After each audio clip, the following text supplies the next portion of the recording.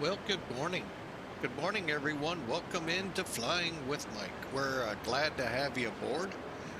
We're about to embark on a flight with Pan Am Virtual, headed out of Tokyo-Narita to Beijing.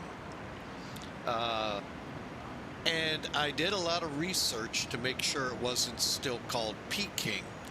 But it was Beijing in 1985 when this schedule is out there and available for you here at Pan Am.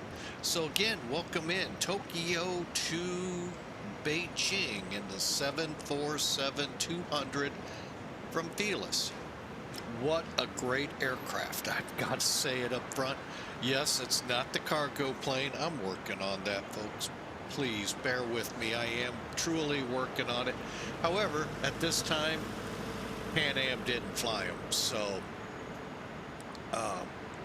bear with me. We'll have that plane up and flying soon. I just, like I told a friend out there, just got to make sure everything's covered from the roof to the cupboards before we embark on buying another piece of software for the flight sim. So, all right. So with all that said, the gem of the ocean will take us across the China Sea to Beijing. Along the way, we'll see Korea. And we should stay on the southern side. So now let's crawl into the cockpit and get acquainted with the Queen, shall we? All right, and this is a working man's aircraft, or woman, depending. You, the flight simmer, are going to do the job of 3 people. Captain on the left, first officer on the right. That part's pretty easy. We do that all the time. However, you got to manage this beastie right here, the flight engineer station, and it can be a little overwhelming. By me saying that, I don't mean it's always over. It's usually pretty simple. You set it, do your next step, set that, come back, set that, go do more things, that flying thing. And Pratt PT6, I can see is awful happy. I've got an applause out of him. The Queen of the Sky is taking flight.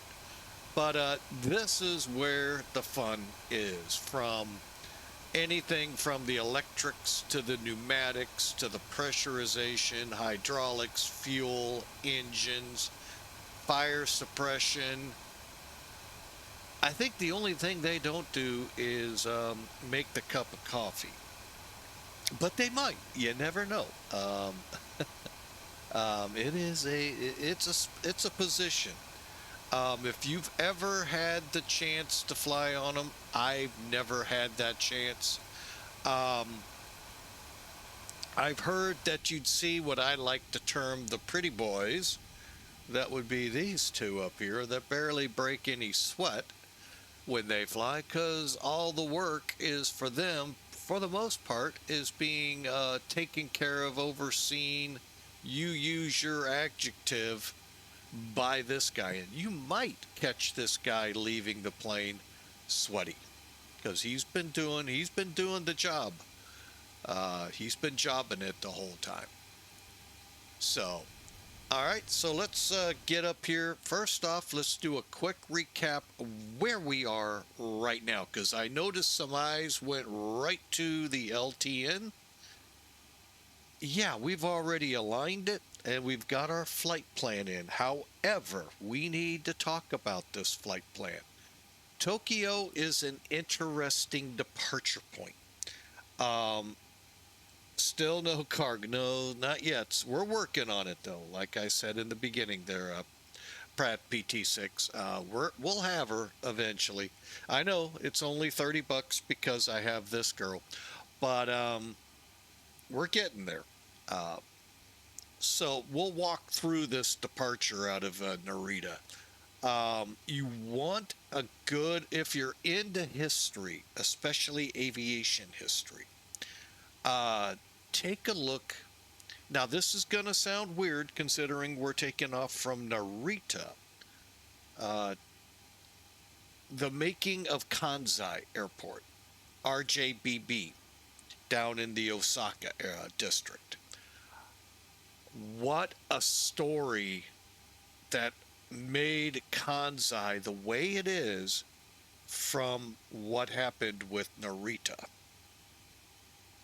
There's the tie-in. Wow, what a story this airport had in the construction. So, leading engineers and the big thinking minds in Japan to a different idea, and hence we see Kansai. And a couple of other airports, by the way, now have come out of the success that Kansai was. But we're not flying to Kansai. We're flying to Beijing over in China. And I hope you enjoyed. Let's bring some Toolkit in and get us caught up now on this interesting flight plan we have. Oh, and by the way, we are on VATSIM already in our stand number 38. I had a feeling the way the runways would be, so I kind of adjusted where I like to park. All right, so let me get that up here and clear the screen to the loadout page. Also, just some kind of gee whiz, we are not flying real world time, because if we did, it'd be like close to midnight, maybe just shy thereof. 2, the real flight in the flight schedule we have flew out of here at about 5:30, 5:40 in the evening for a 9 o'clock arrival, which that doesn't make sense. I just have to do it once, I think, because there should be time zones here that would shorten that run. So we'll see how this plays out. But anyway, today's flight, now definitely, I want you all, well, yeah, I think we'll shoot for 266 people, but we will not have that payload of 58,500. That will mean the block fuel will be different than 106,000. So take these numbers in stride, and we'll make things happen as we go. So we are planning 3-4 left out of here. I guess 3-6 left into Beijing, and the Sakura 5 departure to NPAR, and then you can read it on out from there. If that's a little hard for you, I'll put it back in the chat. We've got a couple of step climbs. Kind of. One looks weird. One looks really weird. 040.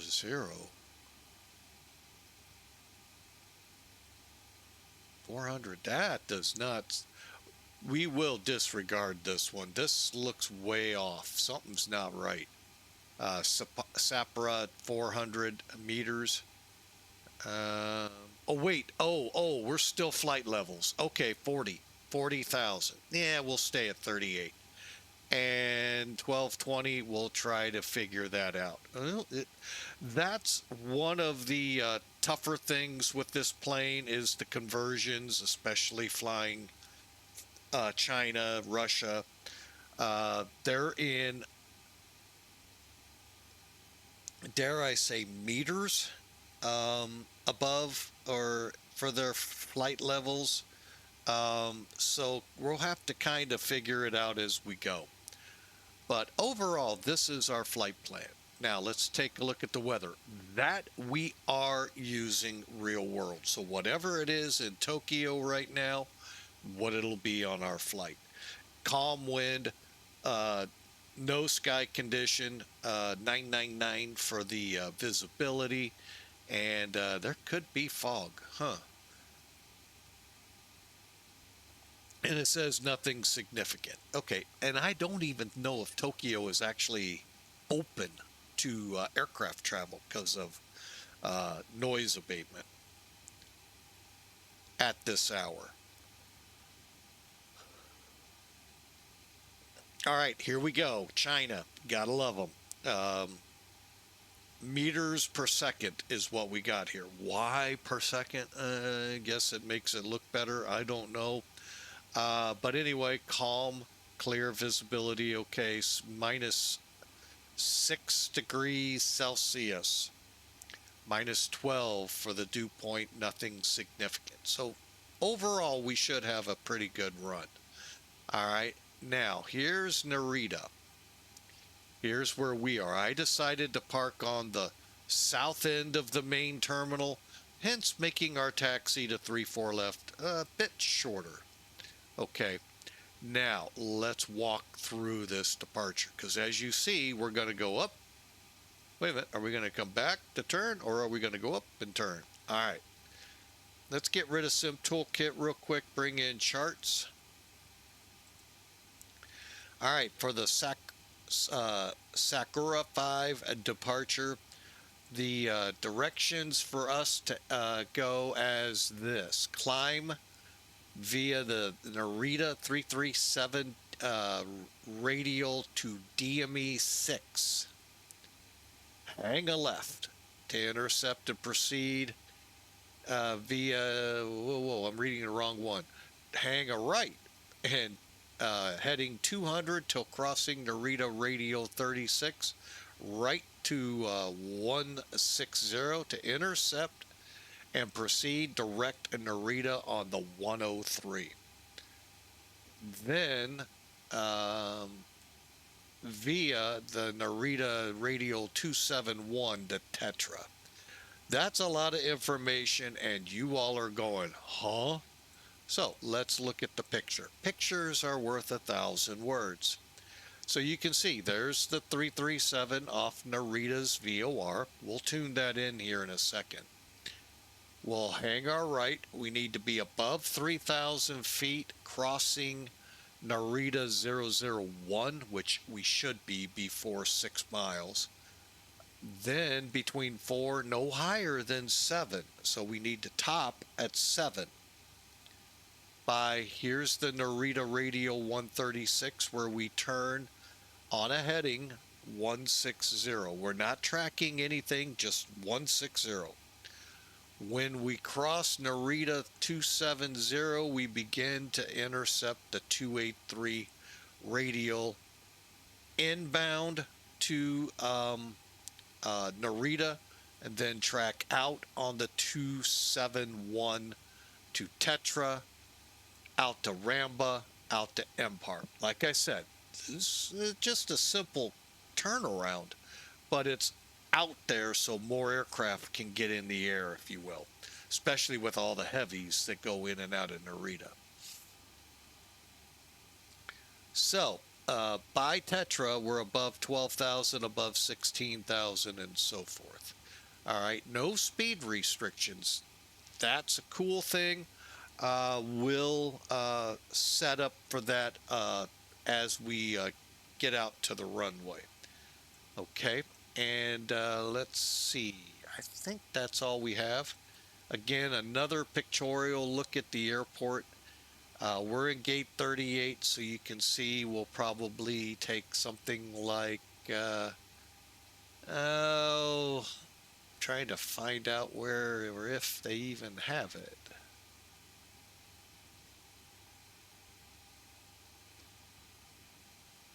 All right, well, we'll just come out, get on the S taxiway down to Alpha to the runway.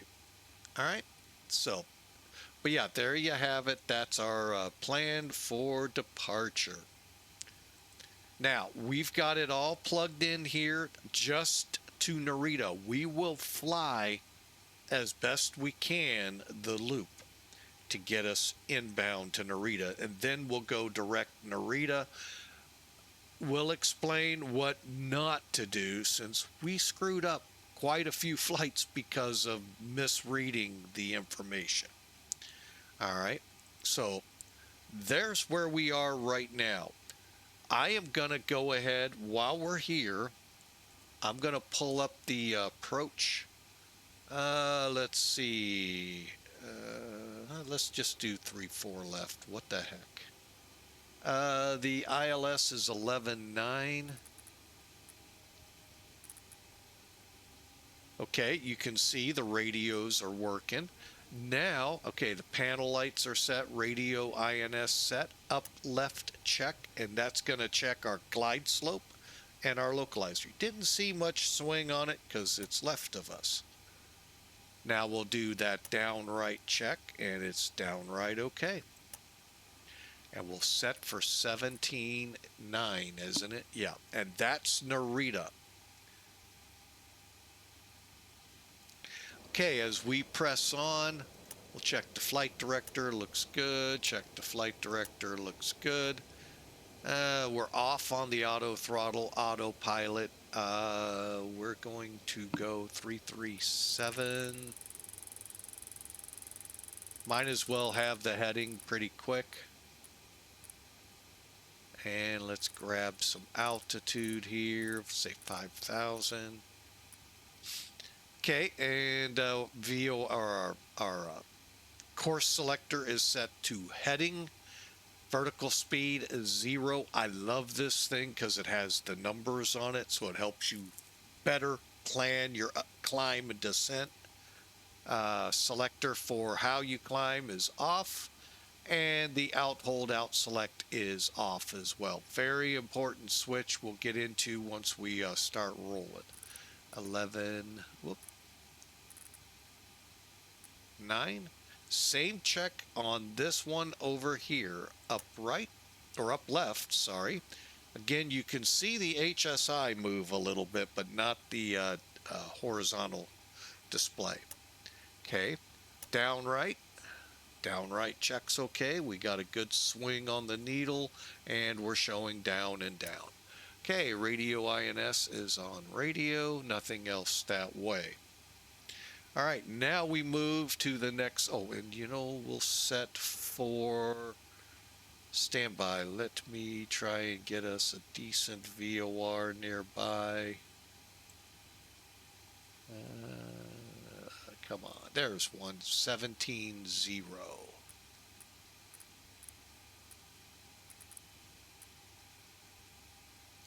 Okay, I will explain why we did that here in a minute when we get to that part. All right, we're just going to start running across. Timer looks good. Test, good. Hang on. We do that test one more time. Test attitude, okay. Click and click. Altimeter here in Narita land. 1014. That's actually not far off from where it's at.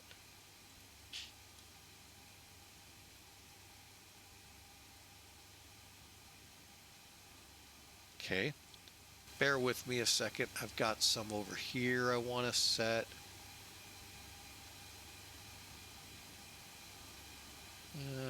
Hang on. 1014.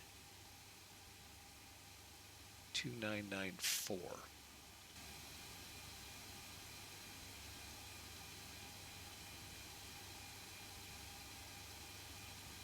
That'll go with. Okay.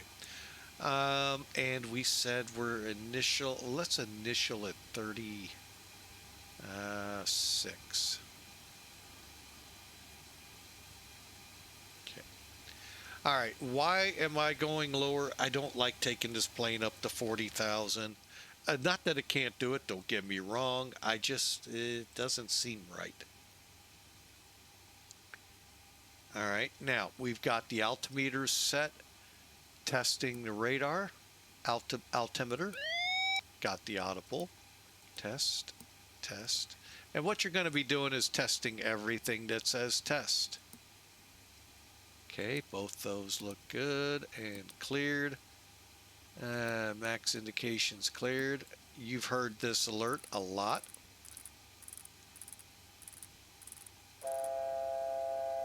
As you're descending. or climbing, you hear the alert. We're going to set it for 7,000 at per the departure. Now, you never hear these on Flying with Mike. Pull up. Glide slope. Glide slope. Pull up. Okay, fibbing just a tad. Rudder ratio, you're just looking for a light down on the box there. There it is. And I always feel like I missed something. Got those, got all that. Okay. Push to test, push to test. Testing over here looks good. Now we'll just slide over. Double check. 2994. Okay. And we will not get an audible on this test. Okay. Light on. Good. All right. All looks good. Gear down. Light, green light. We're set for 40. All right. Now we're going to just warm up the CRTs. All right. Let's pull back a little and up. Okay, spoilers down, flaps up. 0, 0 on the flaps. Takeoff config check. Parking brake set. Fuel control levers all the way down to cutoff. And finally, down to the radio stack, set for Unicom, set for guard. Standby on the radar. Exponder on the transponder, and we need to make sure. Wait, did I do? There we go. All right, and by the way, you have volumes, so if you want to hear the announcements, you can turn them up, or you can turn them down to where you just barely hear them, so you don't, you know when to hit your buttons. And that, folks, is the basics to this. Before we start, well, actually, let's get the fuel in the plane. So let's get over here, do a quick load.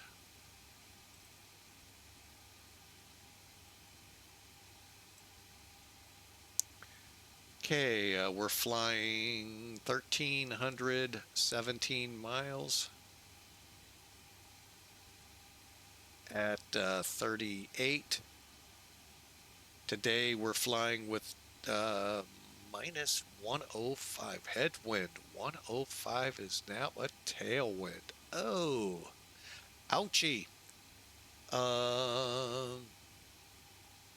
And we will return in just one moment.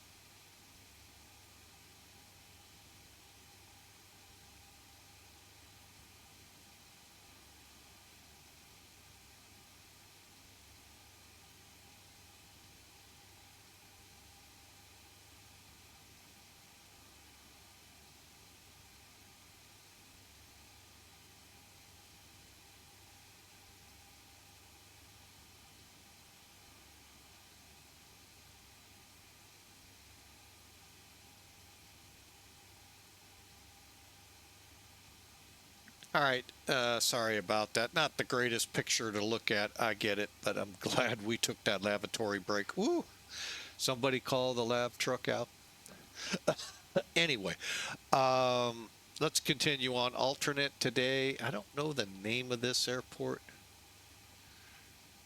Benhai, I think is how you pronounce it, though. And they are...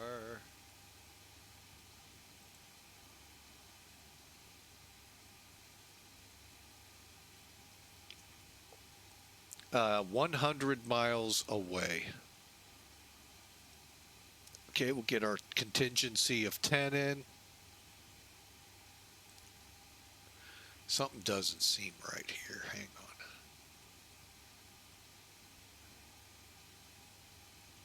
on. Yeah, I was right. We put a tailwind on it when it's a headwind.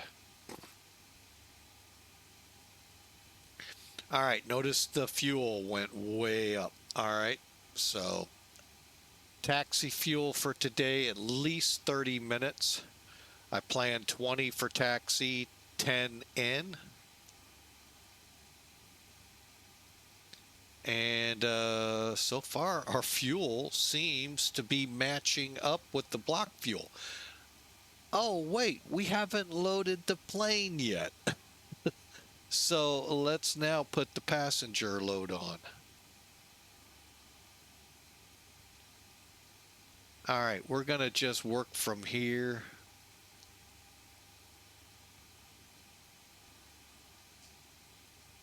We need to get down to 260. We're doing it the very hard way.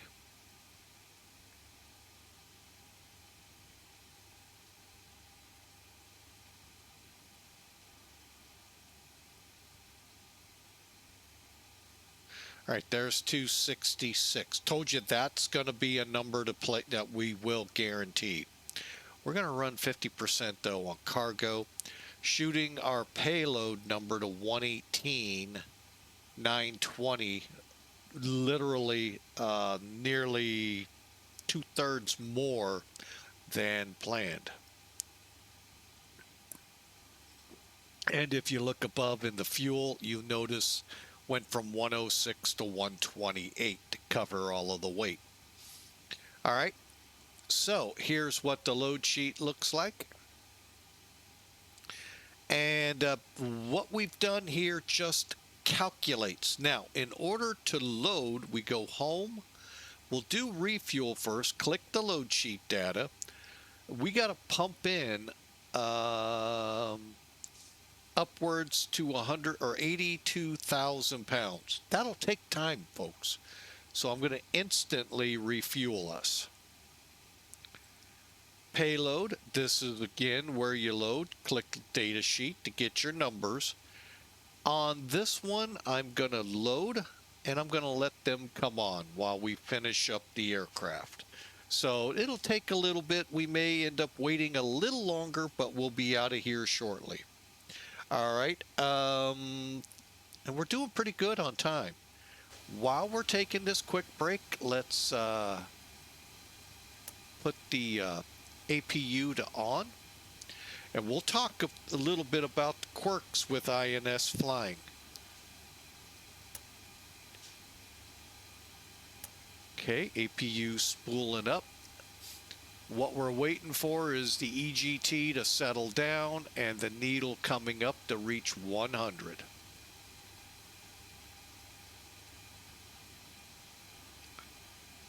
All right, and we are stable. Okay, now generator.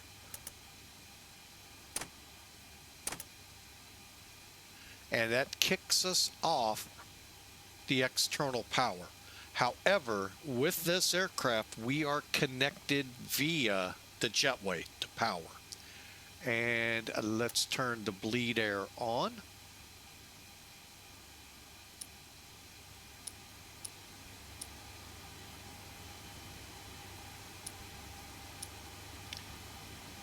Now, these readings are just pack 1.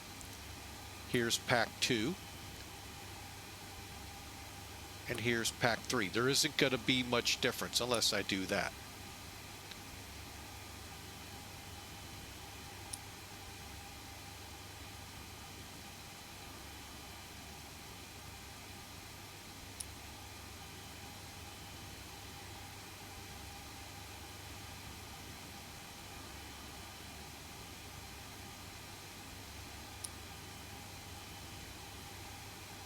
All right, and we'll leave for now here. We'll turn the electric pump back on, and let's just quickly note that it does, like the 737 does not show this.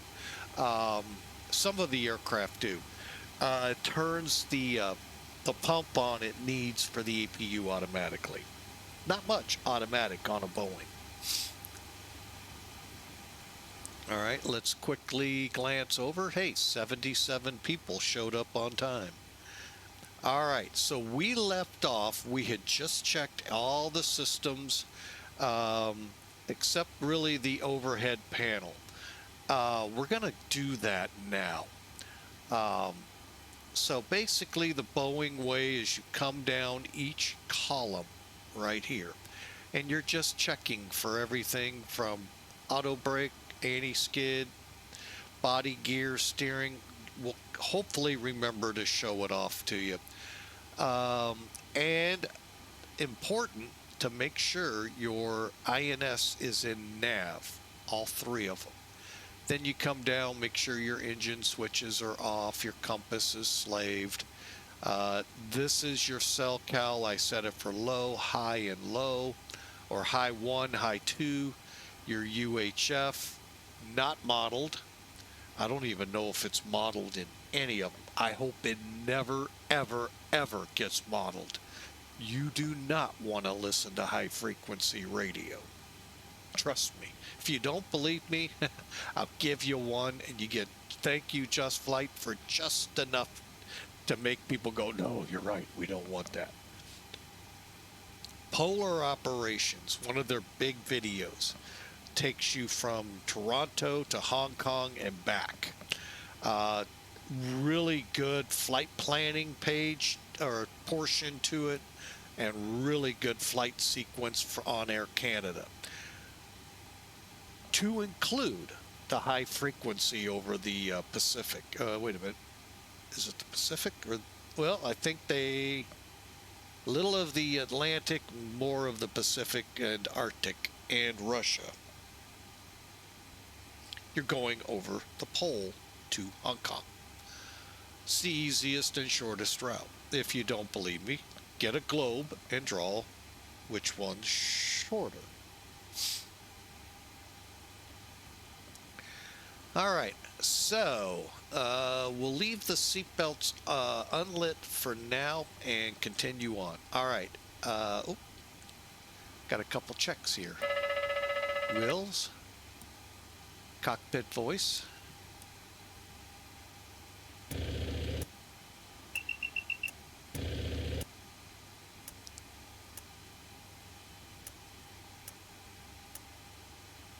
Nope, and there. All right, and we're already on with those. Lights are set.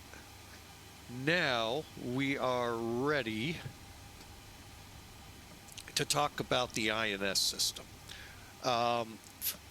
As I told somebody, I'm working with, well, he's helping me out with a great program, a better camera system that we run.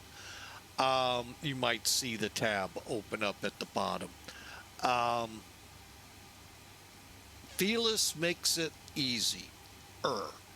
Still cumbersome, yes, but it's made easier. Thank you, because I am not going to do SIVA.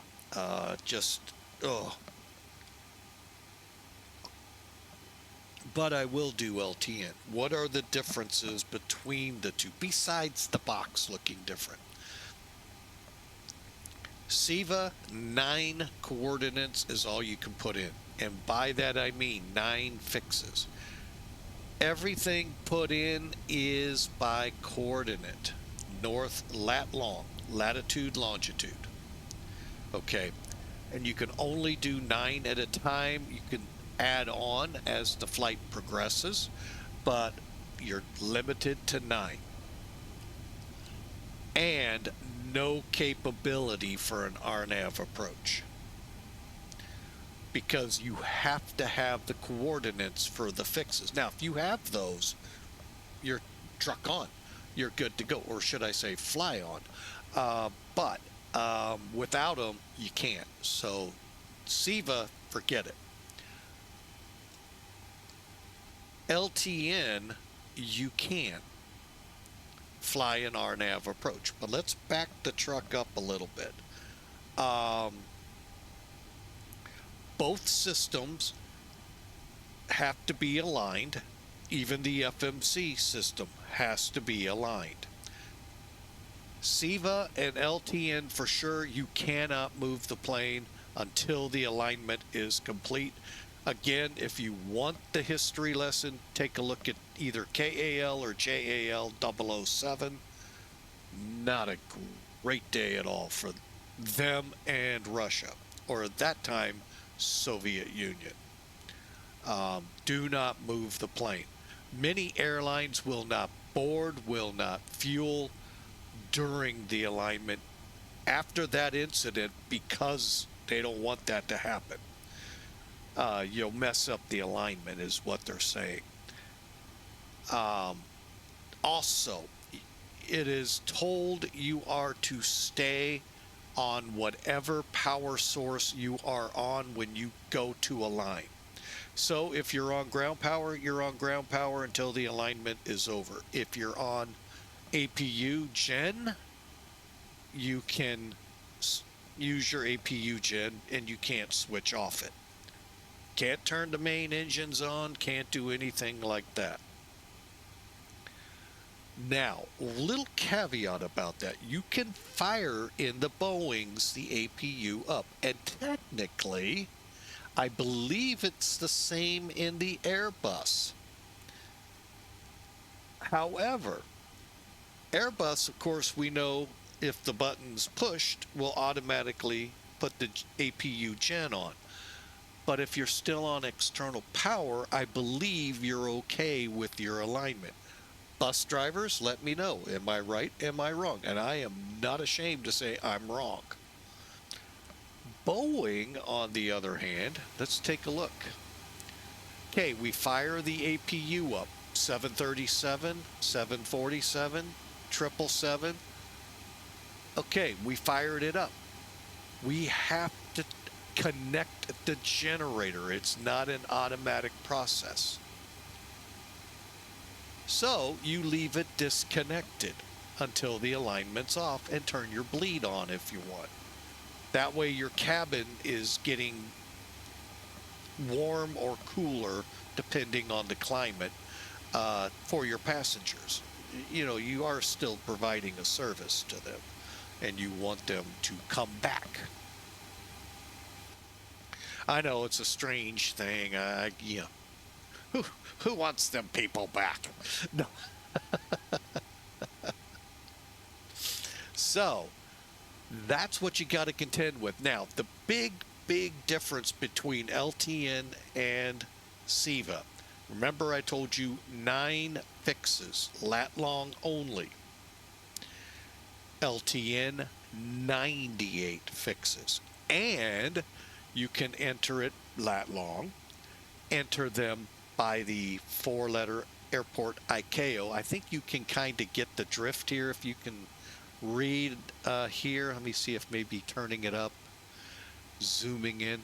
By 4-letter ICAO for the airport, a VOR NDB, 3-letter, or 5-character designation for a fix. You can also run it off of, in our case, I could set 6. I could set these up, but the problem is, where does that turn for 100 actually put me in relation to the, and that's why we'll just hand fly it, so to speak. But you could put NRE, and I forget the format. I'd have to dig into the books. 6 miles on the 337 radial. You can set that in here. You cannot do that in SIVA. That is how you're able to do the RNAV approach, not RNIP. Both SIVA, both and LTN have no vertical navigation whatsoever. That is Tom and Jerry in the front 2 seats. Okay, bad cartoon reference. Many may not know that one. But anyway, you, the pilot, have to monitor that. All right. Now, once you're in, you've got them on a line, you can do a couple things. Let's go to that page right now. We go back. One more. There we go. I can quick align. It's giving you your coordinates right here. Or I could put them in either, and I don't know, and I'll have to go watch a video, how to put them in by ICAO, RJAA. They say it really doesn't matter if you don't get it right down to the nook and cranny. I think it does. So that's me personally. Then, while we're aligning, you can start entering your flight plan. Just remember, you cannot use airway names or SID, which is a standard instrument departure, or STAR, standard terminal arrival routing names. You have to put all the fixes in for airways, SIDs, and STARs. Gets a little complicated, yes. Felis helps us out here. We can go in and open a flight plan. Find it. Click on it. Hang on. I don't want to go too far. And it'll bring up all your fixes. And you can tell it where you want it loaded.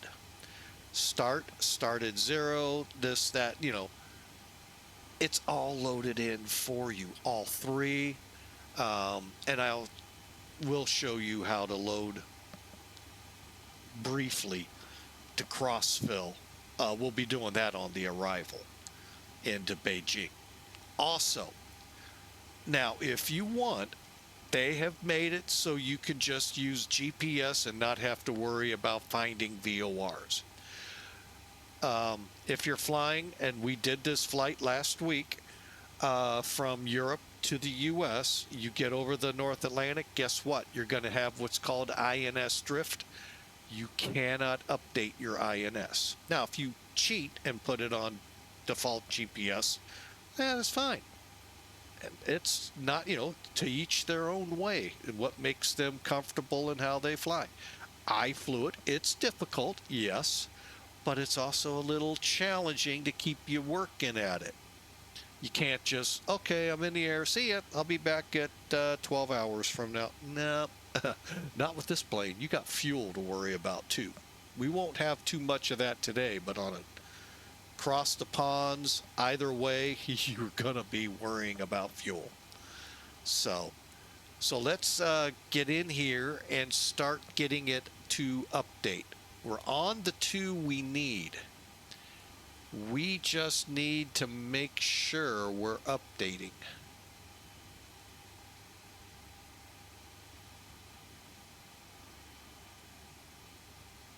And I can't remember. Oh, wait.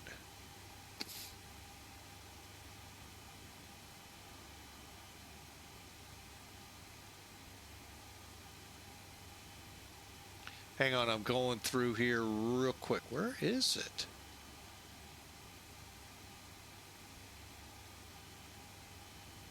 Oh, there it is. I just read right over. Let's go to status. And then we're going to go to up arrow. How about down?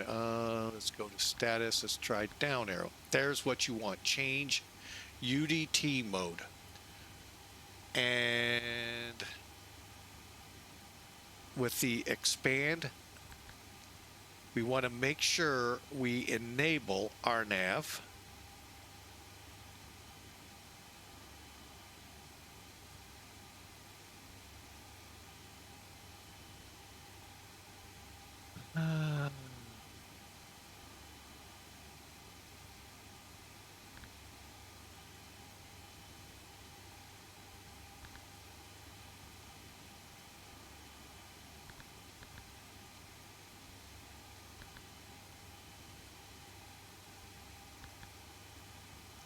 Okay, we disabled GPS and we want to enable Trimix. There's our VOR. Okay.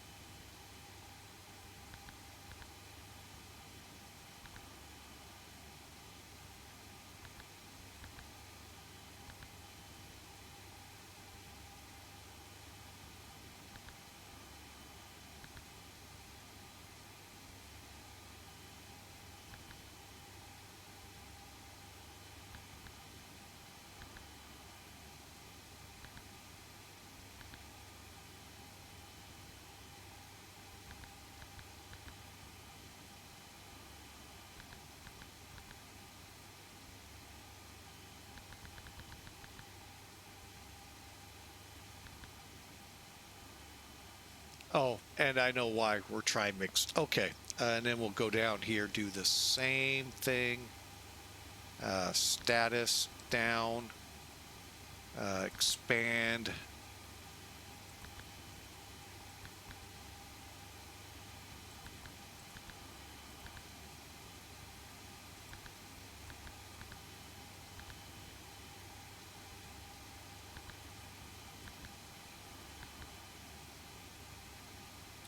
Okay, we're set. We'll go back to waypoints. Waypoint and waypoint. And just while we're on the ground here, I'm going to set 90. That way we're updating both, everything, update as much as possible. All right, let's see where we are with the people. Should be pretty well loaded. We are. All right, let's get ready to pull this thing out of here. What do you say? One last thing to do here. Let's do our performance checks. Not our get our performance numbers. And the airport runway is 13,100. Airfield 135. Notice it's only 100, so 100's fine. We're taking off 34. You know, we'll just for the heck of it, what is the slope? Up 0.1.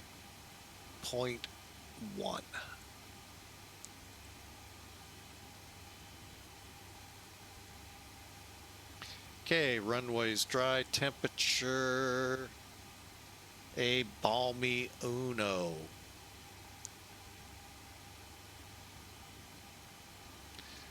And we're looking at barometric 294. Winds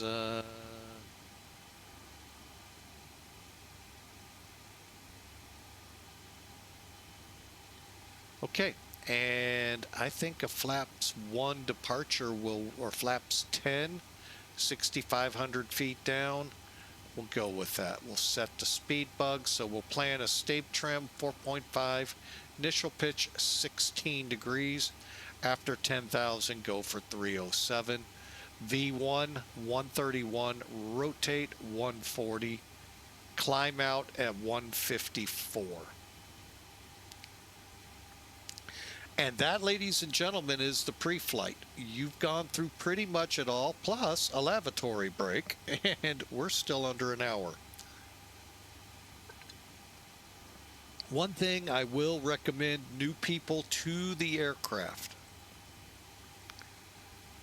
Come back, do the checklists. You can walk right through them. They go pretty quick, but they will help you not to forget, as I like to do. Okay, seatbelts. Ladies and gentlemen, this is your captain speaking. On behalf of the entire crew, welcome aboard the Boeing 747 Classic. We will depart shortly after we have our clearance and the cabin crew is finished with their preparations. For now, I wish you a pleasant flight, and I will be back during the flight with further flight information. All right, one thing I did not mention. When you board and load, okay, the boarding will not close the main door.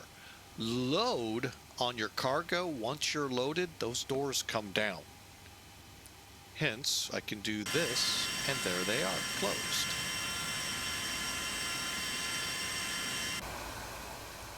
Okay, now, also, here.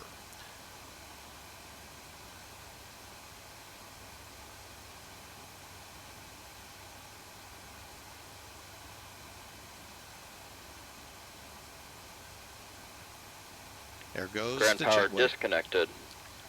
And we are still on power, correct? Yes.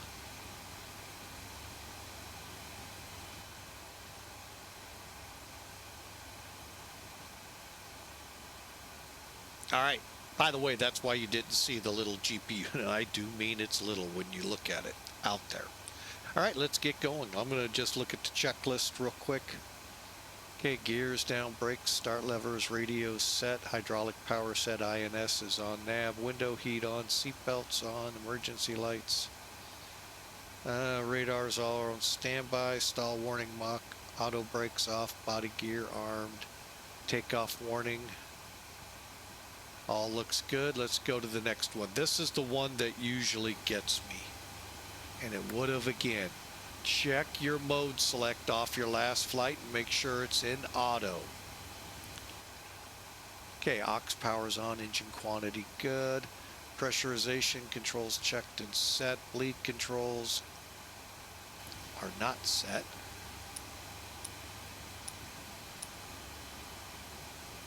And yes, you can just stay right here. EPR, that's over here. We'll set for go around. Standby, okay. I just find it easier over here. Electric panels good, air conditioning set, equipment cooling, hydraulic fuel, and ADP's off. All right. After engine start. Now, a lot of those checks are going to revolve around you're ready to go. So it may balk at you on the fuel pumps because they're not on. Now they are. The packs are still on. And now you're ready for engine start. So let's get better push back in here. Ground to cockpit. Please show me where you want to go.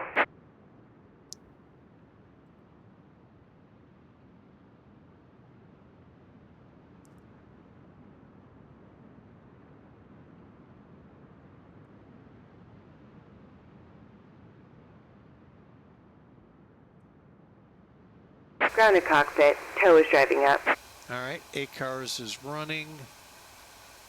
Let's get the beacon on. Cabin crew, arm slides.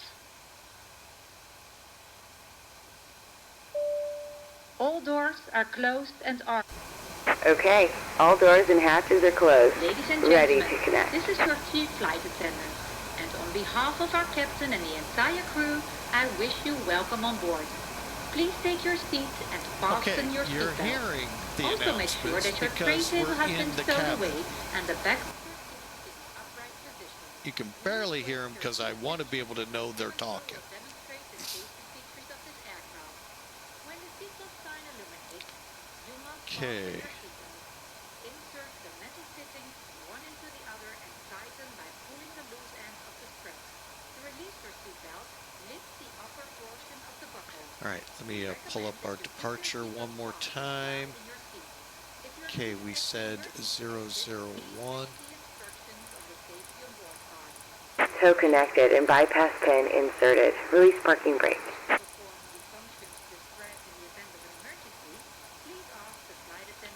And what was it, 36? Please take a moment to locate the nearest exit. The exit may be behind you. If you need to evacuate the aircraft, floor level lighting will guide you towards the exit. Here we go. All right, I just do it here. It just seems to work better for me. Parking brake released. Starting pushback, and you may start engines. In the event of a decompression, oxygen mask will appear automatically in front of you. To start the flow of oxygen, pull the mask towards you. Place the mask over nose and mouth, adjust the headband, and breathe normally. Although the bag does not inflate, oxygen is flowing to the mask.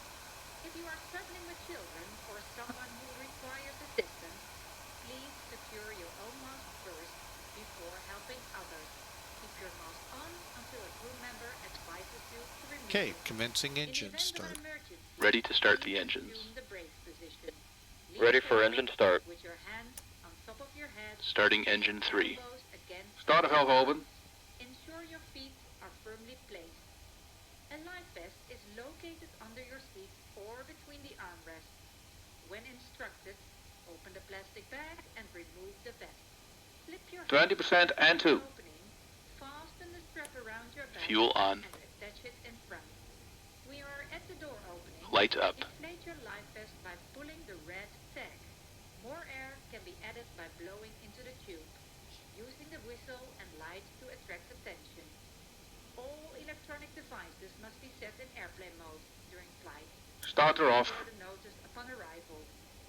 Please let me remind you that this is a non-smoking flight. Also the use of electronic Engine stabilized. tempering All right, smoke now detectors let's just located in the continue factory through the is other prohibited three by law. engines. You will find it and all the other safety procedures Starting engine 4. on board card Starter valve open. located in the seat pocket in front of you. We advise you to read the card before takeoff. If you have any questions, please don't hesitate to ask one of our crew members. We wish you all a pleasant flight. 20% and 2. Fuel on. Light up.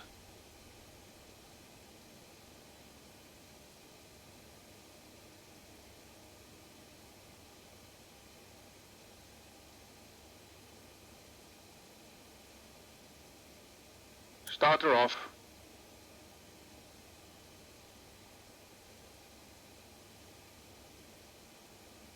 Operation Engine complete. stabilized. Go ahead and set the parking brake. Parking brake set. Disconnecting tow. Stand by. Starting engine 1. Starter valve open.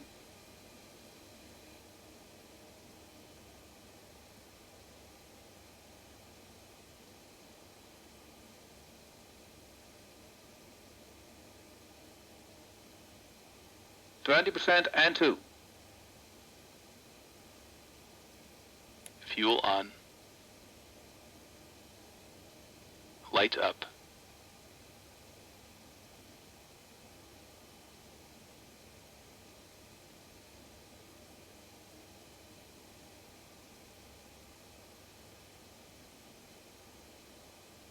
Starter off.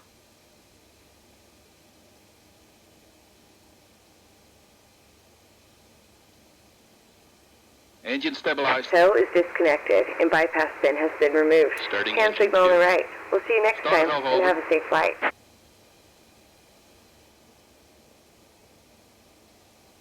And if you want to see N1, you can always look over to the first flight engineer. 20% and 2. Fuel on. Light up.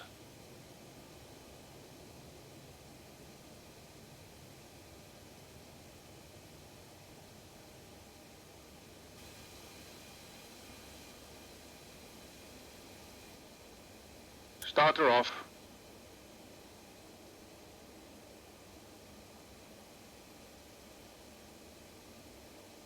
Engine stabilized. All right, all the engines are up and running. Let's get over here. Connect the gens.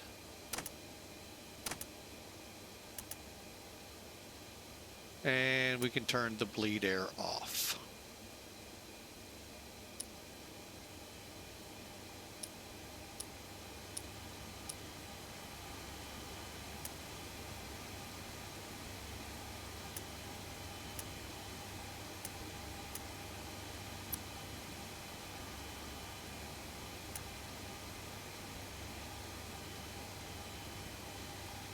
Okay, all the pumps are on. All right, let's take a look. So flight recorder, beacon, pressure, start, anti-ice. Not going to need it. Electric panel, pack valves open. Warning, handle, and go. We're going to let it run now. After start checklist. Flight recorder. On. Start switches. Off. Beacon lights. On. Brake pressure. Check. Start levers. Idle detent. Engine anti-ice. Off. Electrical panel. Check. Pack valves. Open. Dual warning lights. Out. Hydraulic panel. Check. Flight recorder. On. After start checklist completed. Okay, let's look at the next one. Okay, Flaps 10. okay. Takeoff data set, stab trim. We forgot what it said. 3.7.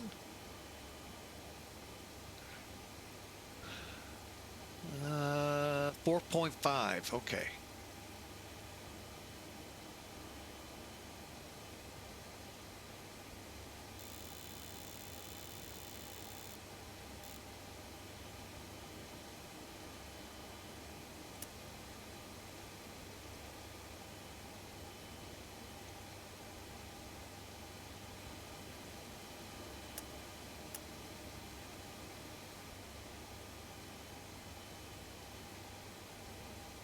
Okay, we're going to check our flight controls. Now, if you click this gray tag here, that's going to bring them up, and you can watch on the gauge right here. It'll tell you what your surfaces are doing. Left aileron, right aileron. Spoilerons come up too.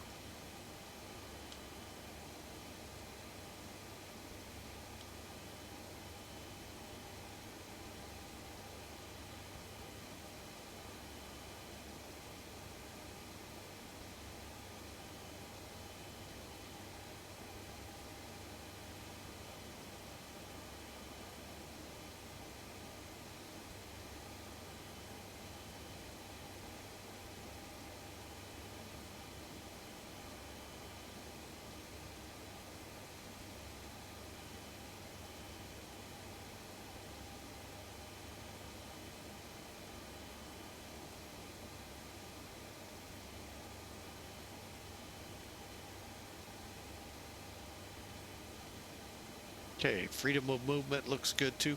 And then I just get rid of them for now. I know the pilot's going, boy, I wish I could do that.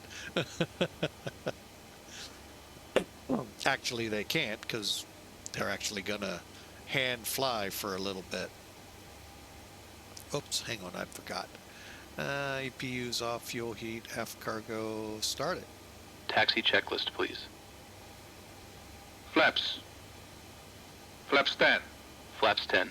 Takeoff data. EPR and airspeed bugs. Hold on.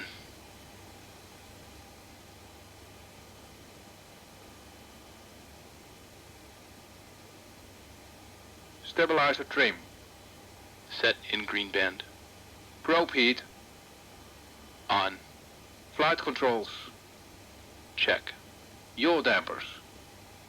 Check. Seatbelt and shoulder harness. Check. APU. Off. Fuel heat. Off. Totalizer and gross weight. Set. Flight engineer and pilot panels. Check. Aft cargo heat. Normal. Seatbelt and shoulder harness. Check. Taxi checklist completed. And Narita traffic, Clipper 17, heavy, taxi to runway 34 left.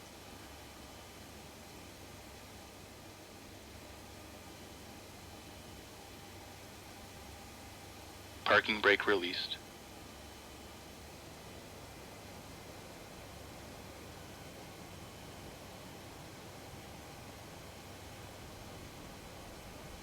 Before takeoff checklist. Icing considerations. Check. Cabin alert. Check. Transponder.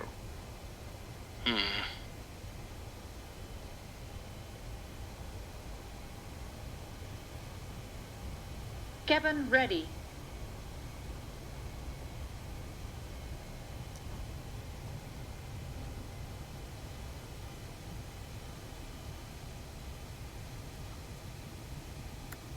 Check.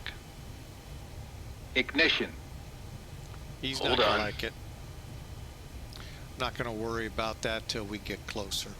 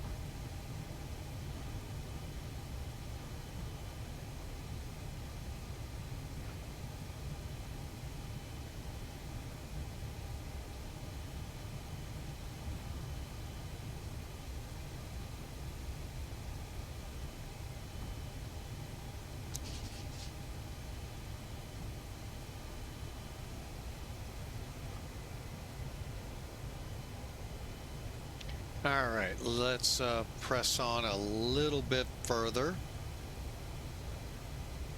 Flight start. Now, right up there at the top, you see the Body gear double arrow. steering. That's your Damn. quick click for getting them all. Instead of moving each lever up, we can just click there.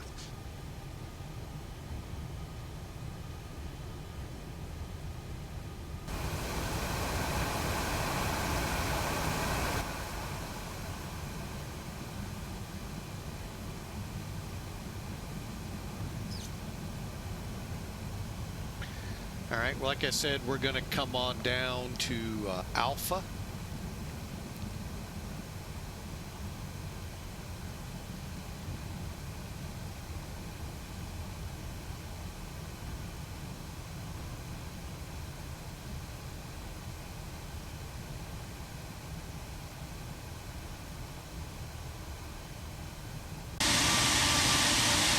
But real quick, see how the main gear turn with each turn?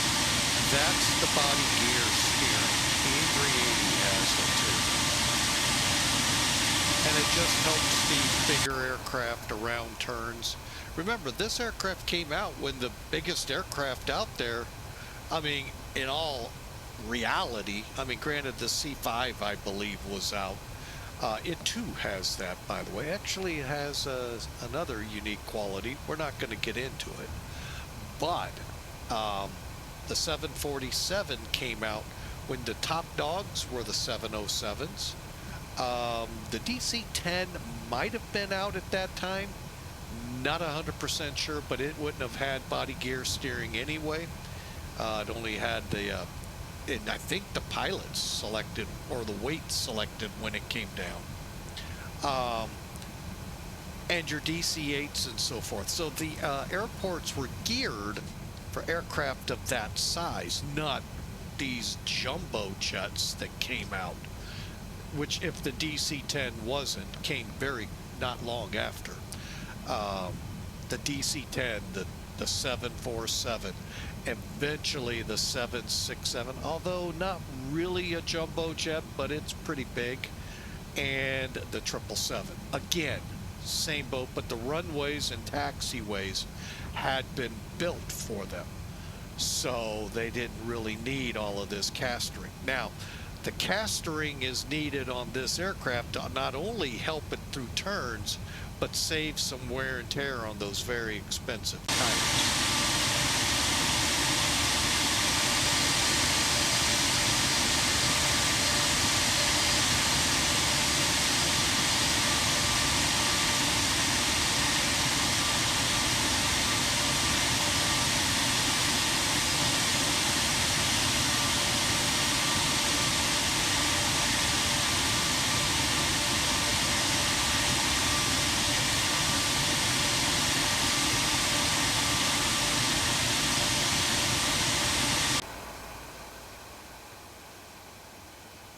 Okay, let's finish it up and call for takeoff.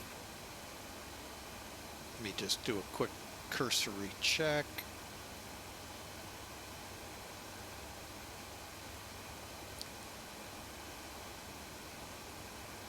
Okay,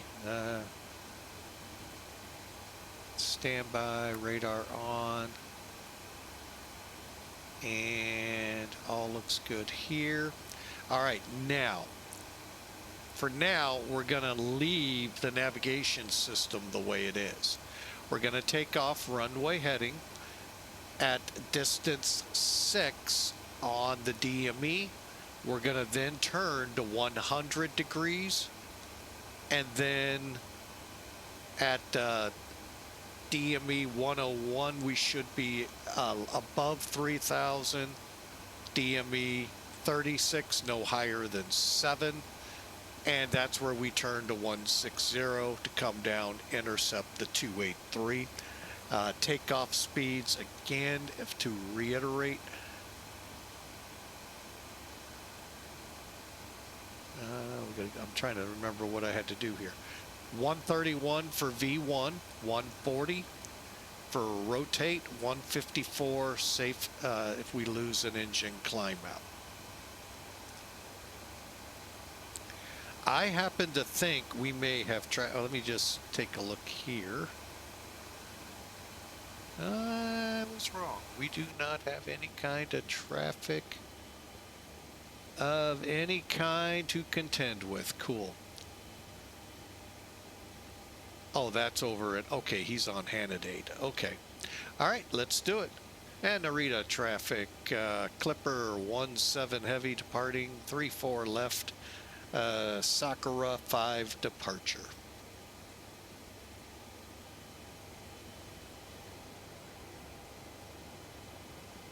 Just be careful throttling up. Why? Very simple.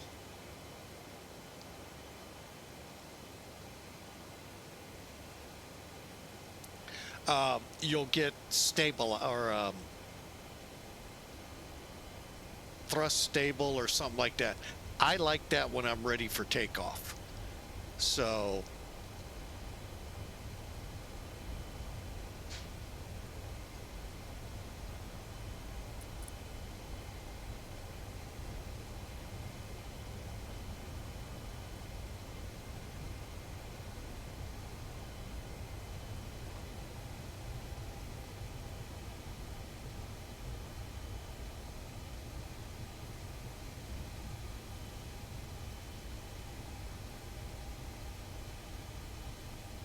there's some great videos out there of flight crews learning to fly this plane.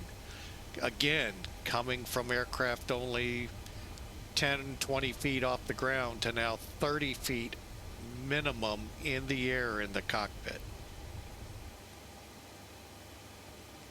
All right, we'll turn off the body gear steering. Back valves.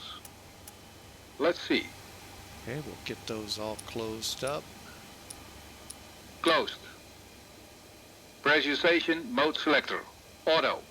Fuel boost pumps. On. Cross feed valves. This. Check. Before takeoff checklist completed.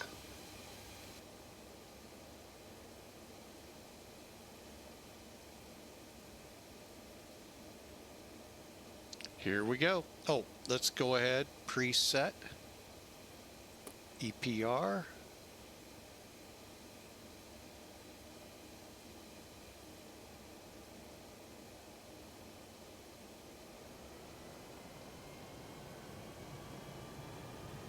Stabilized.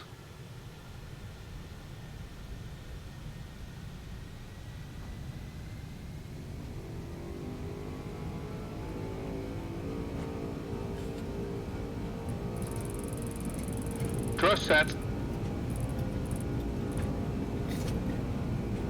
80 knots.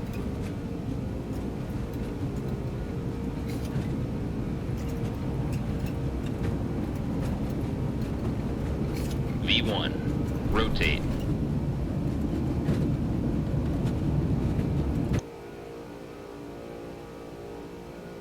Positive rate. Gear up.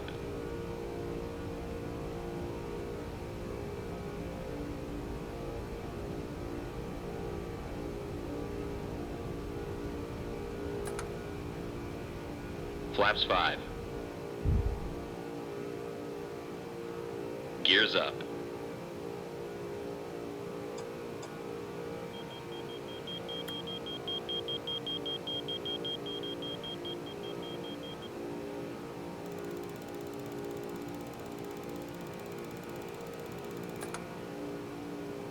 Flaps 1.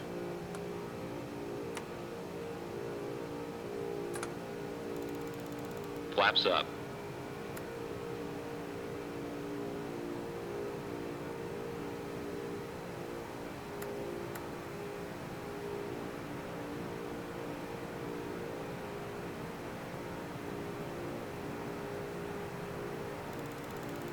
We just overflew the DME, so that's why that one went out. Although I think it's still lit.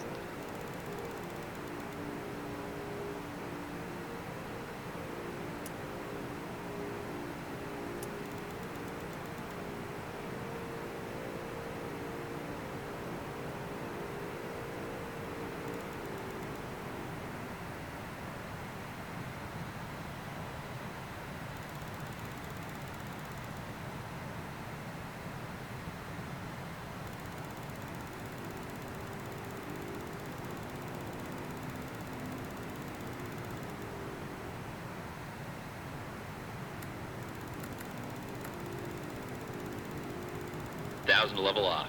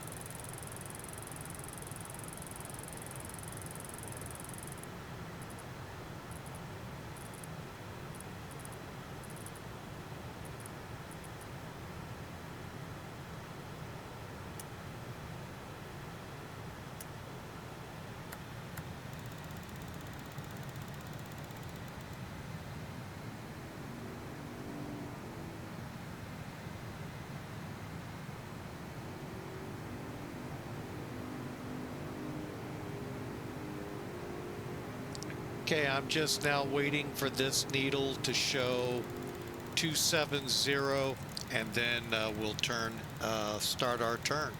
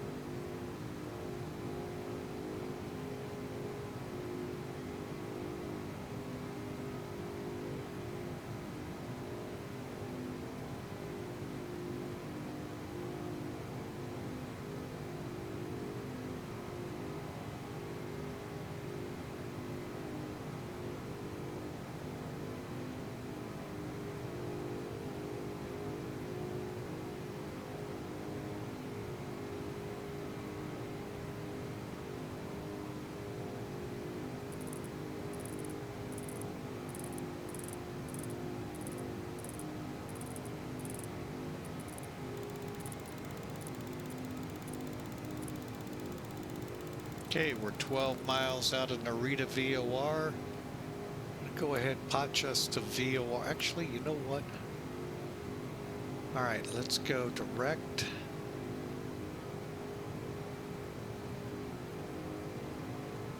$10,000. And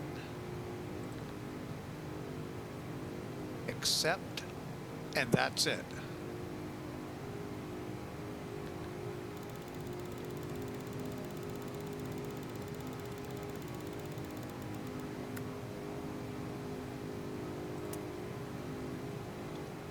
Then we'll go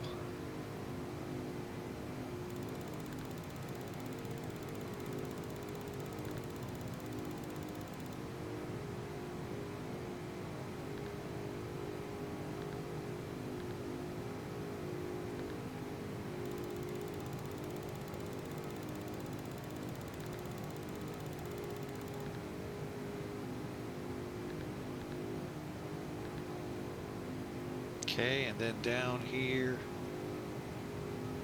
All right, first off, we crossed 10,000. Let's get these off.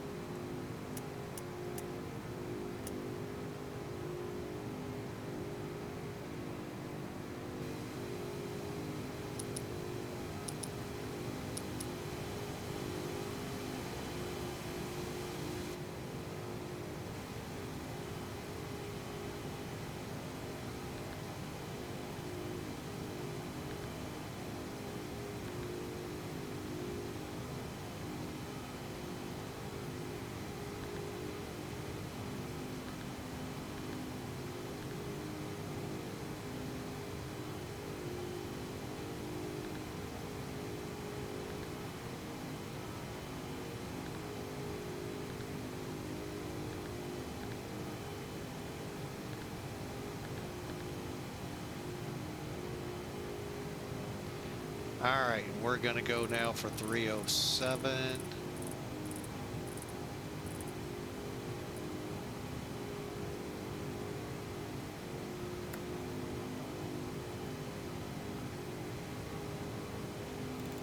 And lastly, put these on standard.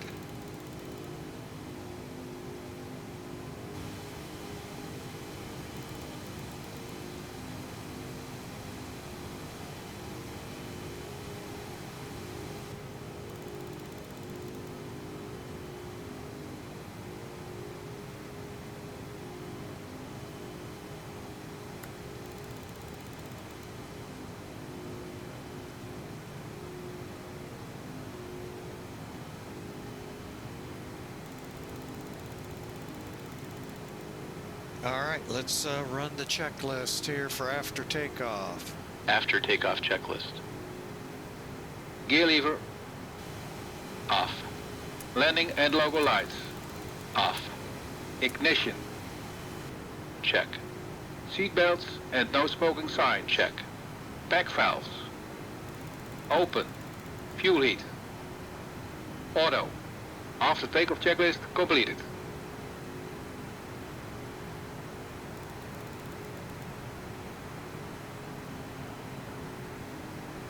Okay, we're headed to Tetra.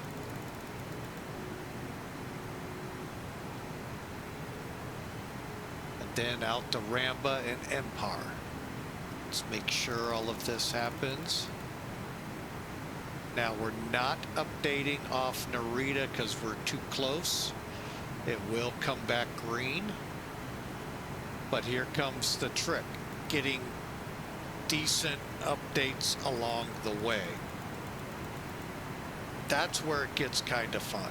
About 10 miles out, I think we'll get that updating. Oh, there's 307. Go to INS.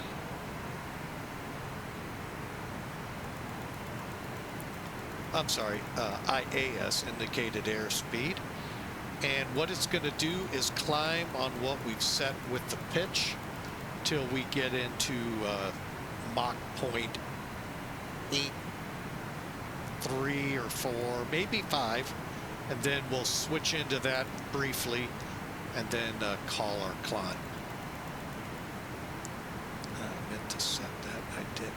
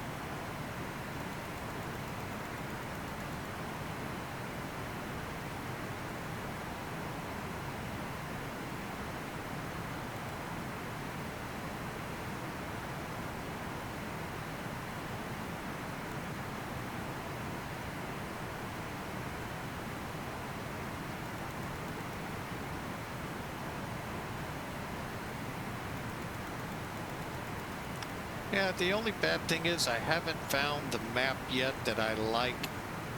And that doesn't help me.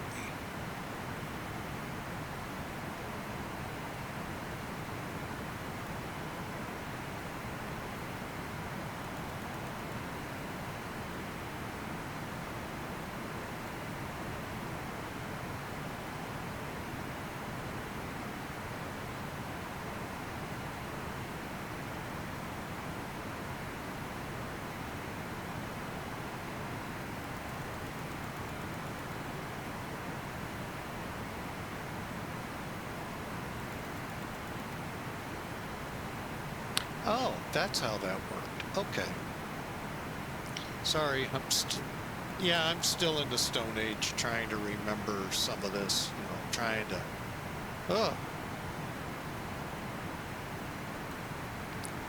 You all know how to make it not read Japanese? I'd sure love to know it.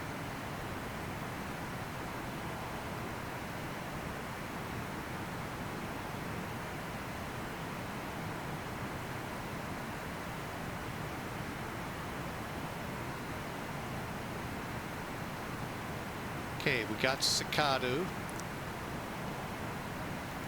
Actually, I kind of like this chart.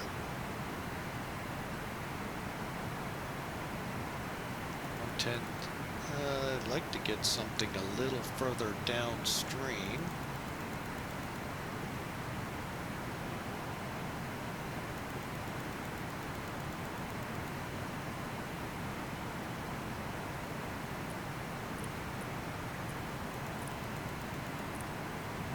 Too far. Oh no, perfect. All right. Yeah, that'll work great. 95 miles out. So that'll give us, as we cross the other one, we've lost the fix, but that's okay. We're just so close to it, that's why.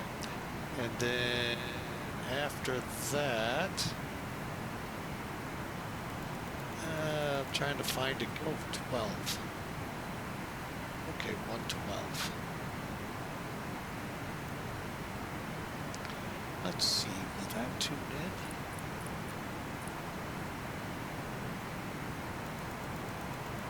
That will. Cool. As we get closer, it'll tune in. That is perfect. And then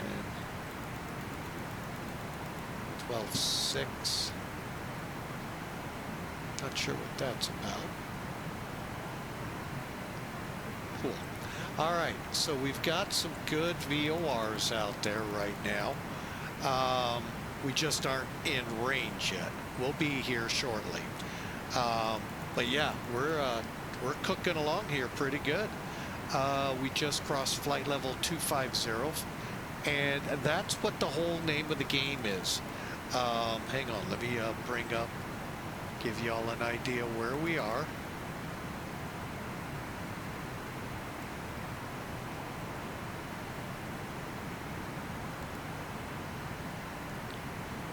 Okay, so yeah, there's the big picture. So we've got this one tuned in on this side, 112, which is on the western side of this main island of Japan, tuned in over here. We're just too far out, not high enough yet to get a strong updating signal from it. All right, so there you have it, folks. We're on our way.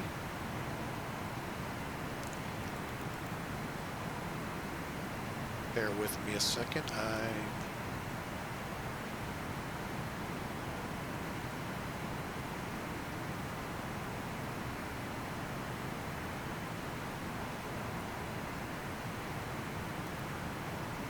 Okay, let me close that out.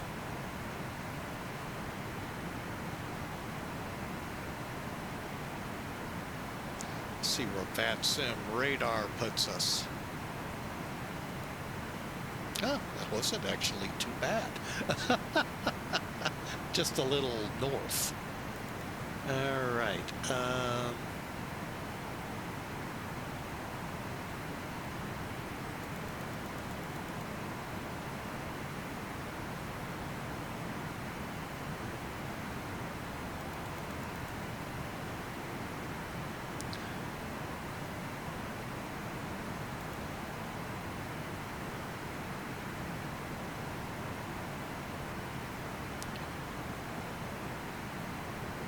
Am I crazy? Is that saying 1 hour? No way. That one, sorry, will not believe.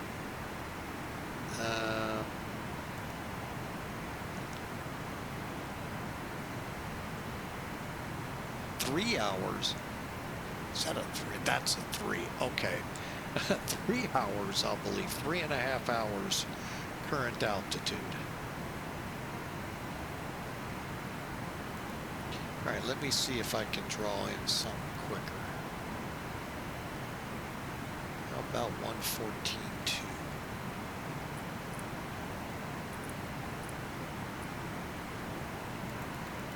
Bingo.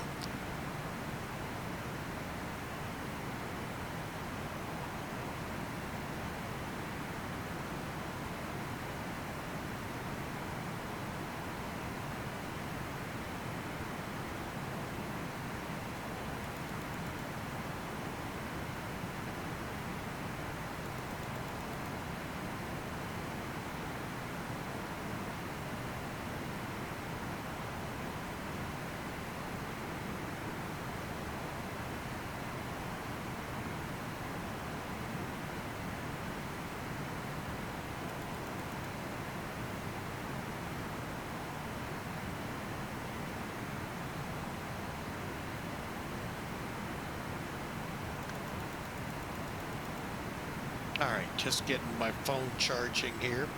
All right, I did notice we just had a subscriber to our YouTube channel, and I know I don't call these out much because, one, I just don't catch them.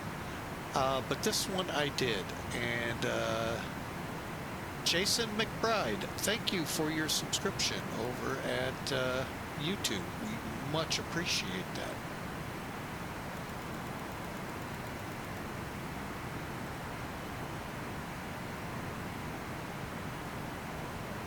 All right, let's see. We're at Mach 0.81. We just crossed, we're getting ready to cross flight level 310. And we're updating really well. So that's good.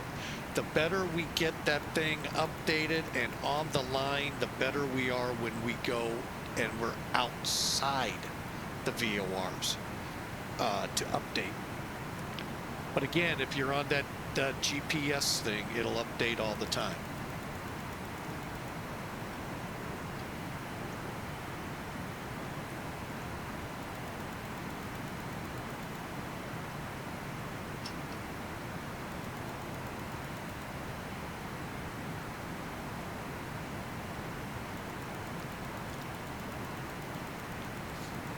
All right, we're just waiting for 0.85. When that reaches, let's get back into climb here. What am I doing?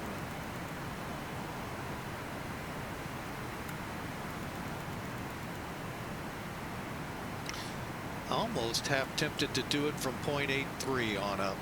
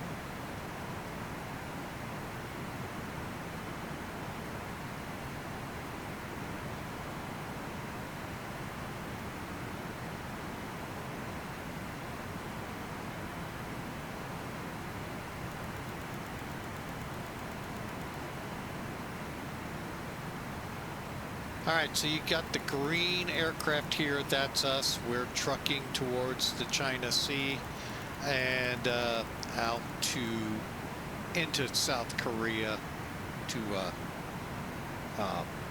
Beijing. So I'm glad to have y'all aboard. Hope you enjoyed this flight. And the big thing to what you want to do as soon as you start that climb, first off, of course, set your initial climb in your altitude select. I chose 7,000 because we had to be above 4,000, below 7,000 at that point, which was off the 36 degree radial from NRE.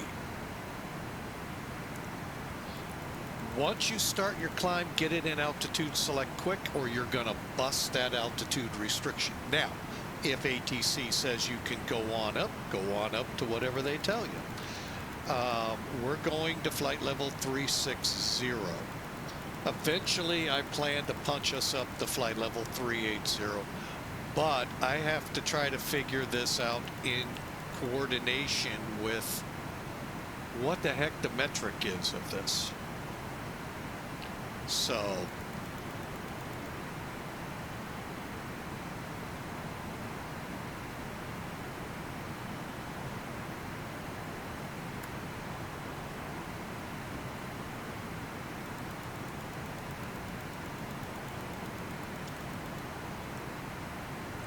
all right, so we'll just kind of gently now nudge into that flight level.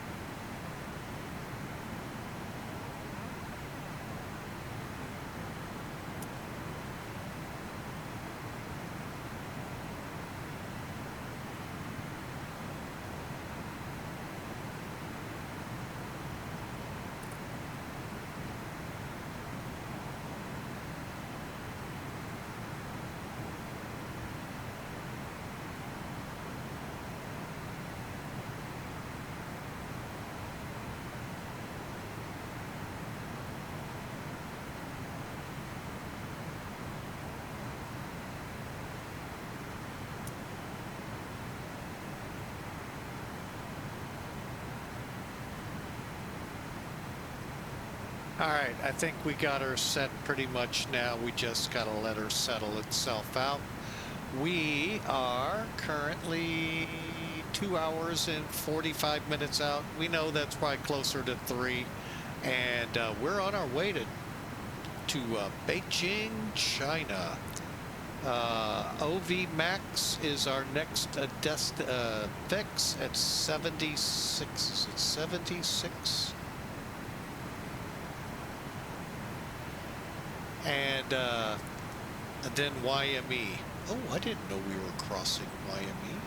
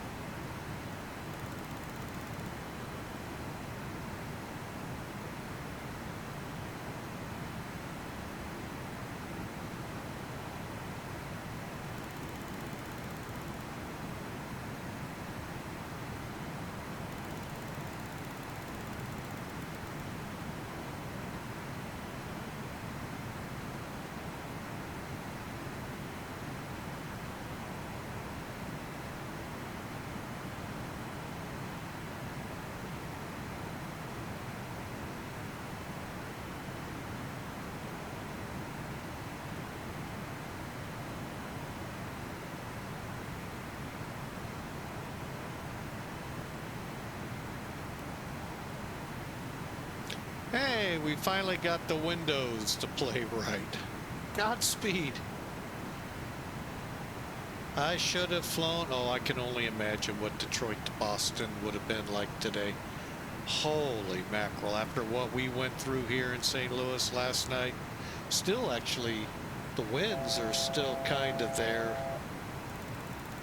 But, I can only imagine how brutal that would have been.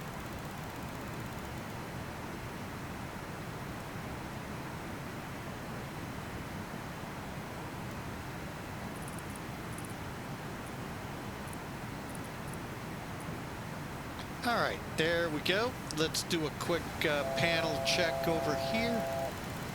Why are we going up and down?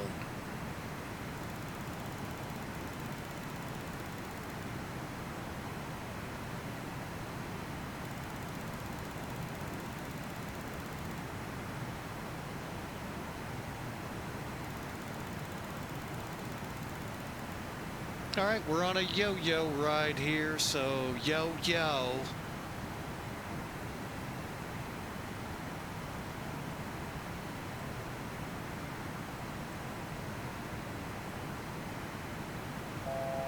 Ooh, we're way off course. Why are we way off course? Hang on. No. Why are we following that one?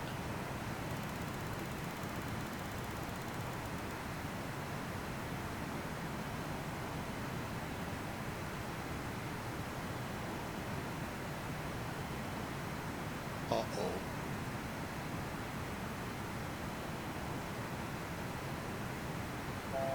Oh my, I think I know what I did. Oh, Lord have mercy. This is starting to look like our... Yeah. No, I can't check here. Hang on.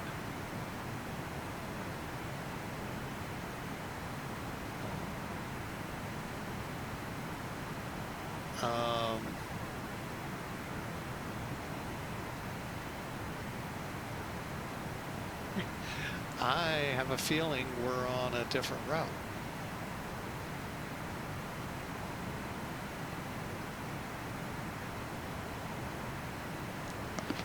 I'm just looking at this going, I didn't know that's what was throwing me. Yeah, we are.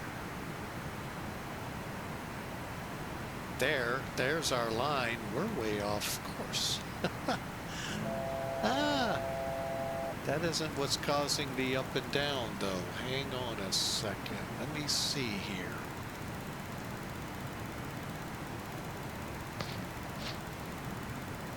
All right, let's do this.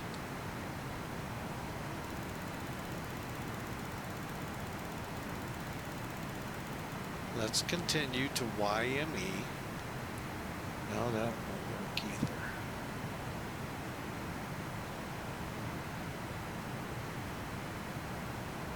All right, hang on. We're gonna go to radio.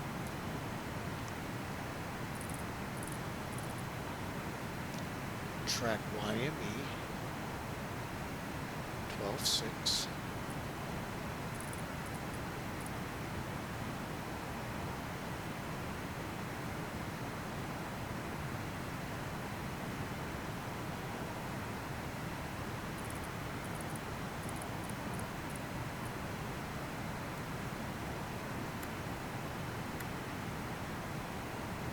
Okay.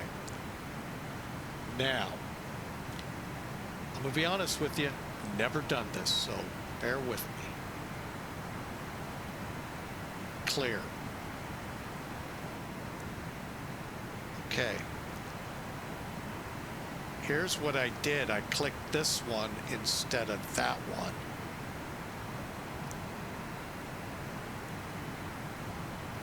Should have known it. Look at that, 41.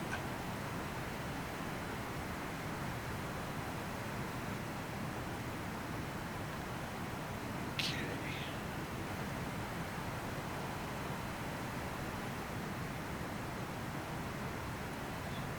All right, from YME.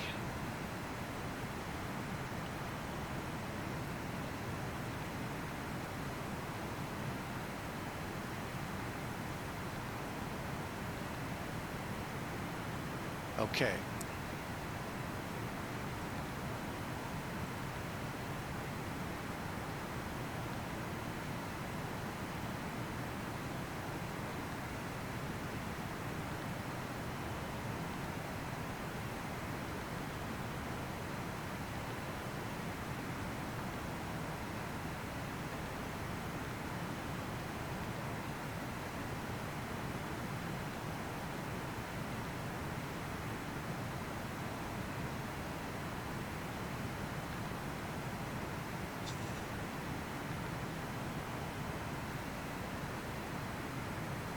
Oh boy.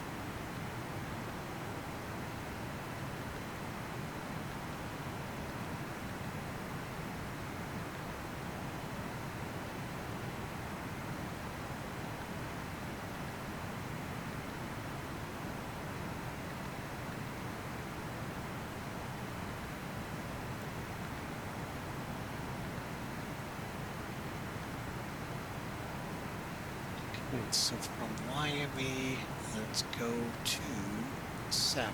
So we're looking for Sabra.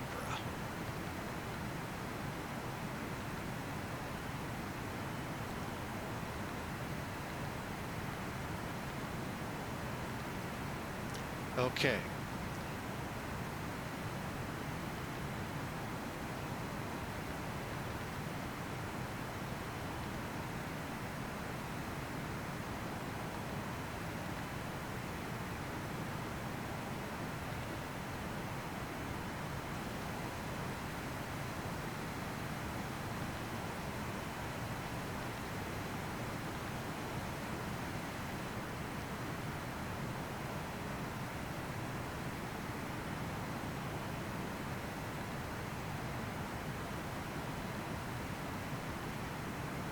Give it a second.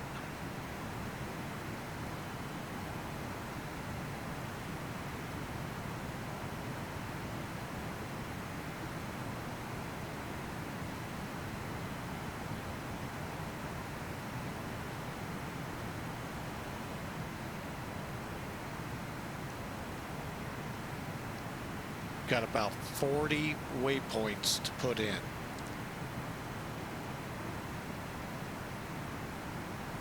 If I was smart, I'd have put in the rest of like Tortori and Izumu. I might even. We'll see. Okay, crossfield complete. Waypoint good. Waypoint good.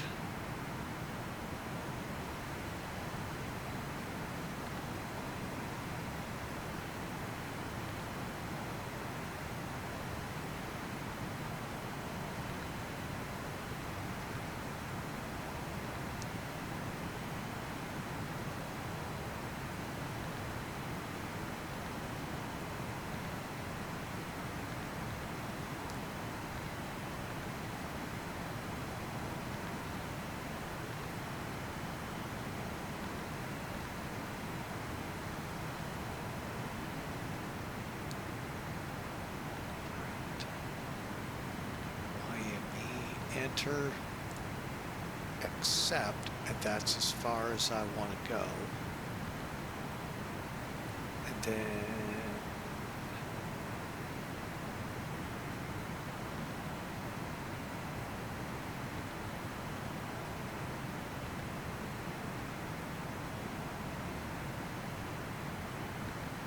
perfect. All right. Switch it back to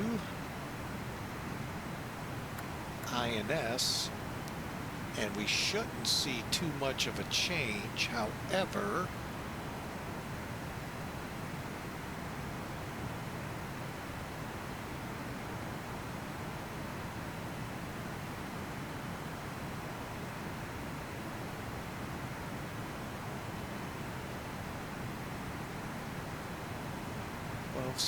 okay, we'll leave that one updating. 16, now let's go 13.4.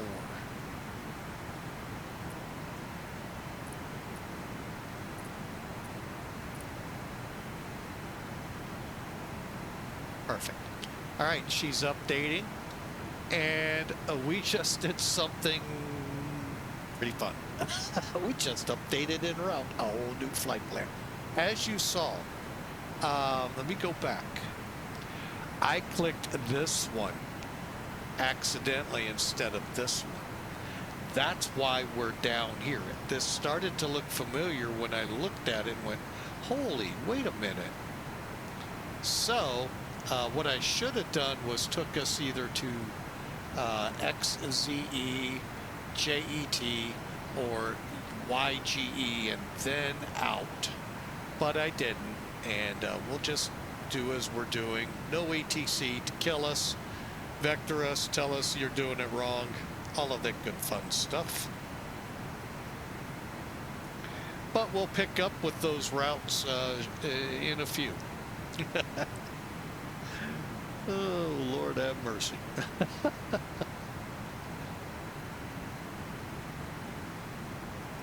See, the flight engineer's job is easy. It's right in front of him. These guys, they got, now this is the stress of their job, getting you to the right airport on the right route. Now, on the right route doesn't matter as long as you get to the right airport, unless you fly over North Korea or the Soviet Union back in the Cold War days. That's when it's not a good thing. So, hey, it's flight sim, no harm, no foul. Well, there is a foul, but no harm. And the great thing and cool thing is those people back there have no idea. They got to see more of Japan than they bargained for. Because we, as you can see, should have been out to sea by now. And we'll pick it up here at Sapra, head over to Korea and in. All right, so there you have it, folks. The good, the bad, and the ugly. Yuggly. Wow. All right. After that, I say we take 5.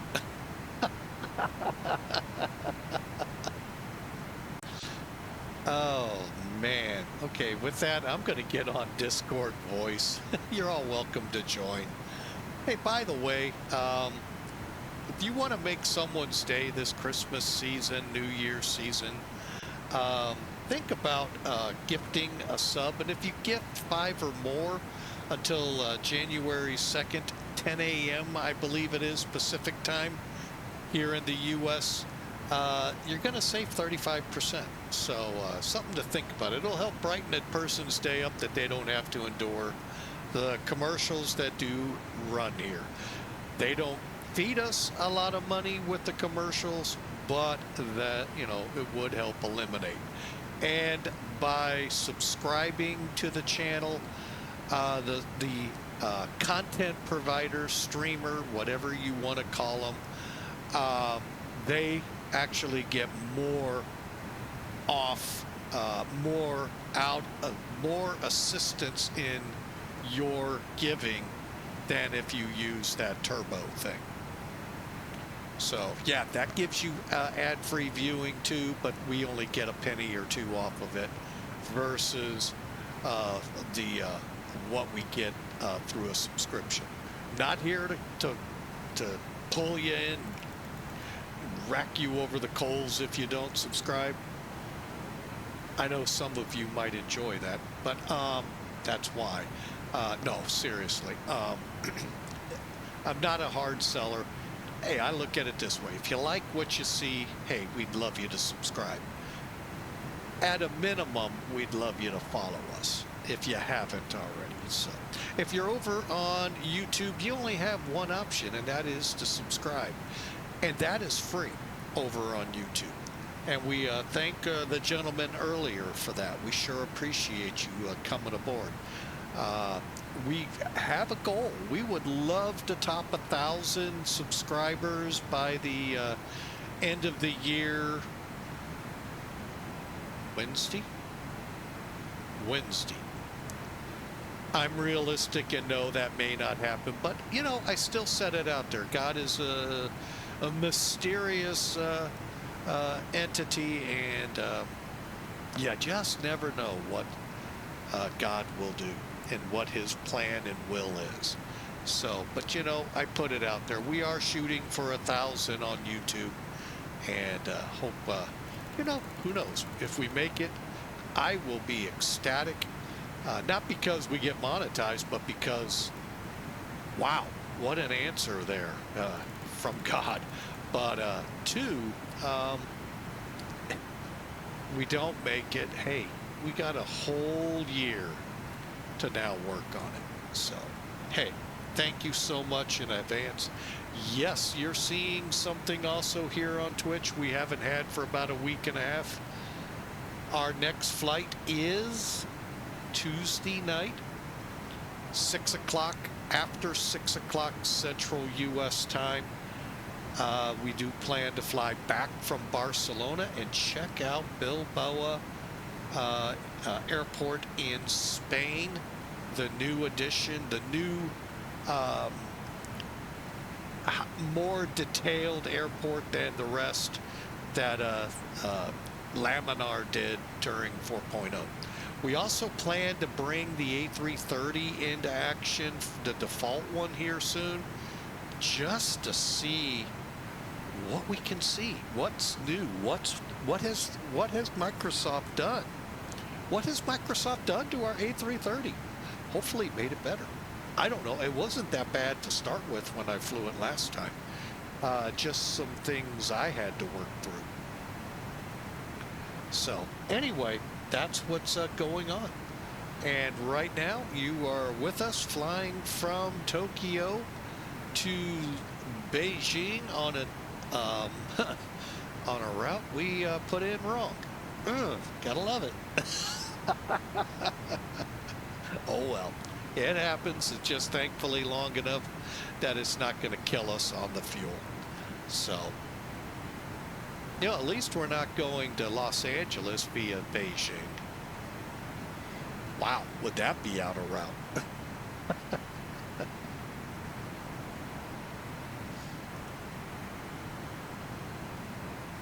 The only saving grace there is the winds at our back. Well, I just don't think we'll have enough fuel. All right, so sit back, relax, enjoy. Thanks for being a part of Flying with Mike and putting up with me. Sure appreciate you.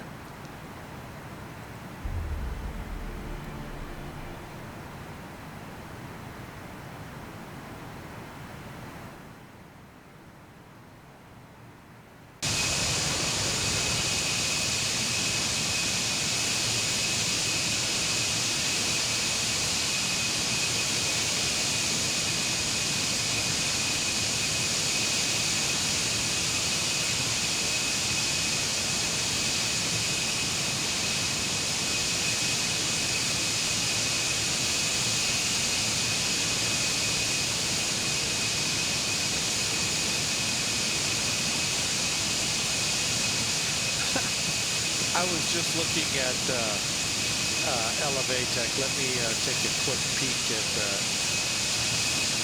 okay, I know what we did. For fun, we'll call it weather avoidance. Why not? We went around the weather.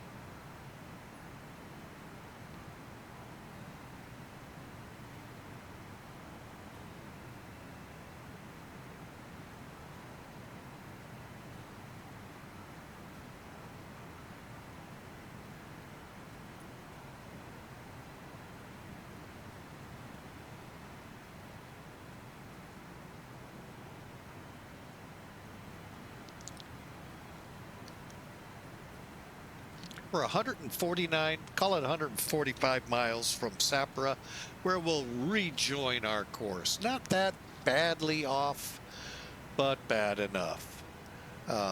Again, you got to see some of the fun that, you know, hey, if we wouldn't have caught that, we'd have been flying over RKSS Seoul, South Korea.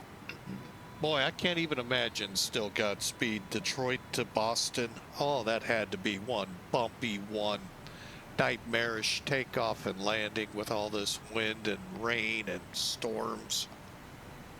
Wow.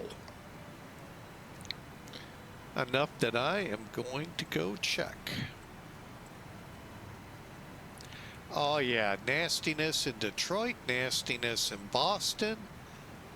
Keyword nastiness all over the place. Holy mackerel.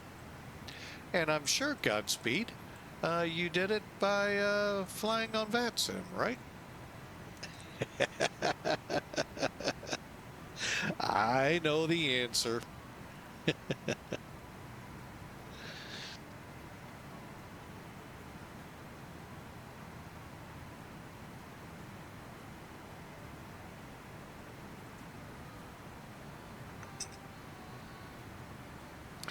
All right, well, we've got the Queen high in the air, 36,000 feet. Let me just check our pressurization just to make sure I got it right, because I am thinking about 38,000. You know, though, with these winds, this might not be a bad altitude to be at. Let's just kind of hang tight.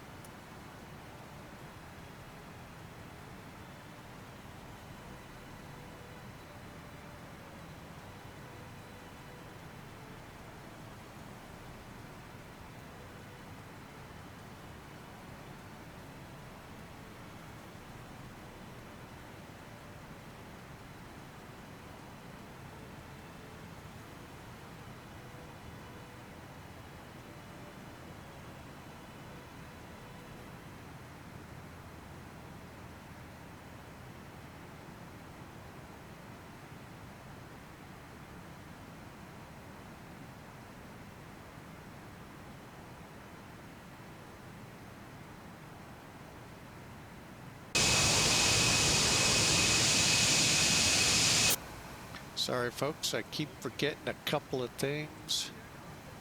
Time. However, we recommend to keep your seatbelt fastened while in your seat. In a few moments, the cabin crew will be passing through the cabin with hot or cold drinks, as well as a light meal. Alcoholic drinks are also available at a nominal charge. Sit back and relax and enjoy the flight. All right, you heard them. Sit back, relax. 2 hours, 17 minutes to our destination. Beijing, that is.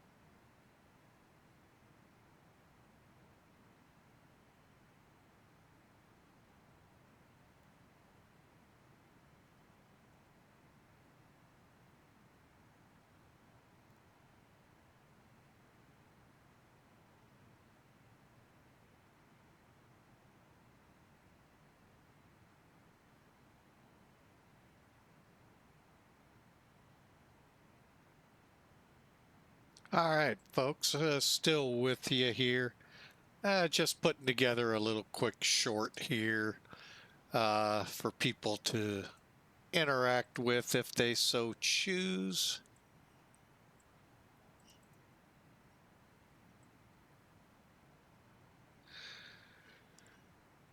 Oh, but anyway, hey, welcome in. Thank you all. Hope you all looking forward to the ball drop coming this week. Yeah, it's New Year's Eve here soon.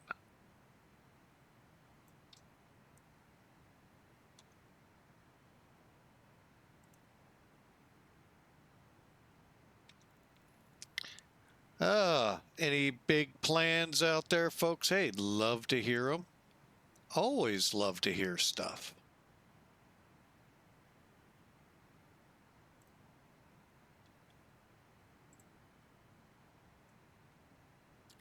And finally,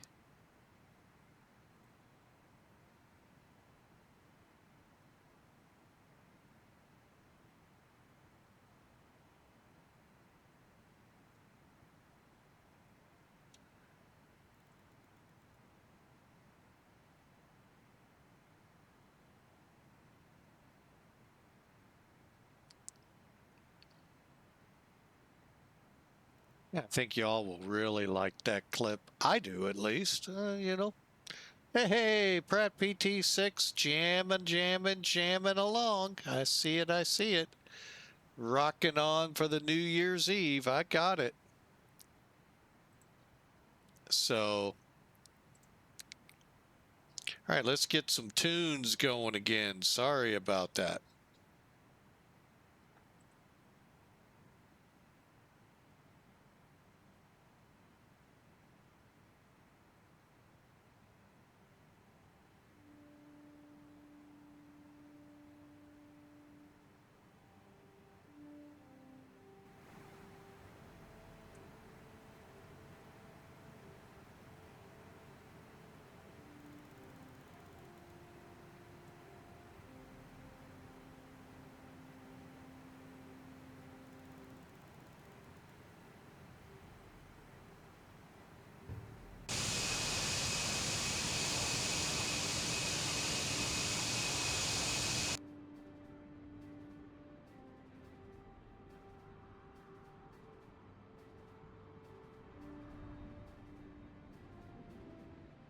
Think they might be on the descent. I didn't check.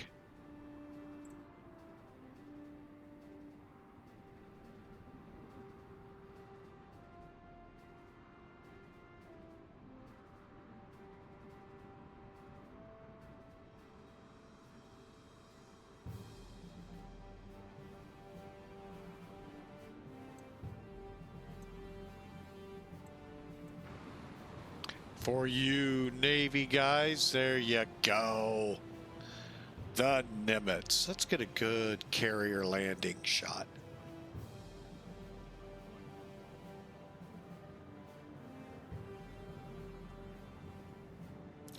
Nice shot of the Fresnel lens. How far, I wonder how far out. What? There's a helicopter.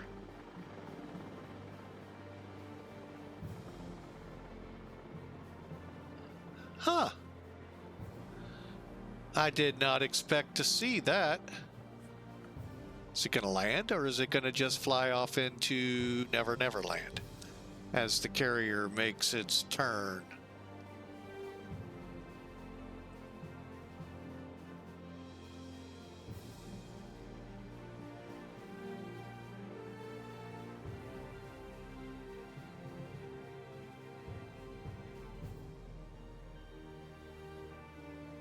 That's pretty cool.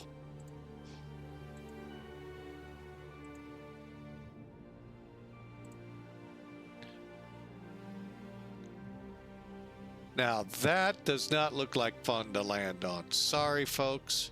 Those of you that do it, power to you. That just does not look like fun.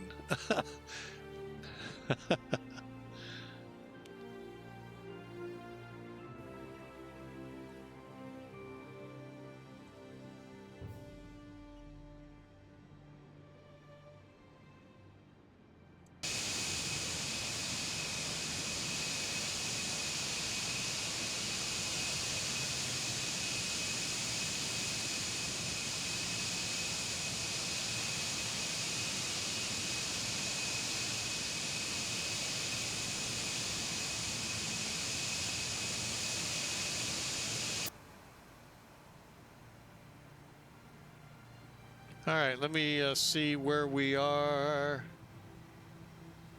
13.4.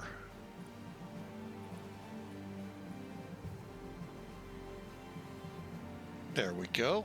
Actually, you know what? Let's go 12.5. That will help us out even more than we realize.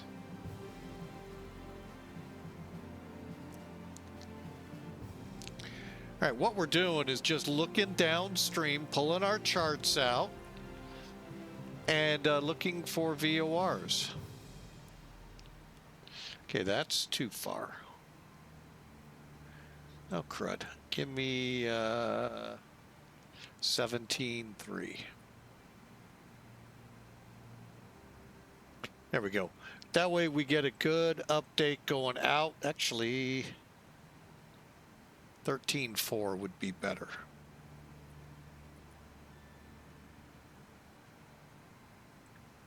And then once we get to SAPRA, then we'll tune in the one I was wanting. But basically what we're doing is we're just keeping things up to date with what our charts show. And then rocking across the waters here of the Sea of Japan. Oh, what, are we in the Sea of Japan now? I lose track which sea is what.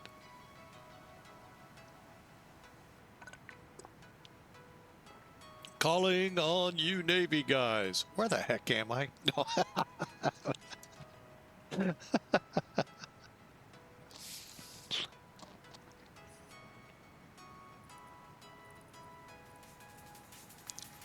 All right, and we are right now flying under radio, which means I can tune these to how I need them.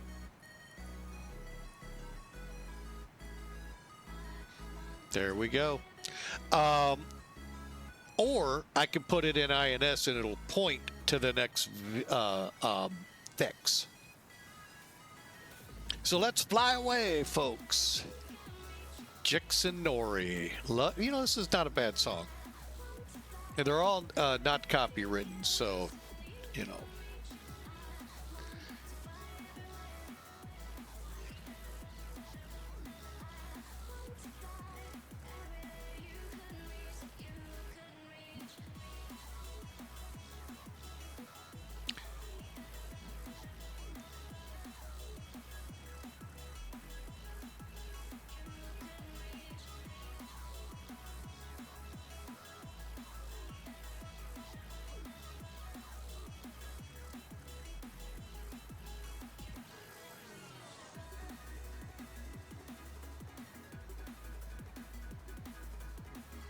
But yeah, if I put this in INS, it'll also tell you how far out we are, 40.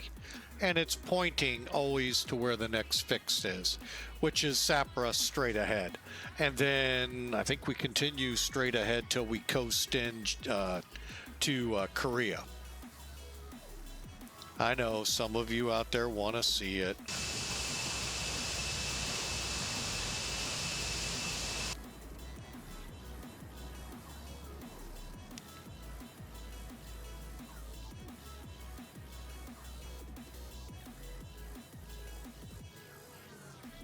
All right, what we were doing, how far out can we see? Not bad. Okay. Now I know what the Fresnel lens looks like and where to look for it.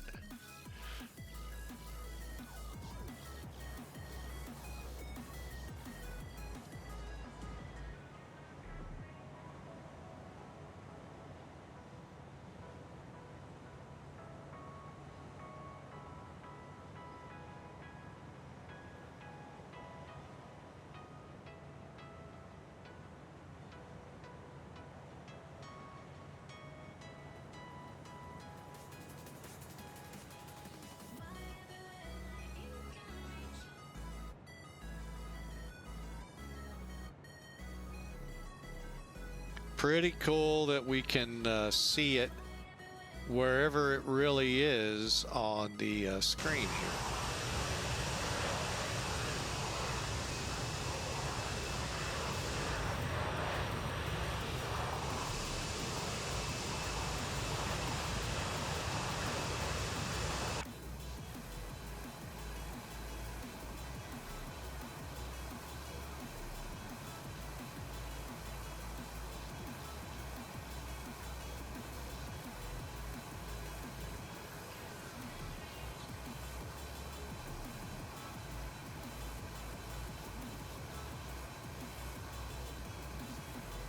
So anyway, that's ABC camera, and a better camera for X-Plane, and really is. Had another little chat with the developer last night. Was having a couple of issues, nothing you all would have noticed. Walked me through a couple of things new to this beta 1 that I'm using, and we'll see how all of that works.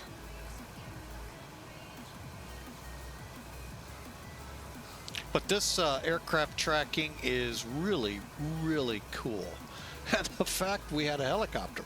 I didn't. Was there a helicopter showing in the list? I don't know.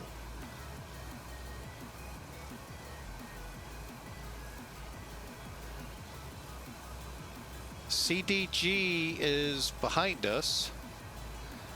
So the carrier, hang on, let me find a better way to show this.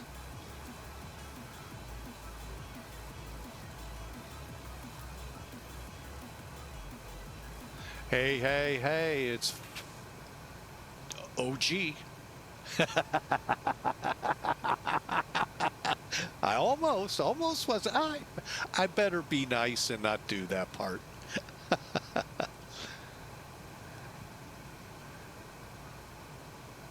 But you see the fun we had there being off route again?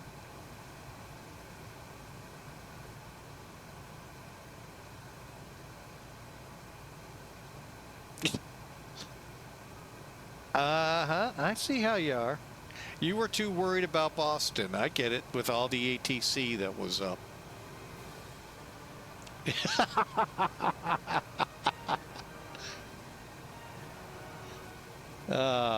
So the weather pretty crummy, huh?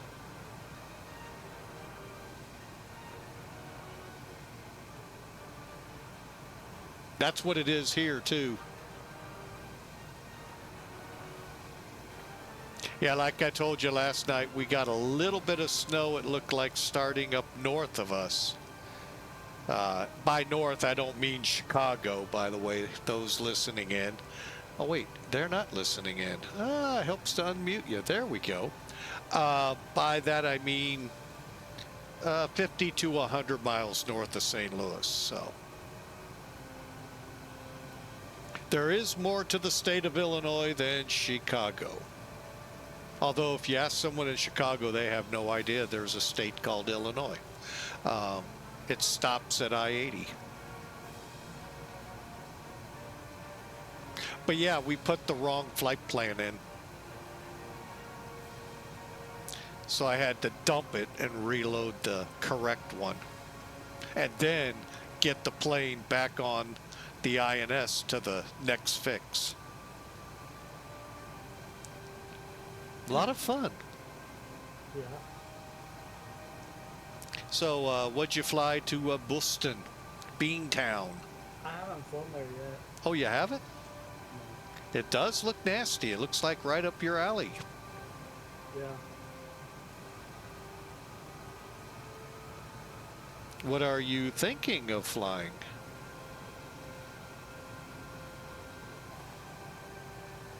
You sticking with Tolus, or are you gonna try the ZBAA out on it? Probably Airbuses. I've been loving Airbuses now. I saw that. That's why I said it that way.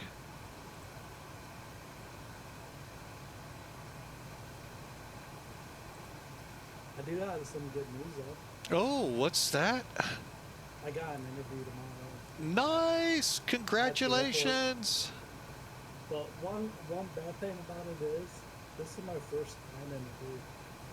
Your first what? Night interview? Oh, they're doing you at night. Well, that's a night position. Well, awesome! Yeah, it's a night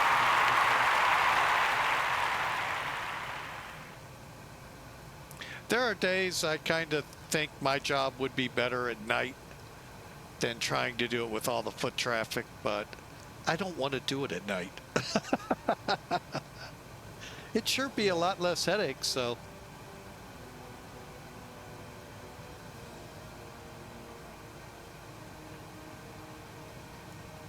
a whole lot less on the headache side. But then I'd have to figure out something to give me a headache then. So.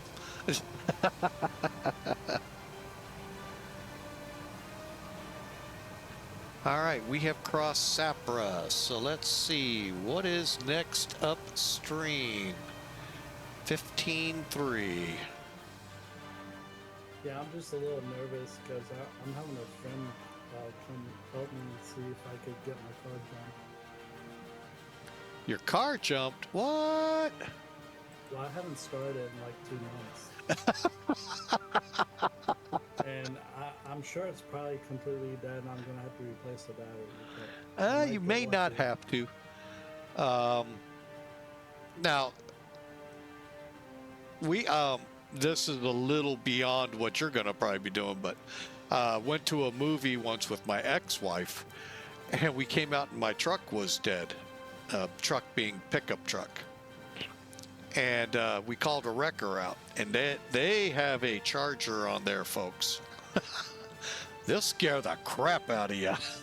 He put that on my battery, and I've never seen that many lights come alive in my car in a heartbeat. I mean, just, it shined like a beacon. I said, I wonder if it'll start. Was it AAA? Probably. And you had them. yeah, they flipped that switch and my car just went whoom, glowed for several weeks. No. Still But- up like a Christmas tree, huh? Oh yeah. In the middle of summer. So, but yeah, I even at that point thought, I could put this on my pickup truck. And come wintertime, make some money jumping cars, and maybe then I thought 1.5 tons isn't gonna do good with snow plowing, but frame's just not really built for it. Well, I'm just kind of nervous because like it's cold, and I don't want the battery exploding. Oh, I get that. So, yeah, good solid, normal car-to-car jump should be fine. I mean, it's not like I'm trying to light up NASA here. That's not what the secret squirrels are telling me there, dude. Okay.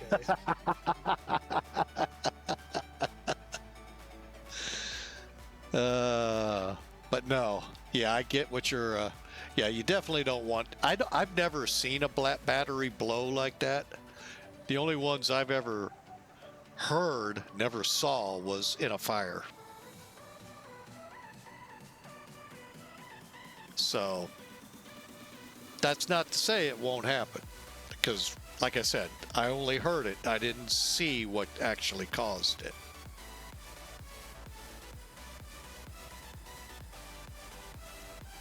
Well, that's good news, man. Good news. We'll be praying for good interview there. Yeah, I hope so too. Like they didn't really say much. They just told me that I'm going to take a tour of the facility. Ooh, is this the The pet aviation food one? place? Yeah. No, this is Foxtrot Aviation. Oh, you're gonna schmooze with them all. Gotcha. What are you talking about? Oh, well, all the big wigs are flying in. You're gonna be out there just schmoozing, and I mean, I'm not going to be a pilot. they might go, "Hey, can you take this plane over to here?" Would you turn it down?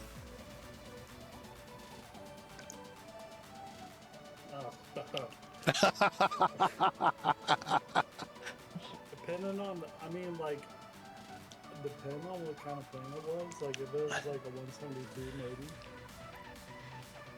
But if there's a big plane, I probably would. Well, big plane, more than likely, you would have to have a co-pilot. But if you could sit right seat, hand ought to be reaching high for the sky. Because I would. Sitting right seat, sold. Can I log it?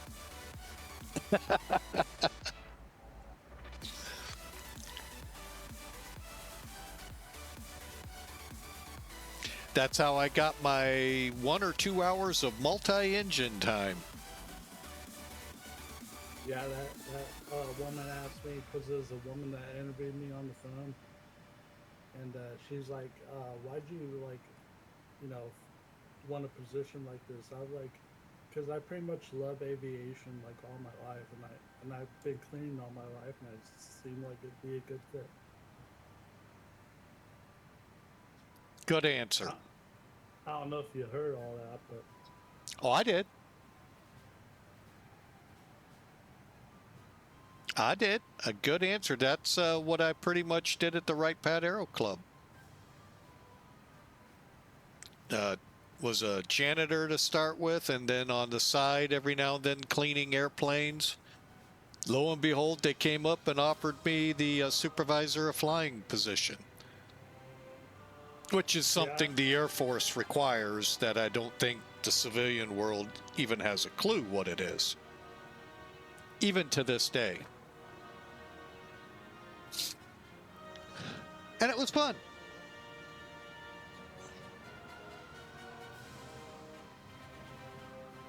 Be right back. I'm going to go put some water softener on the thing. Oh, GKB. All right, folks, we are coming up on, what is that? CUN? I thought it was KPO.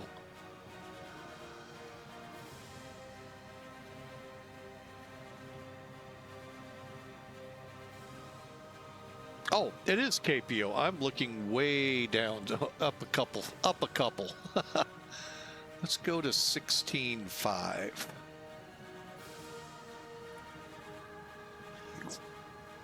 There we go. Actually, I probably ought to look upstream. 16.9 ought to... Let's see, what are we pushing here? 50... Now let's get going upstream a little bit on this airway and then turn into 16.9. Folks, we are 2 hours out of Beijing, cruising along at 36,000. I'm getting ready to find it if I can. Where are you hiding it? So there you go. About 2 hours to go to Beijing. Current plan is to land north.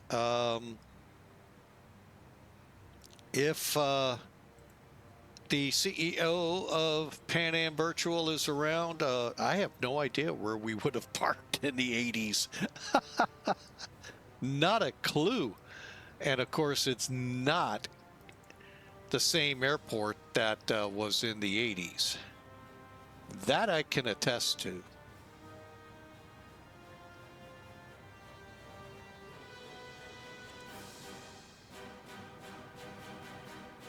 Trying to think. Oh yeah, none of this looks the same.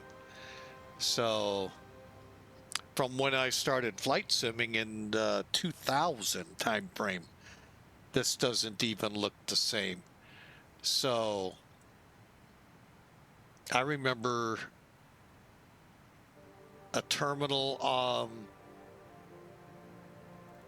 yeah, it would have been 36 right, 36 left. There being a terminal besides the one that's on my map. Here, let me just, instead of trying to be cute and describe it, right in here, I think, used to be a terminal. And then this over here was more like this in 2000. So what I think we'll do is plan.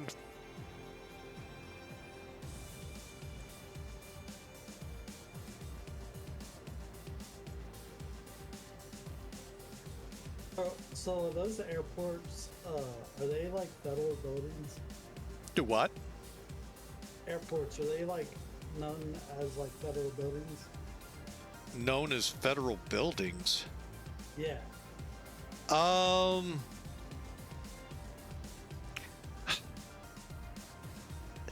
You would think, but I think they're still, because like the airport I worked at was a county-run airport, so it would have been a county building.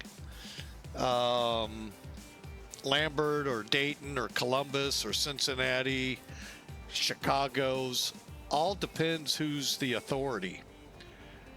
Overseas, yeah, I have no idea.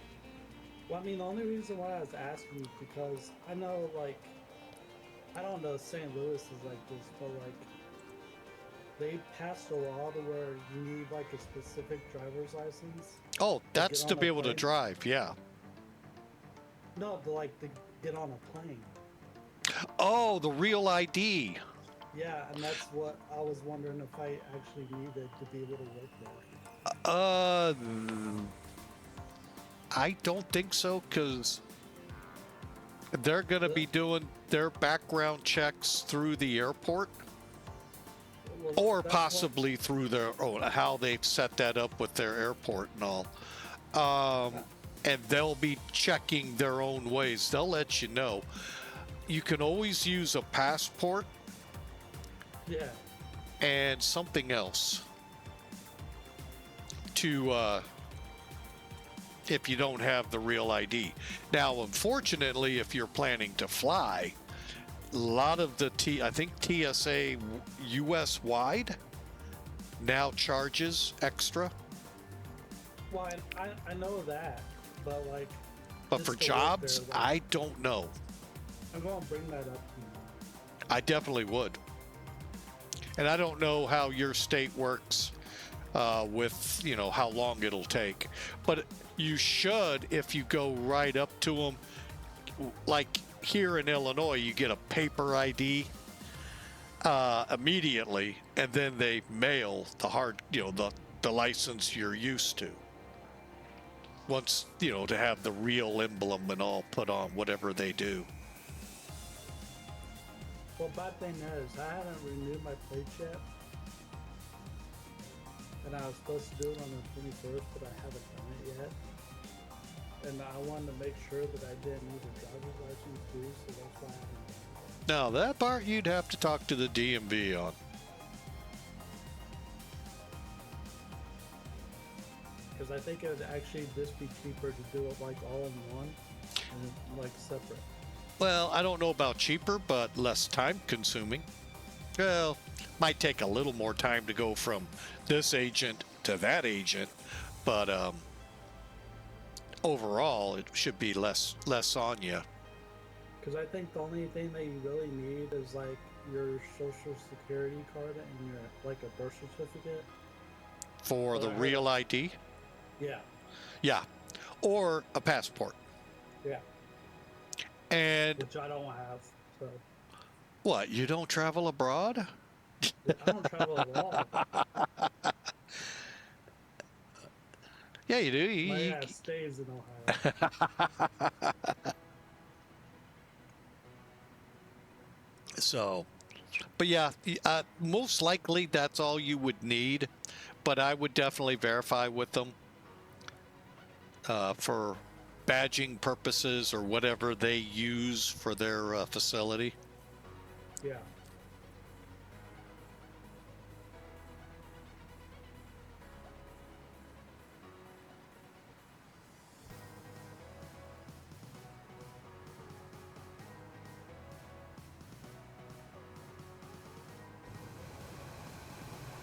Well, I tell you, this haze layer in X-Plane is pretty tough.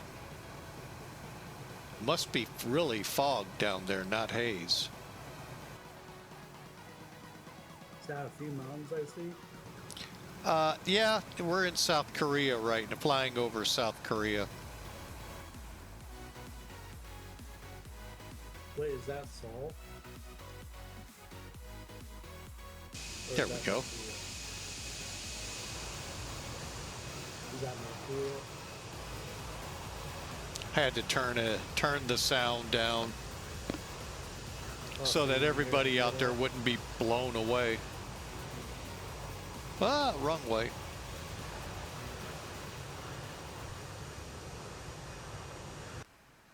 Whew, that's hard on my ears. Yeah, I wish it would fix that. I wish I could get it to turn down, because boy, it blows my ears out. It doesn't seem like it saves it when I do turn it down. The next time Well, it I'm dies. using OBS to help you guys out, you know, the listeners. For me, I don't know how to get it to turn down in my ears.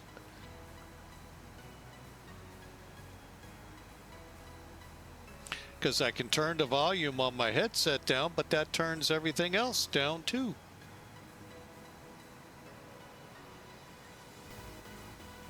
If you go into the mixer, just yeah, I think there's a thing in there for just explain itself. And you still don't touch it. Yeah, but the problem is it turns X-Plane down as well. So what you hear. Let's try it.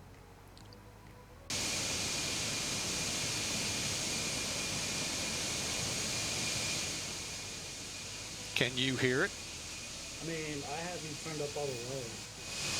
I can feel it again. Coming in pretty good? Huh? Do what you did before. How's Turn that? it back. That's good. Okay. Hey, that's much better on my ears.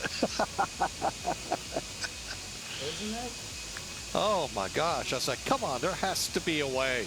I'm sure everybody's also liking it that's in your family too. Well, I know a lot want it turned up, and I'm like, guys, you're killing me.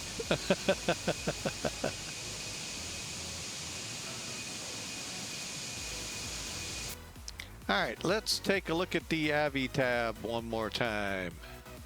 Well, that's why I wish, like, when I'm, like, sitting here streaming, like, people would tell me, like, if my shit's muted or my sound's off or what. I tried to tell people, I'll be honest. Who is the one I was working with a couple days ago? And it's got pretty good. Thanks for that, because that's one of the first, I mean, as, like, a fellow streamer, that's, like, one of the first things that I look at when I go into someone's stream. That they control all their and manage their sound levels so it's not blowing in people's ears. That's how you get that first follow from me. oh yeah, and well, that's what we do at church too on the AV. We do that big sound check in the beginning. Problem is, I'm not on earphones running the soundboard. I'm listening to it, and for the longest time, and cohort of mine knows it. I'm like, I can't control the sound, and it's because their floor monitor from other weeks, because we do it, once a month technically. They have the floor monitor blaring. Well, if you have the floor monitor blaring, guess what? It won't matter what I do with sound levels. You got to turn that thing down first before you can then get control and see how the sound sounds. Yeah. And we did that this week, and I was like, hallelujah. I can now hear what needs to be up and down. And now I'm learning, I've been learning the in-ear stuff that they have and how they've got, as long as they plug it in like they should, it works for me. It's when they mess with it, it makes me mad, because you knocked it to where I don't know which ear is yours. Right. So, a young lady always got mad at me. I said, I don't know which one you are. And once we figured that out, she looked at me and went, thank you. And she could just give me hand signals, and that's all I need to be able to know what her need is. So, but yeah. You guys don't know what it's like trying to run sounds sometimes. Unless you do a stream. Speaking of which, I need a VOR. Now let's go with, you know what? Let's go with Gimpo now. What's Gimpo? Seoul, Korea. Oh, we're not in range. Ha! About 15.5. Let's try that.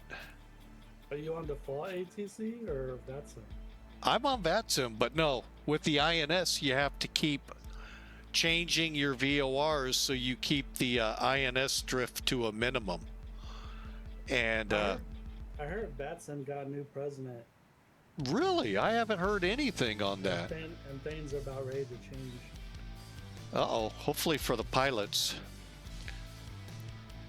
And I think this guy's a really respected man in VATSIM. Well, I haven't heard anything. Where'd you see that? In one of the X-Plane newses, or? Yeah, X-Plane 12 Oh, I missed that somewhere. on Facebook. Oh, I don't follow X-Plane on Facebook. I probably should. I'm sorry. Oh, by the way, and if Spyflight, you're listening, I do not mean to sound mean or anything. I was watching Facebook a few days ago, and the song, I think it's called Lucky from Supertramp, came up, and I swear to you, I thought I was looking at Mr. Spyflight. What just hit my house from the west? Spyflight, did you throw something at me? I was like, oh my God, that looks like... Yeah, I'm probably going to get hit by him. But yeah, he has a lot of similar looks to that man. I think it's Lucky. Well, any Supertramp, but there's been a lot of Supertramp songs floating past my either Facebook or YouTube short feeds. Which does not bother me. I like Supertramp. What the hell's Supertramp? It's a 70s group. Long Way Home, you may have heard. Starts off with a harmonica. I'm gonna have to look it up. Oh, it's one of my favorite songs from them, The Long Way Home. And it really helped get solidified by Art Bell when he used to be on the radio waves out of Nevada. The late Art Bell, I should say. That was one of his big songs he loved to play in his bumper reel.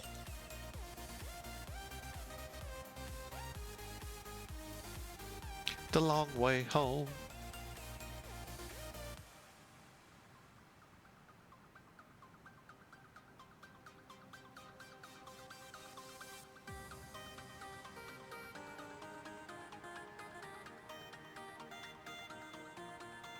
But I was not intending to insult Spyflight. I just happen to like the songs. But he does look a lot like the... I don't know if that was the lead singer or what. He was playing keyboards, I think, in the videos I saw. And sure looked like him.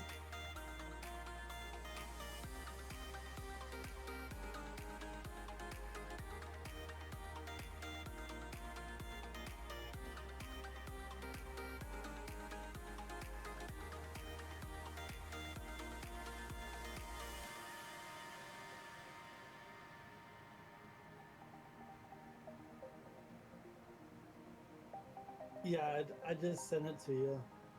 Sent me... Hang on. Oh, the message. Yeah. Do.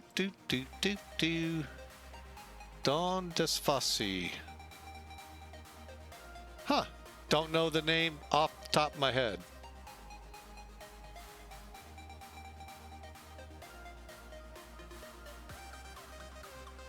Well, I hope it's a good thing for us.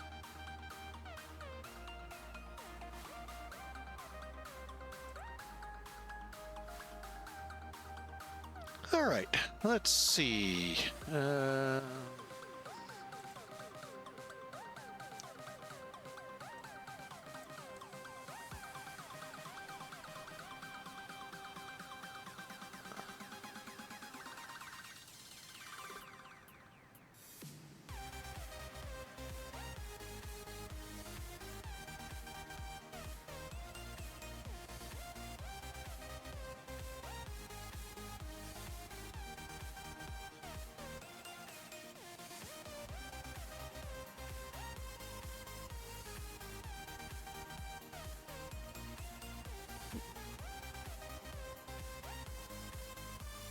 There we go. Gimpo is now tuned in.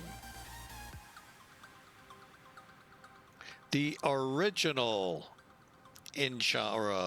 Seoul, South Korean International Airport.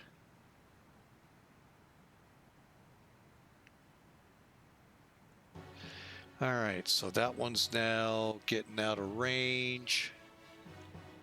How long do you think it would take for them to do a background check? How long?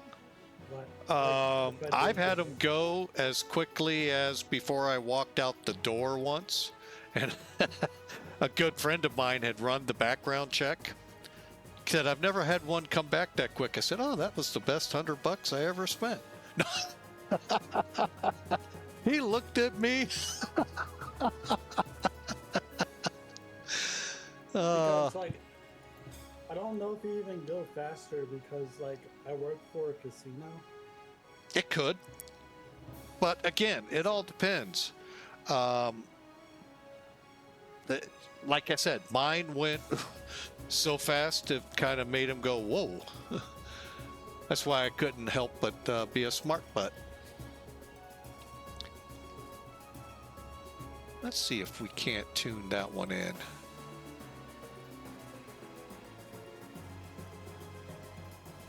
Not even in range to pick up. 1082.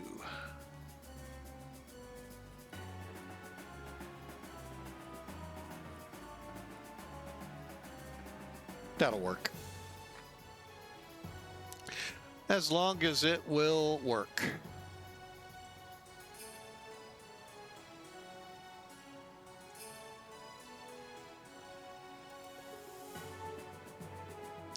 All right, you know, with us coming into Seoul, Korea, and we are looking at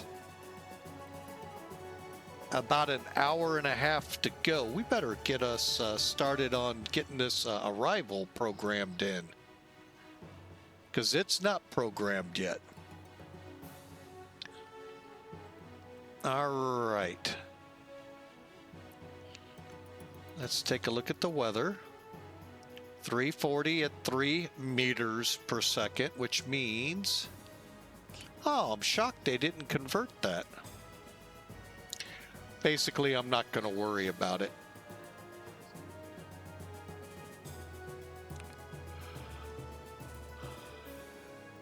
Okay, and finally, let me bring in charts and we'll take a look at this, see what we're doing here. What I'm going to plan to do, I think, is park here instead of here.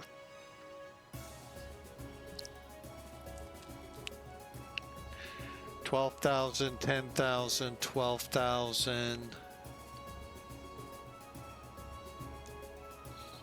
And since we don't have ATC up, we have no ATIS to know what runway.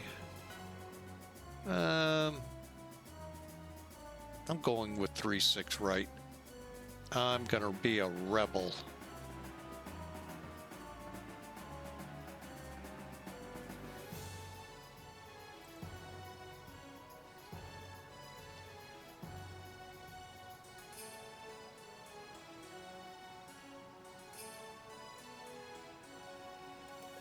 Okay, do map 9 Zulu, okay. Okay, so we're going to come in, do map AA 147, 146, 4, 3.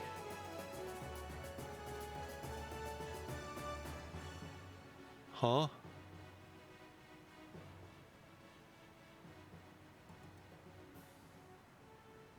For a second there, I thought it was saying Guangzhou. I'm like, I am not down in Hong Kong.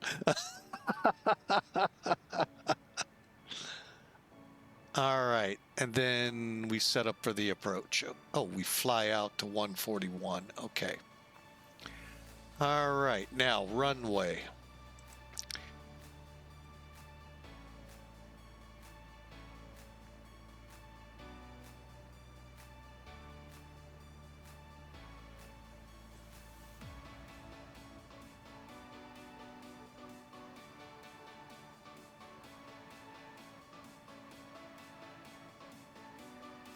I say we just add it from 141 right into the runway. Let's take a look at it real quick.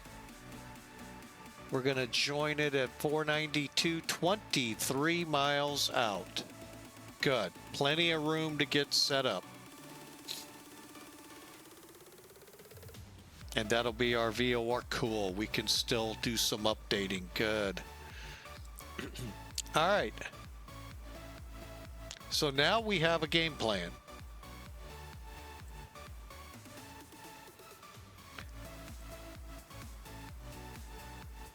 I'm going to do it this way.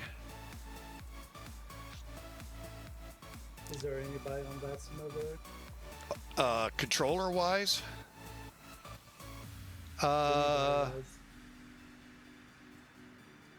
Shanghai is. Are they going to control us? Oh crap, they will. Shanghai's online. I'll see them in about 15-20 minutes. All right, let me proceed to the end of my flight plan.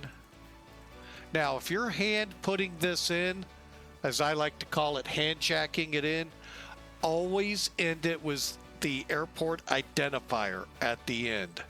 Why? You'll see here in a minute. Enter. Then clear.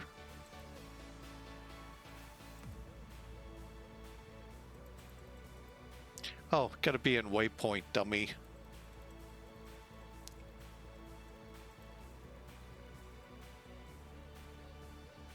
All right, now we'll just hit clear.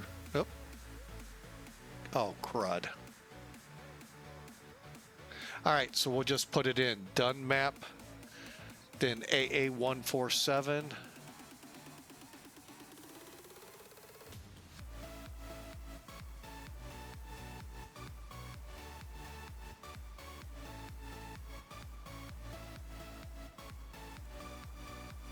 Numbers 1, 4, 7.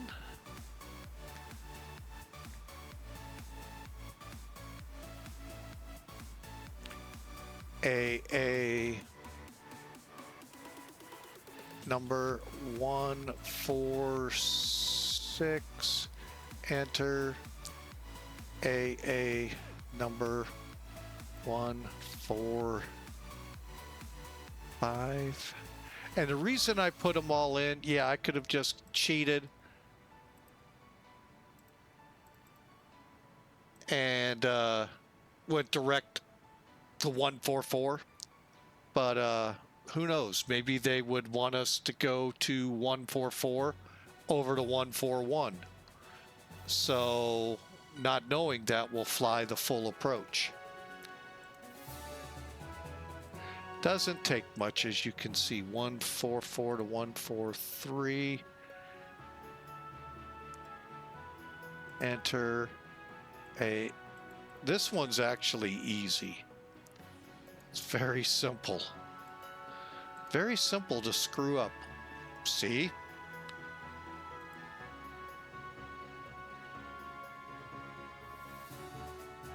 One, 4, 3.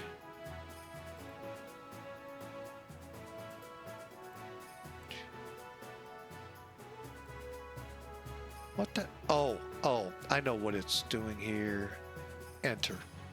There's more than one AA142. So it's wanting me to verify. Hopefully it's the right one.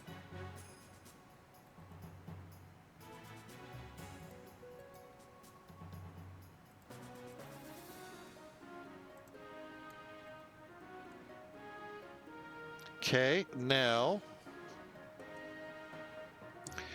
AA492.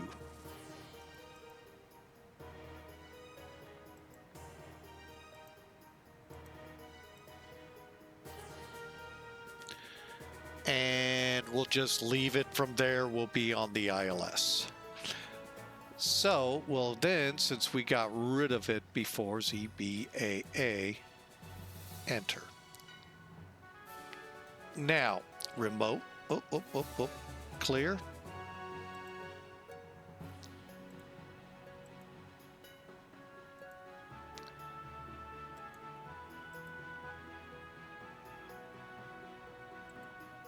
All right, we got to do this to all of them.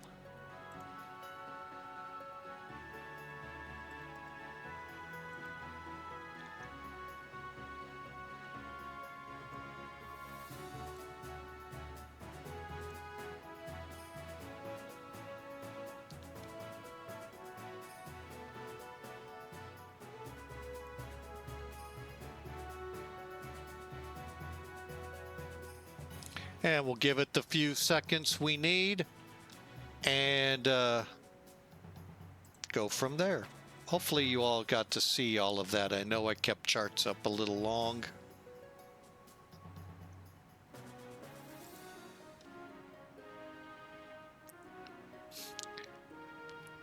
Brain Games YouTube channel has some great tutorials on this that I accidentally deleted. I'm going to have to go get them again. But they are really good in getting you going. The one video is short. It's meant as a quick startup, but it's yet 45 minutes long. The in-depth one is nearly 3 hours long, and I mean, goes into a lot of things. Oh yeah, looks good.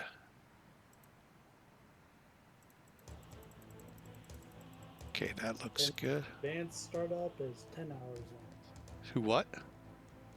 I said in the advanced startup is 10 hours long. All right, hang on. Waypoint. Dang it.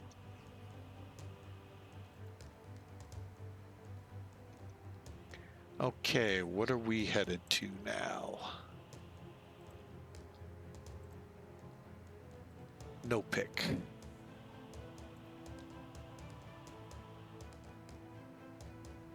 N. Oh, clear. What did I just do?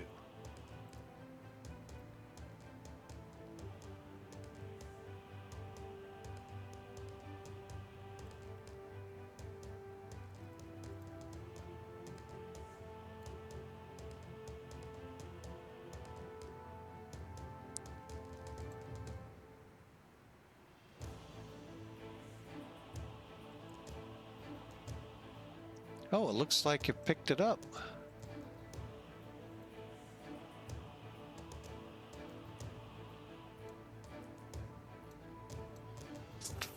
Hang on.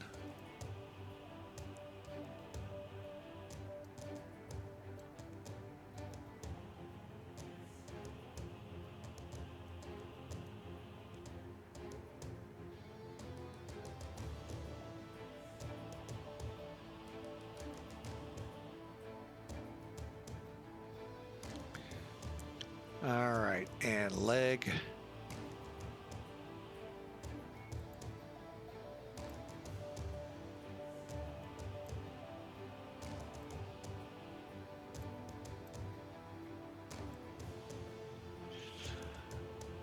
All right, there we go. We're going to be approaching Shanghai here soon.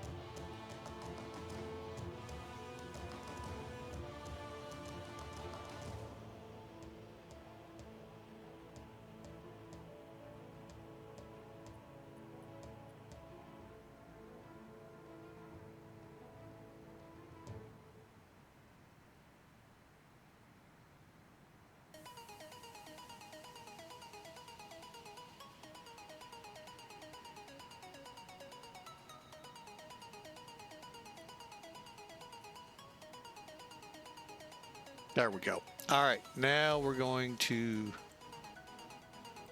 try for 15.8.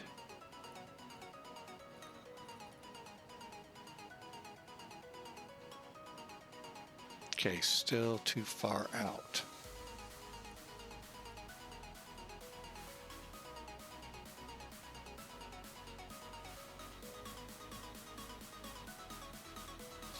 All right, new gun or a Gavo. We'll try again for Wee High and points passed. All right, as long as we're updating, we're good. All right, let me look at this arrival real quick.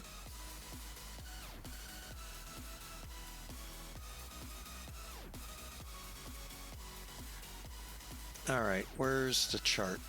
Here it is.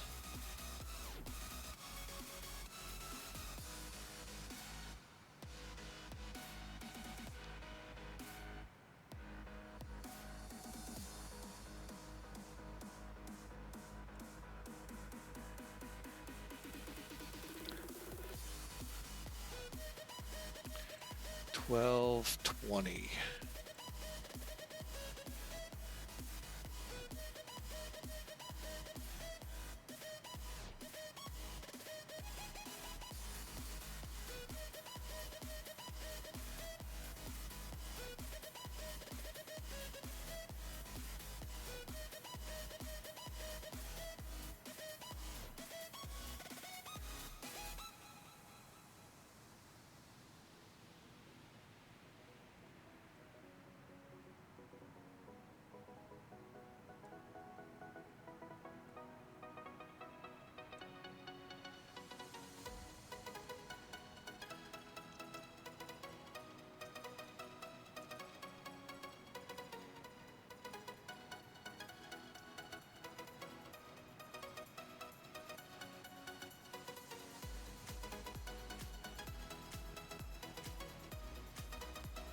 $10,900.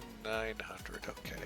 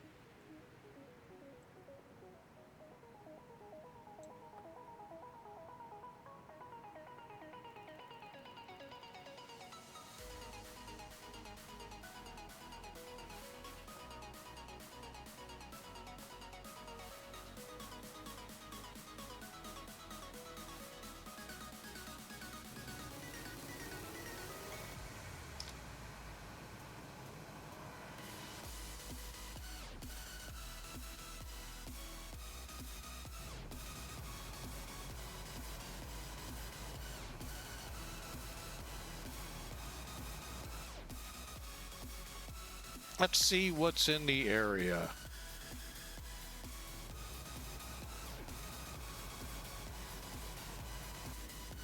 The Nimitz is following us.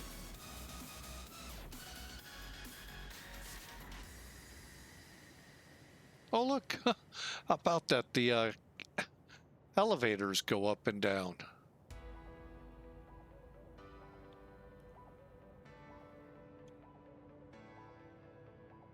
It would be really cool if a F-18 came in right now. Or better yet, a Hawkeye.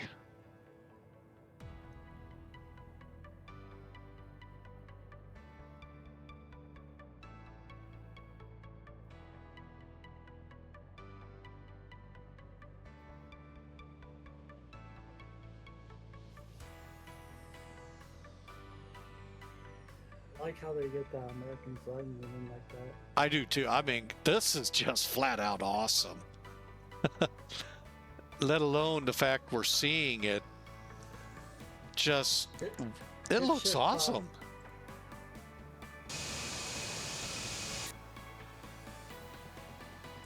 That just flat out awesome. Did that do anything? Huh? Did that do anything? What do you mean? Hit shift 5.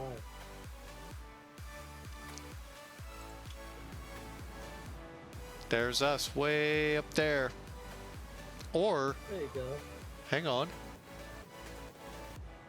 I always forget this lately.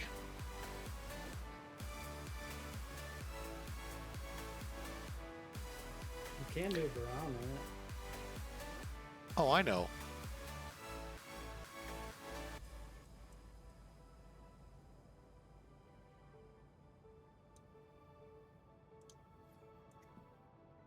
Oh, it's sailing away.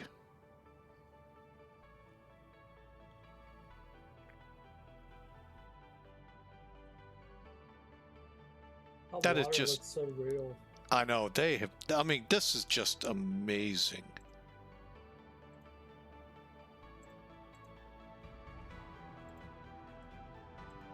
Oh, I'm looking from my airplane.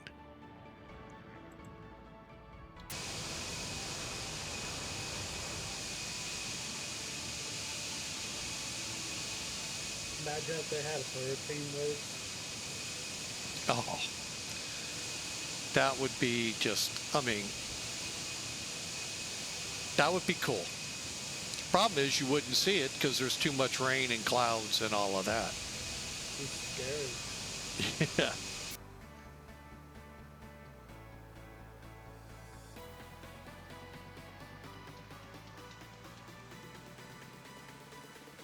You know what? Let's do it again.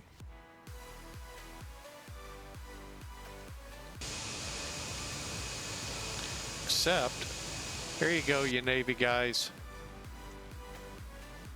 Test your skills. Land on that. And I know some that could. Is that a destroyer? That's a frigate, but same to me it's the same thing, and I can hear the Navy guys yelling at me. It's a frigate, they call it. I haven't seen any of those in the game. Yeah, they're actually out there so that you can use the F-14 and the helicopters to fly onto them. There's a full fleet out there? No, just these two. I'm not even sure where the carrier is. If it's nearby or... That's obviously not nearby because I sure don't see it. But again, helping out our Navy friends. Oh, the carrier is turning. They pretty much do like a hold. Oh, look, here comes that helicopter in again.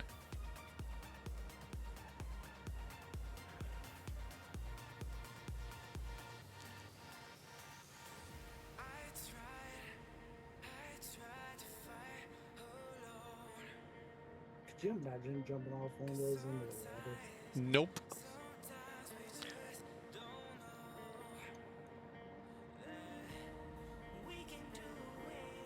I heard they used to do that, but you're not allowed to do it anymore.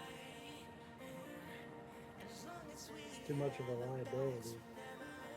Getting eaten by sharks and all that.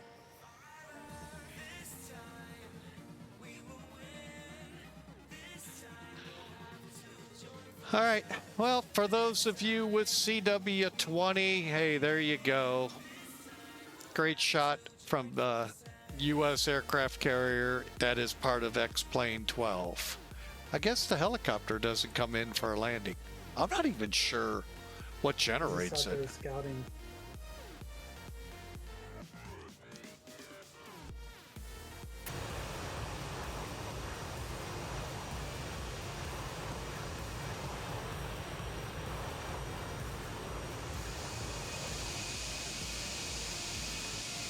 But yeah, they were scoping out those islands back there.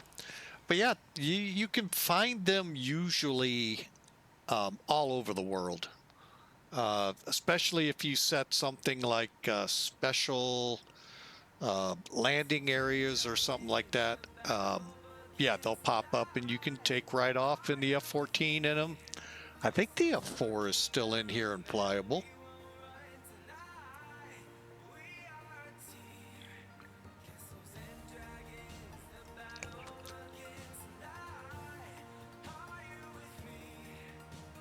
Oh, we have 5 weather warnings. Oh, Lord. Oh. Tesla dropping fast. NVIDIA dropping. Oh, mid-air helicopter crash in Jersey. And a wind advisory still in effect in the U.S.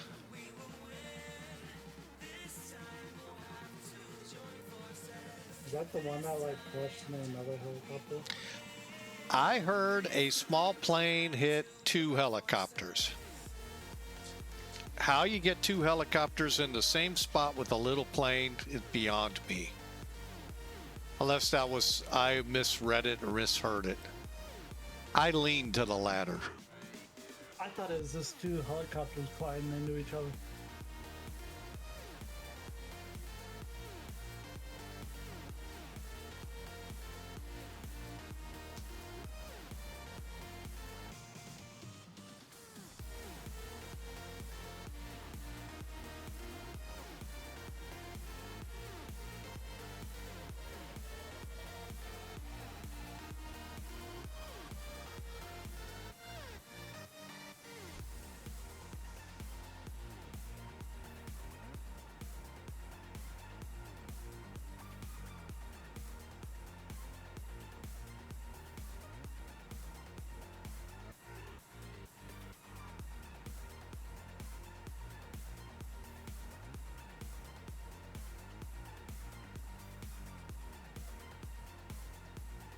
Oh, by the way, yeah, you ought to fly into Boston. Oh, I did something because it's still flying straight. Hang on. Yeah, I had a friend do it earlier that I'm in the Discord with, and he said he had like 0 visibility. Hang on.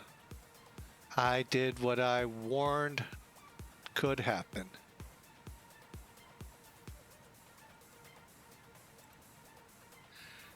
Agavo, enter, accept. Remember tomorrow the new level ups are releasing. Oh, is it? Yep. Oh, ain't that special?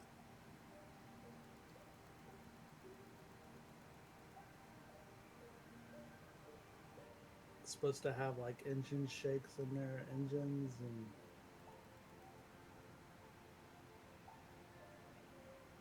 new sound, new cockpits, and Yeah. new, And a new addition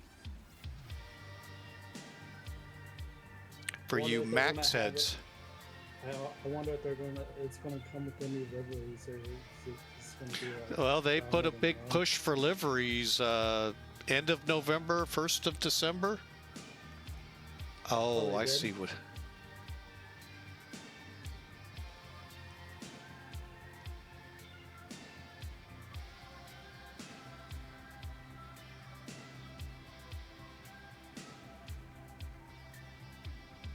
So we'll see.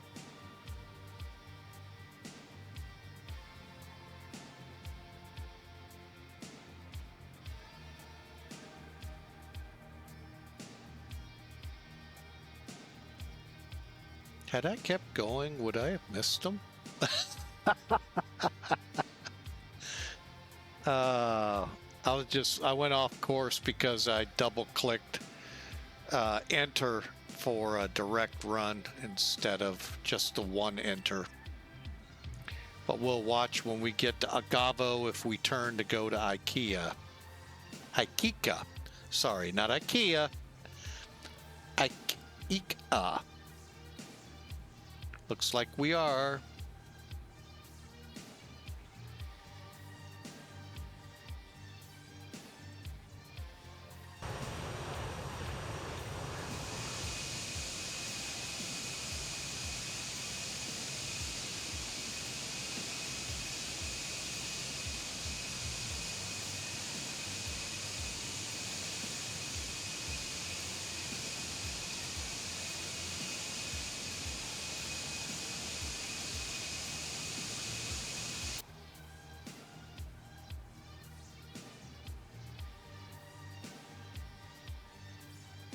Where is this guy going behind us? Hang on a second.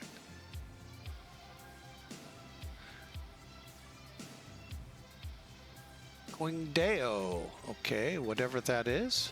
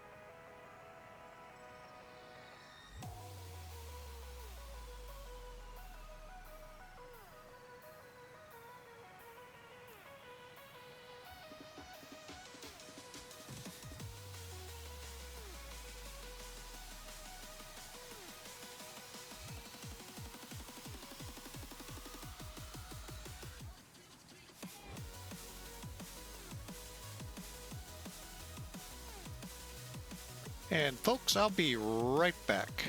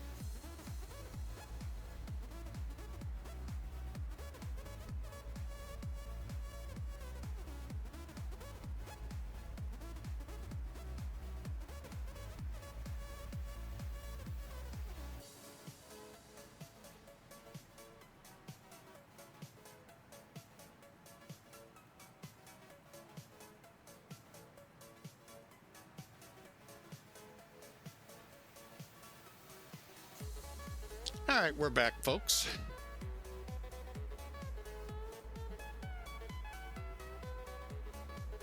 Let's see, no call from Shanghai yet. Although I could be getting one anytime. Looks like we're back on course. That's good.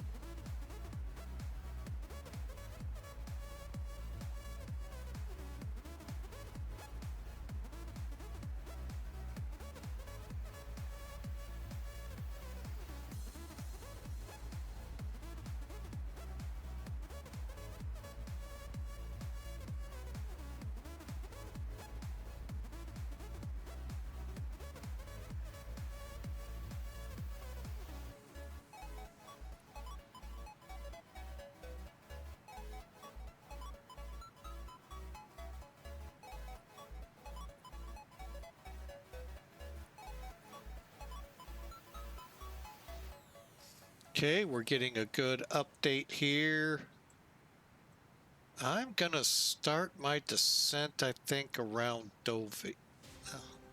I'm just gonna hang tight at 36.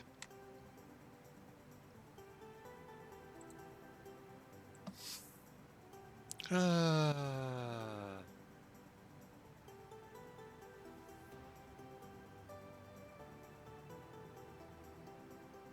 60 miles from Dunlap.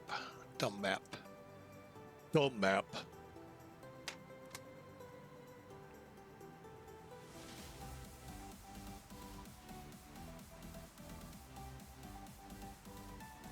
Okay.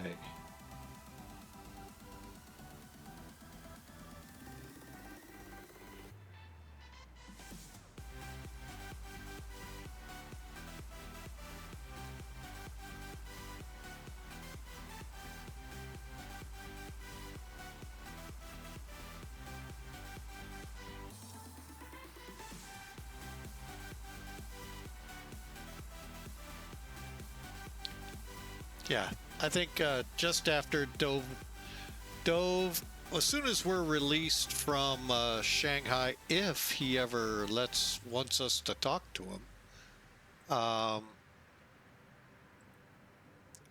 we'll start our descent, and we'll start it down just by the way the chart shows. Real quick recap.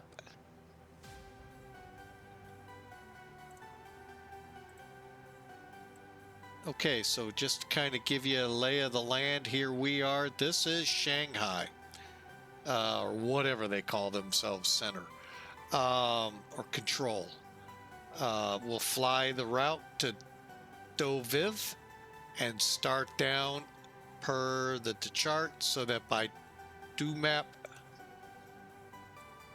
we're at 16,000.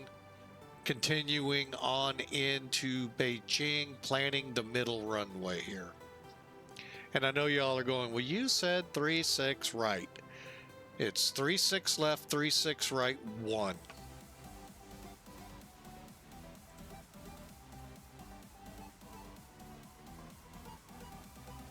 All right, and then the weather is still 360 at 3, 6 degrees below 0 centigrade.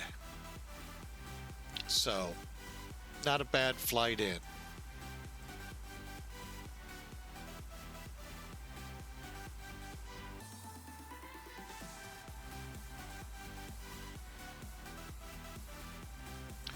And currently updating off this one. Let's go ahead and get 16. Well,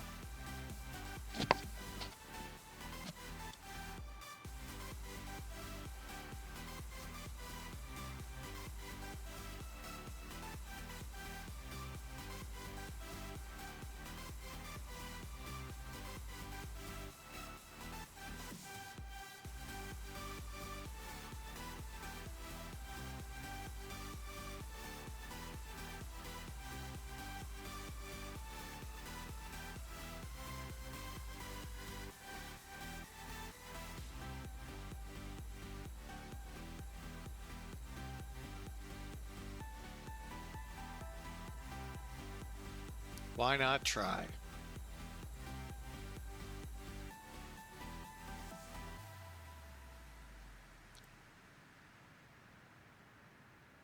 All right, we'll try 1625.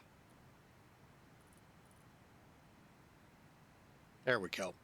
That's Shanghai. That'll be a little bit that we'll have those, and then we'll switch over to Donying as we approach HCH. Take that all the way up to a pretty good distance into the descent, and then we'll work off of Shanghai. I'm sorry, correction, Beijing.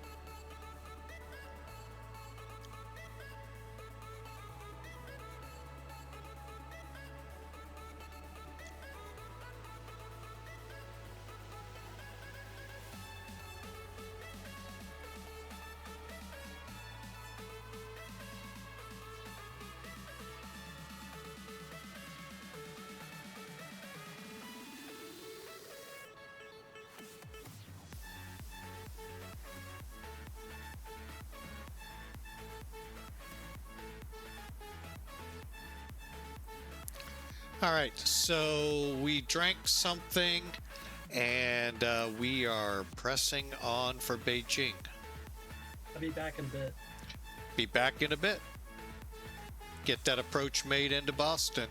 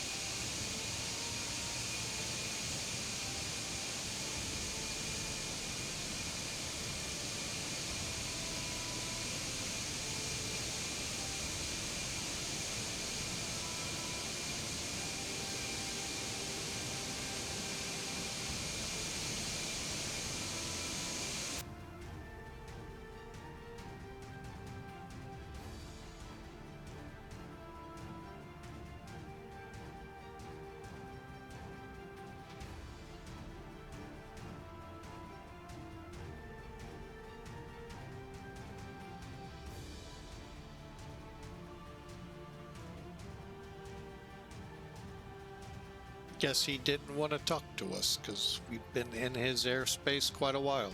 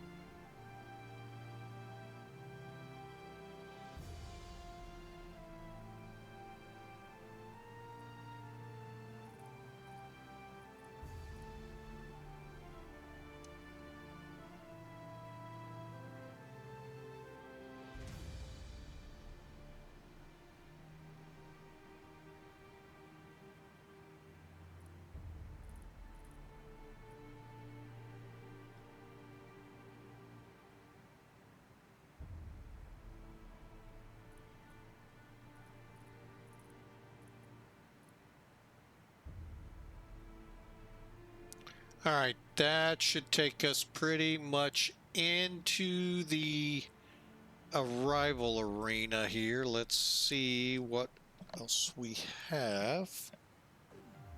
81. Oh, that's coming off of Shanghai.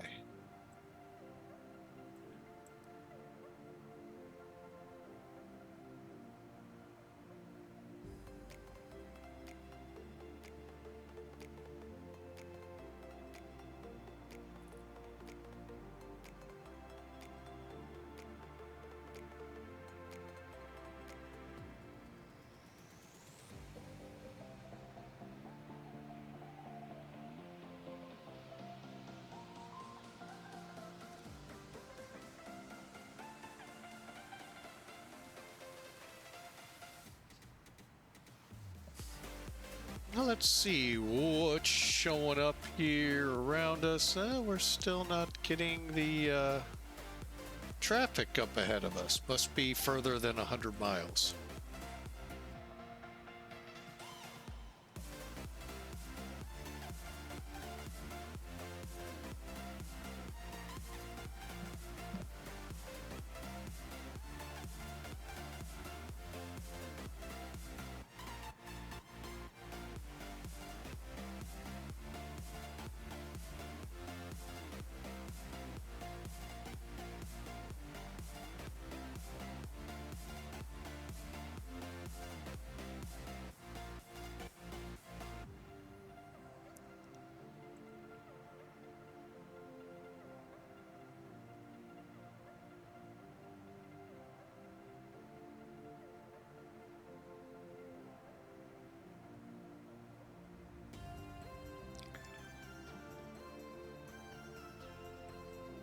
Yeah.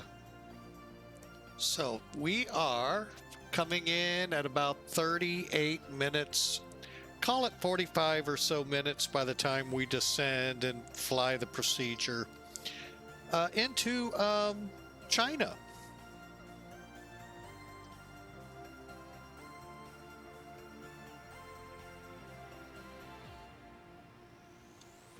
Okay, fuel's looking good. Start our descent. We'll open up the reserves 1 and 4. Yeah, we're looking real good. All right.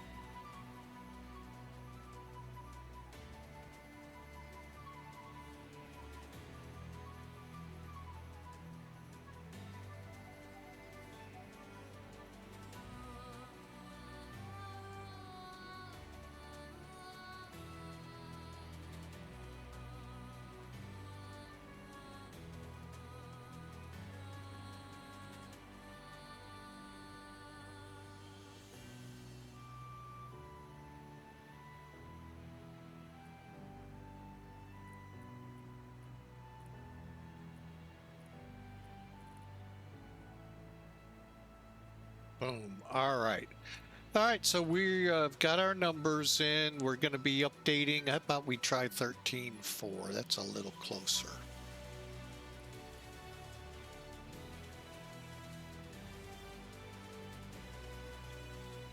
Okay, not as close as I thought. All right, it'll tune in. All right, so we're set up now VOR wise for the approach.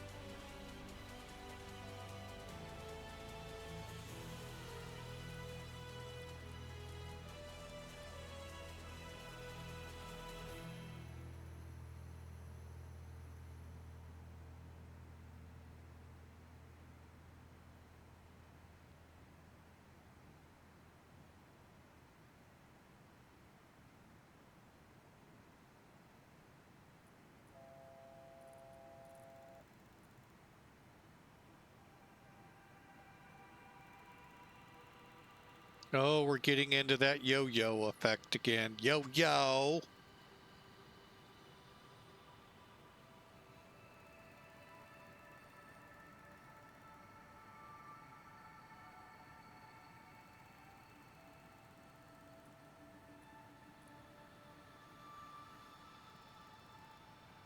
All right, we'll just work Donying until we need to flip over.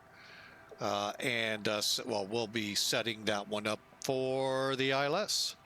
All right, welcome, folks. We are getting close to Dovi. Afterwards, we're looking at 83 at the moment to... which one is that? To Mad. We'll see what we're at when we get over Dovi.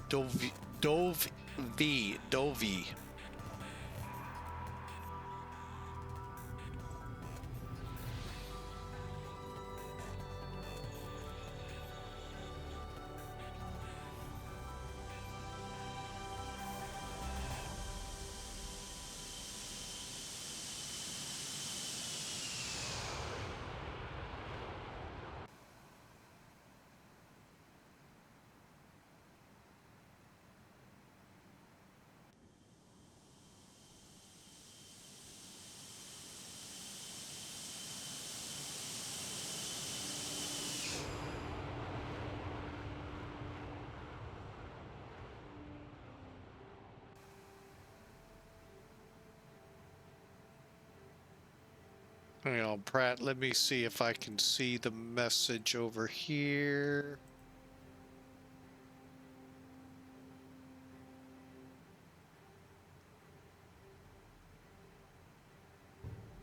Oh, you're hitting us with too many, what the heck are you hitting? Are you hitting, with those? Okay. Gotcha.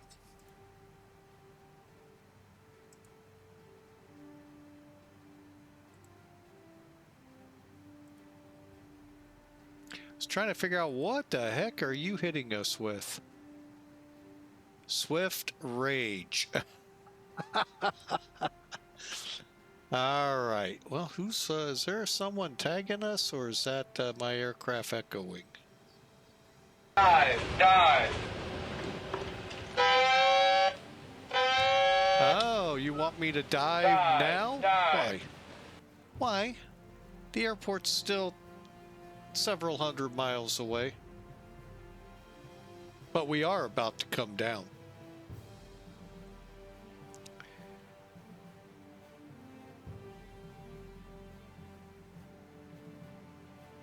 All right, let's see here. We're coming across Davti, 10 miles to mid at 60. That's our descent number, but we need that to be Dumop.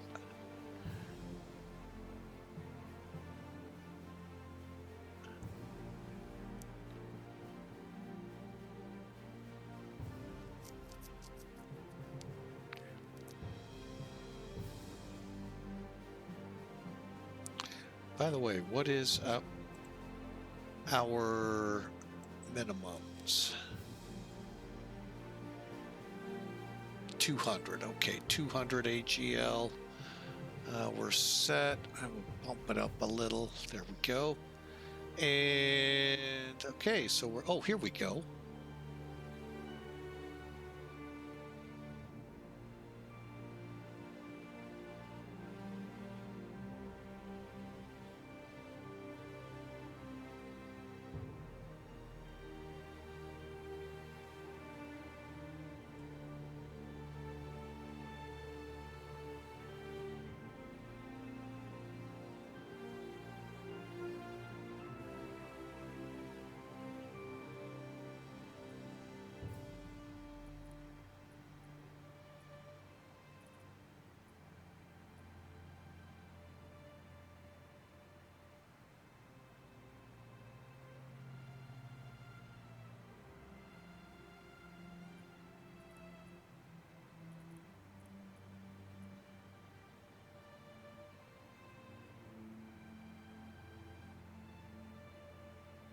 Okay, at about 65 to 70 miles from Dumop, we need to be descending to cross Dumop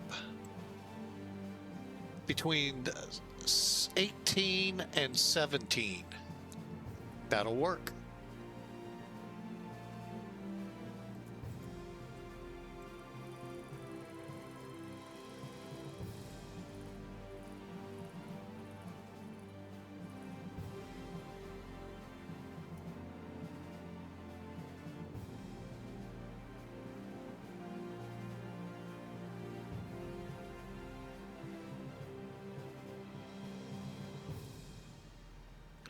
All right, we are beginning our dive to 16,700.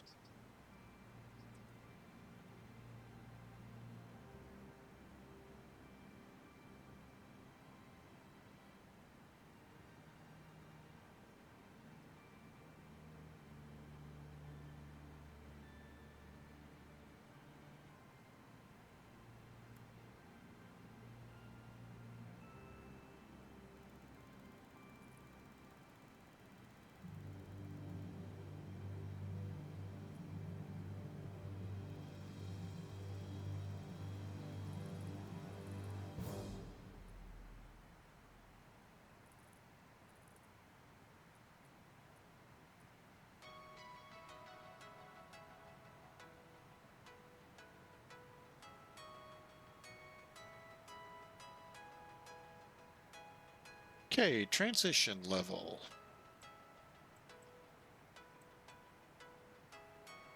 11, call it 12,000.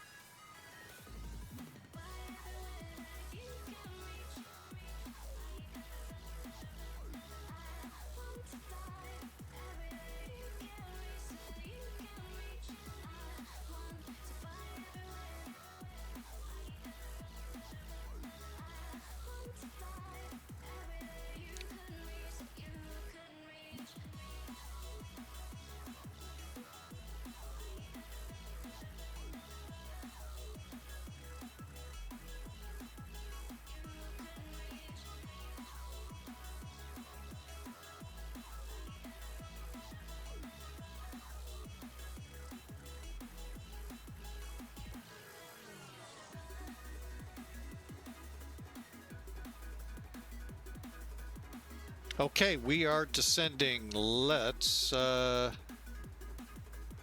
we have our final up. Uh-oh. Did we drop too far away from that one again?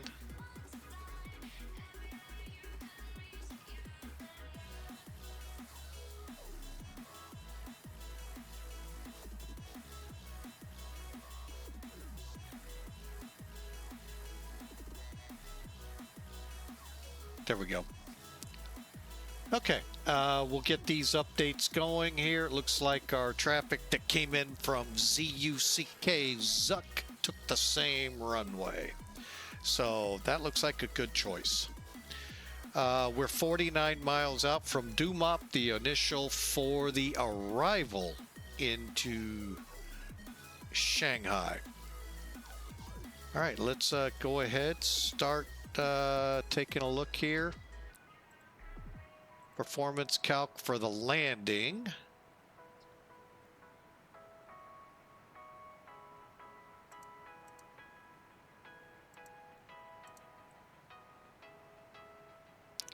(12,400-foot runway. Elevation 100.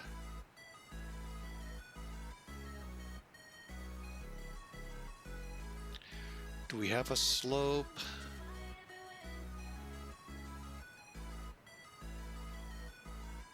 Down 0.1. All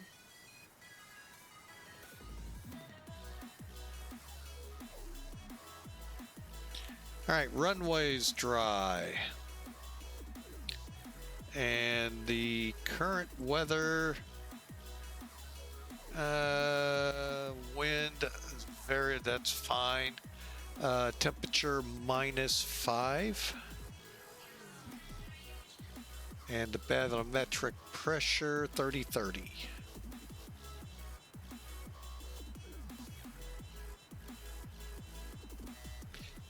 Okay, just making sure I didn't miss anything. Loading from the sim. Reference 138, come down at about 150 and set our speed bugs. All right, let's go medium on the brakes. That'll be about a 6,000-foot rollout.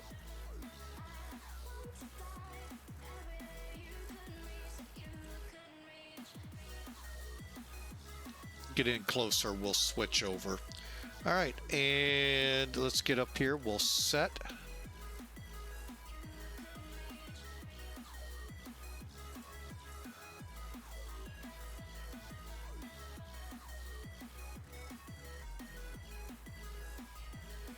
Okay.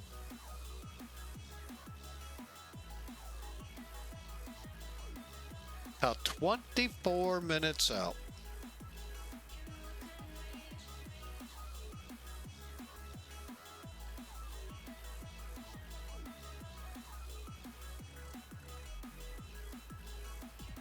Let me just look at something. I may do what I mentioned.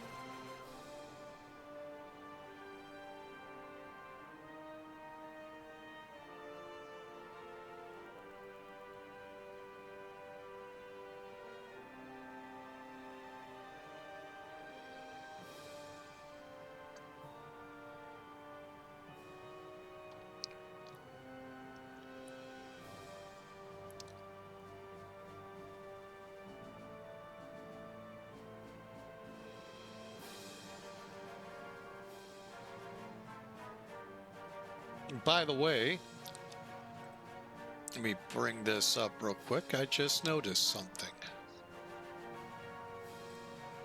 Here is our alternate. Tinian. Or no. Tianjin.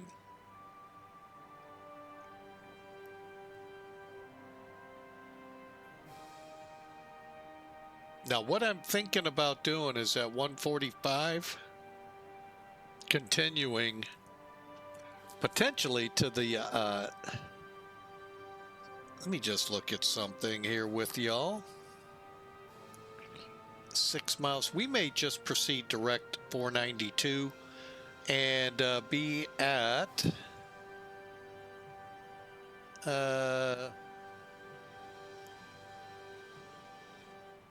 well, we'll come in at 5,000 and hopefully continue our descent down.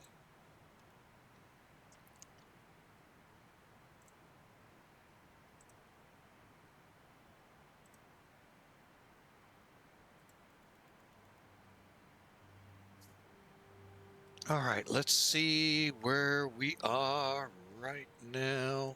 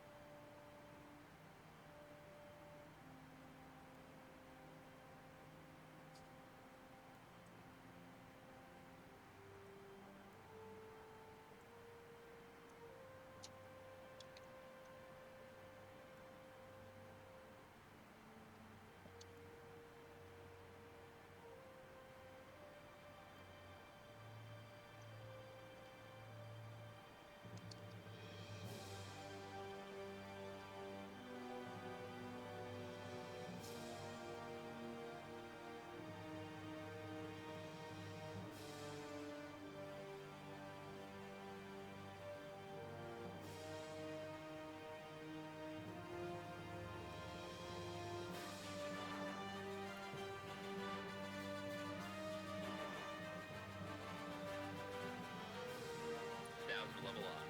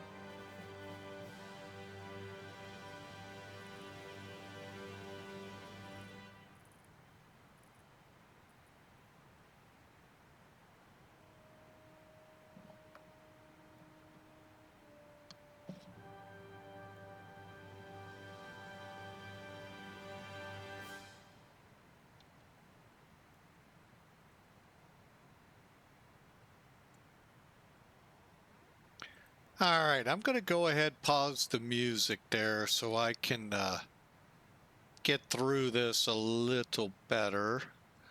Let's see where we are on the map. Why are we not going off a Doomop?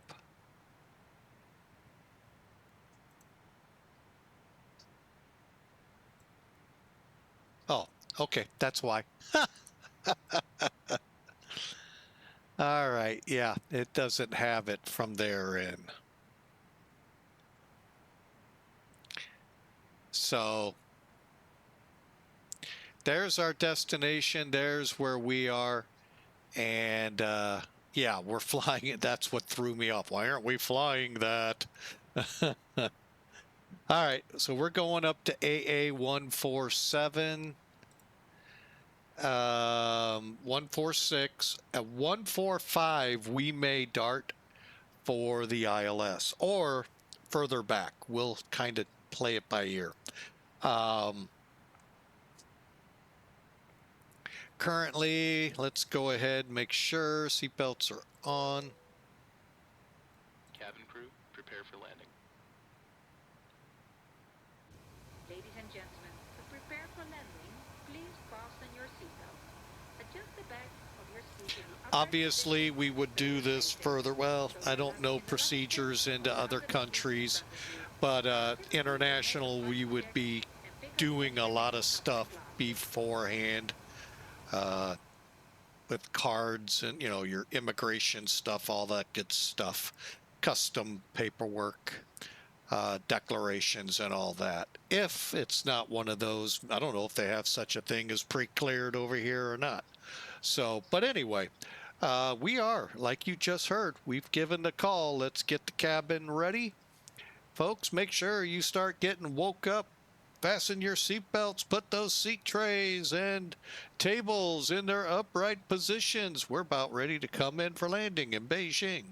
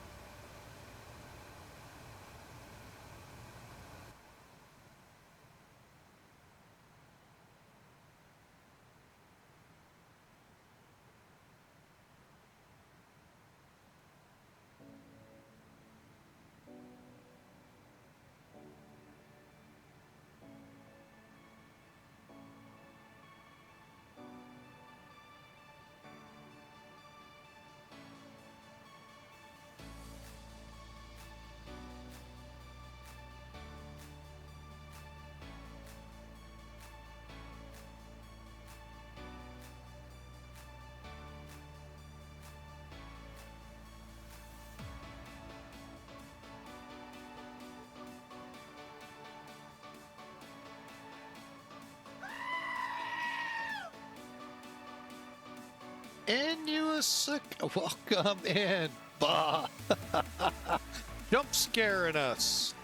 Good thing is, I really don't know what that thing's supposed to do. I'm thinking about getting rid of it. Hey, welcome in, sir. We are about to arrive in Beijing.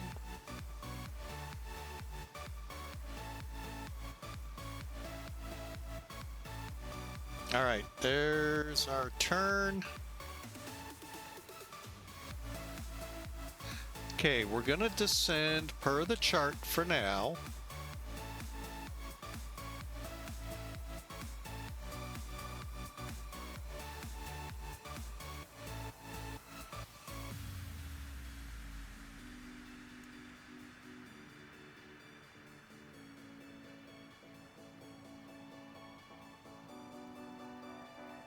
So we're going for 15.7 here, 13 maybe there, and then we're gonna pretty much head for the ILS. I don't know if we can drop that much.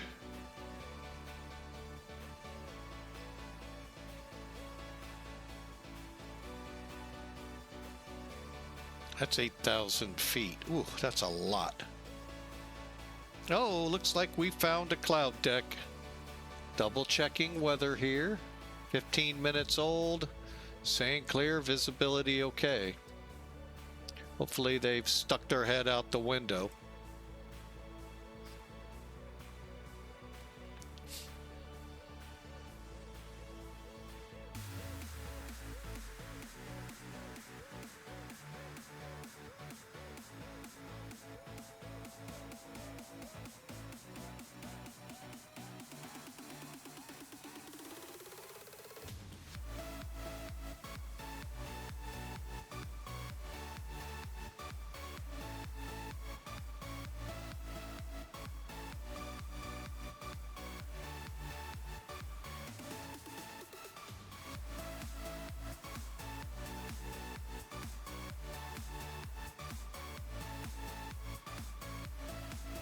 Gonna go ahead, set for transition, even though we're a couple thousand feet high.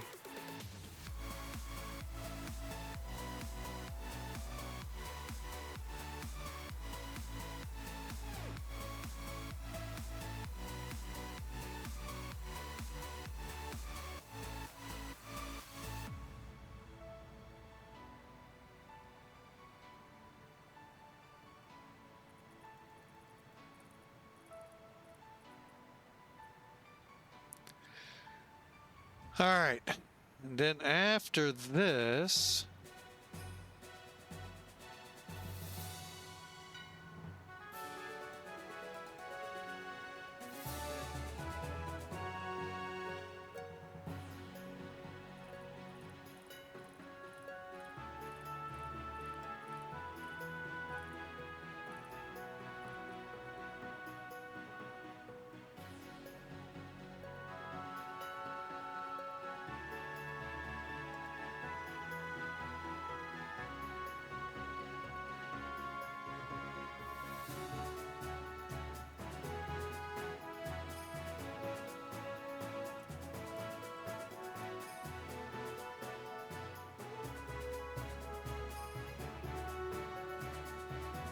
in case we are coming into fog, that way we're covering our butts pretty well.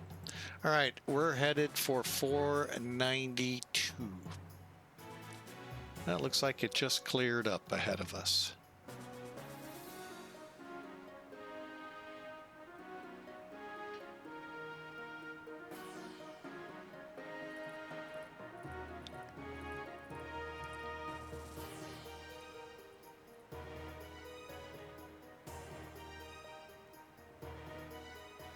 Okay, let me...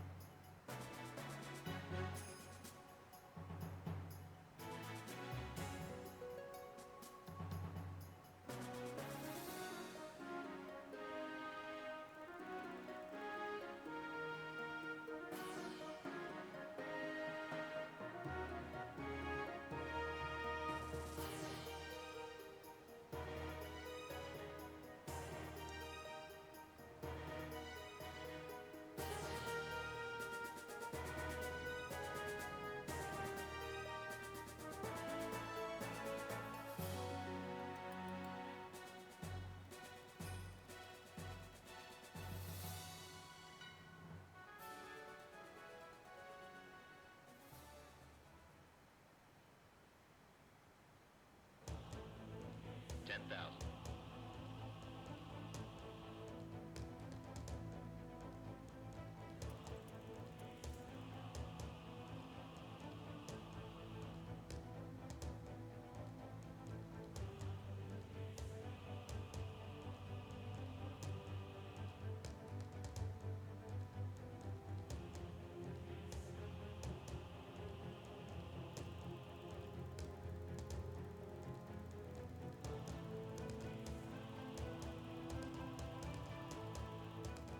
Okay, I think are we close enough now?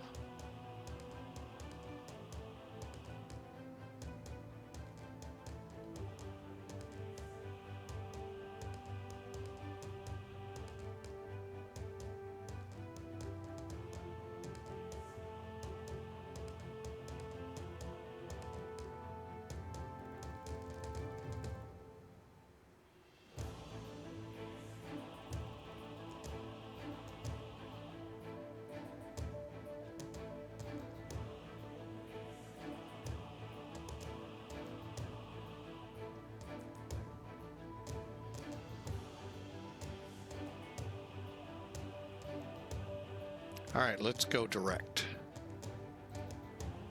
And that'll be AA141. AA141.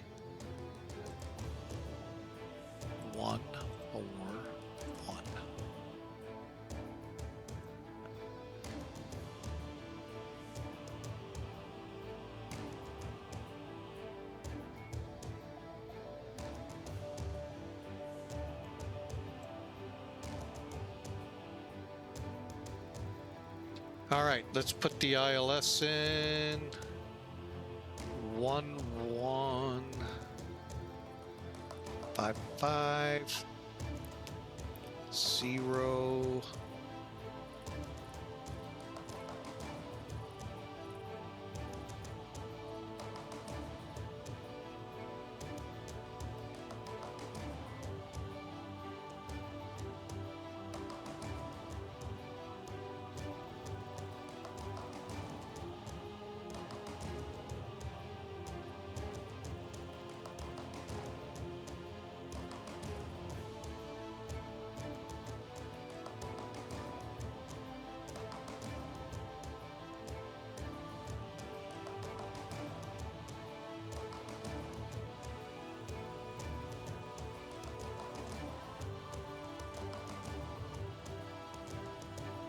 Approach checklist, please. Seatbelt and shoulder harness. Check. Seatbelt and no smoking signs. On. Anti-ice. On. Exterior lights. Check. Outer brakes. Medium. Radio INS switches.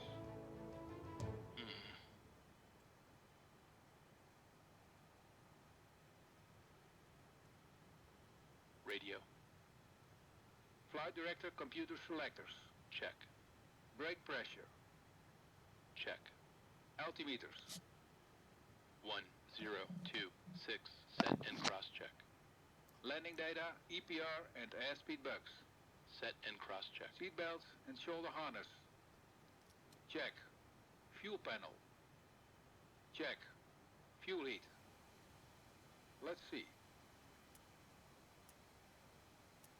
Off. EPR computer. Wait. Go around.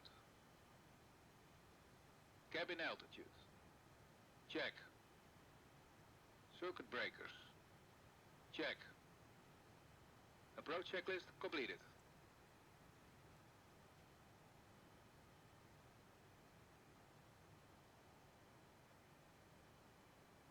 Level off.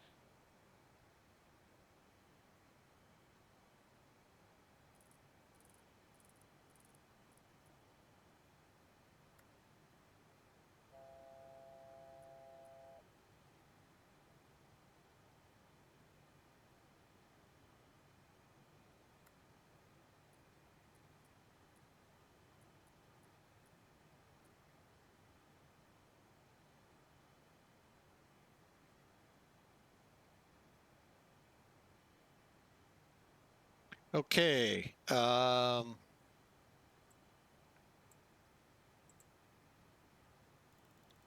We are a little off what I wanted to do, so I'm going to kick us over.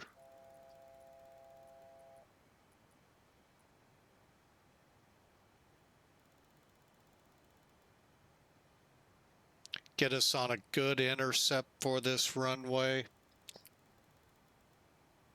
All right, we are leveling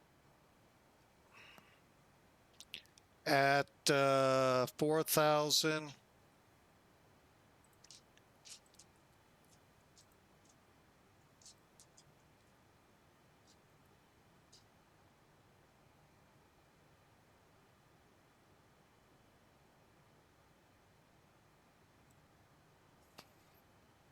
All right, and we'll hold at 240. I'm going to go ahead, VOR lock.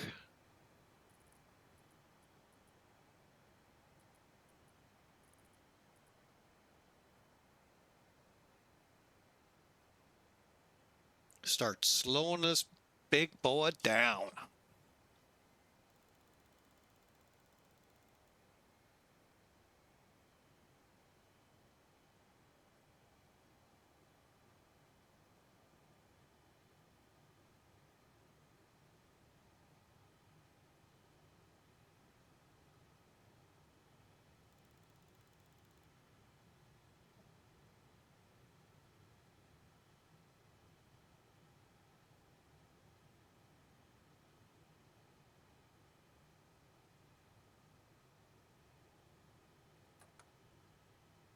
Flaps 1. Flaps 5.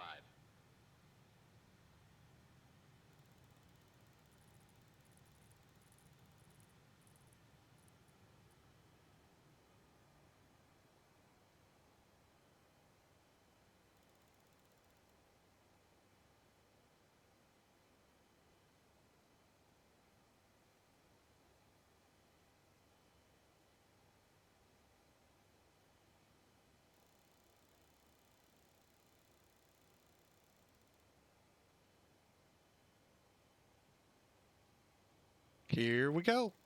Turning on to the ILS. Localizer alive.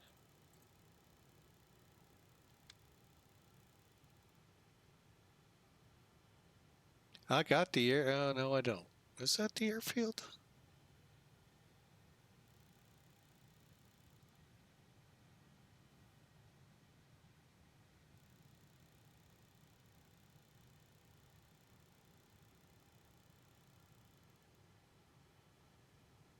Yeah, I think it was. Okay, we're going to play this little game. Okay.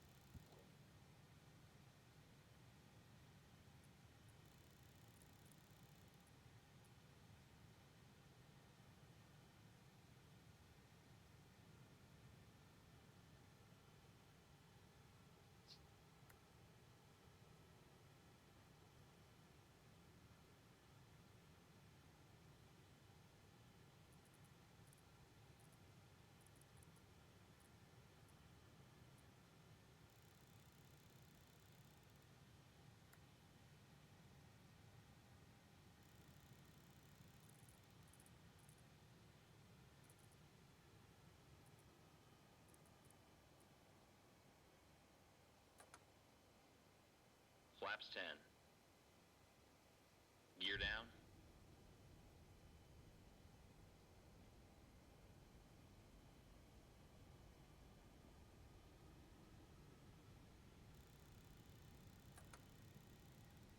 Flaps 20. Gears down, green light.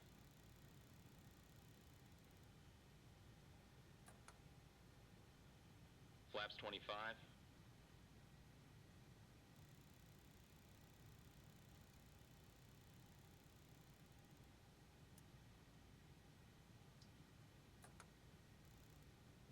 Flaps 30. Landing checklist. Gear. Down and check. Down and check. Flaps. Flaps 30. Flaps 30. Spoilers. Armed. Ignition. Flight start. Anti-skid. Check. Altimeters. 1, 0, 2, 6. Set and cross-checked. Landing checklist completed.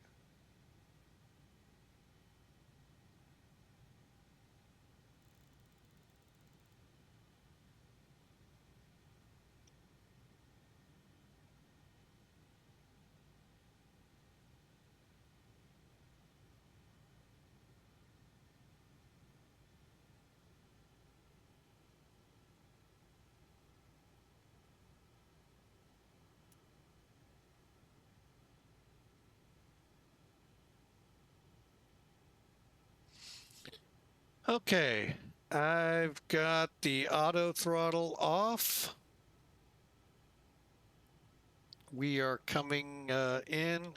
Beijing traffic, Clipper 17 heavy, about a 10-mile final for 36 right.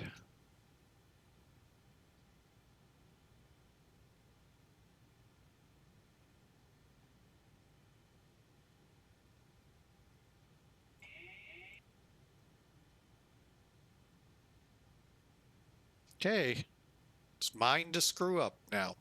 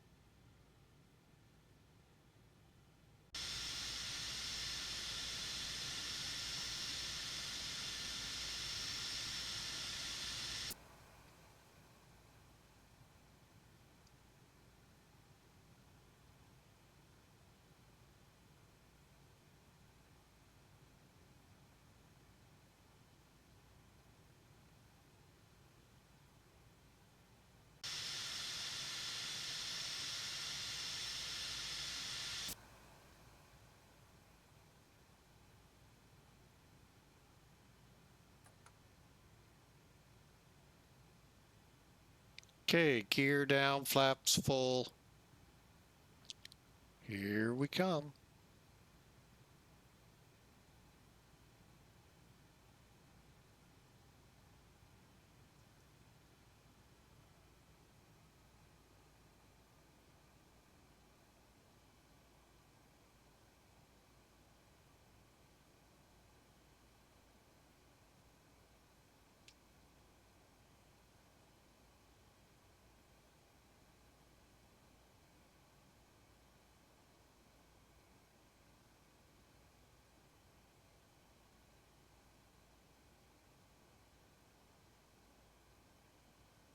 One 1,000. We'll be landing shortly. Please make sure your seatbelt is securely fastened.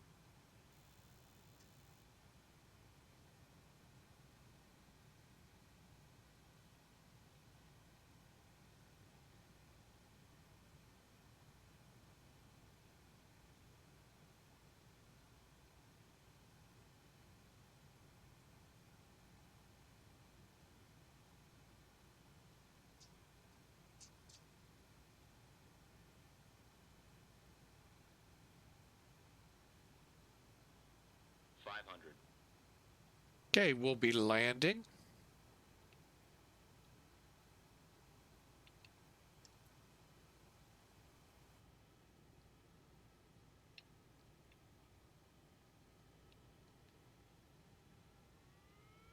Approaching minimums. Minimums.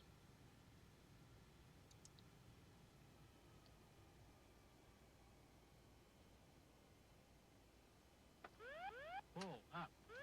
Pull up. 50, 40, 30, 20, 10.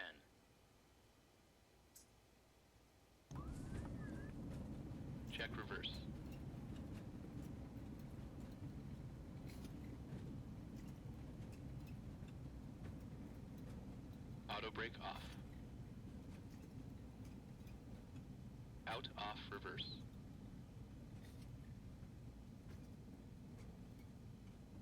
$60 knots.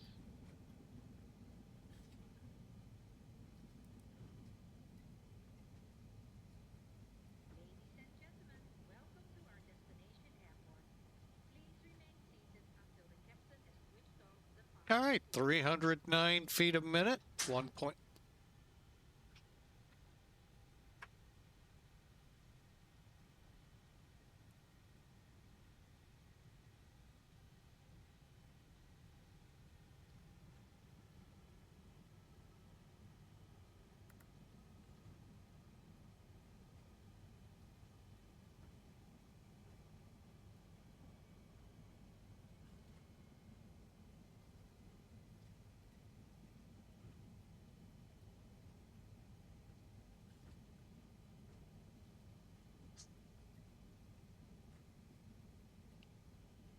Welcome to Beijing. And Beijing area traffic, Clipper 17 heavy off 36 right to the terminal.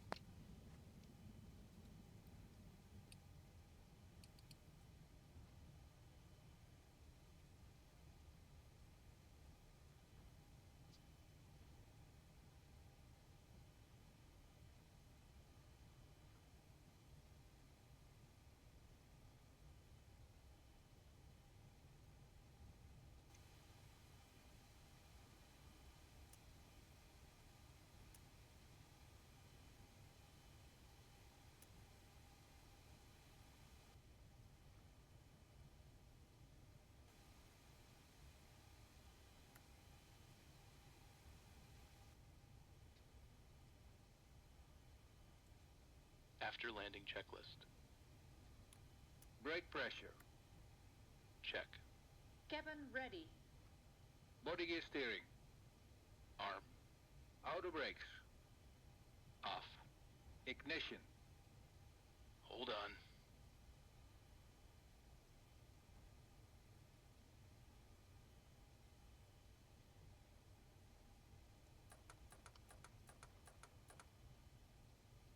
Flaps up.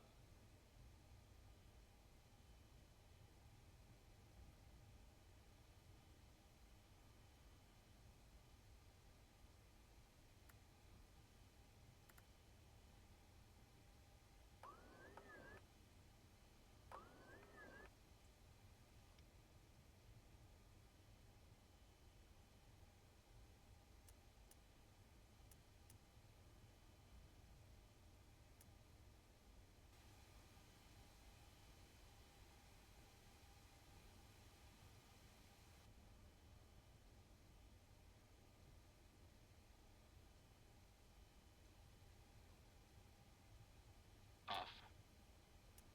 Engine and wing anti-ice. Off. Radar and transponder. Standby. Flaps. Up. Spoilers. Down. Stabilizer trim.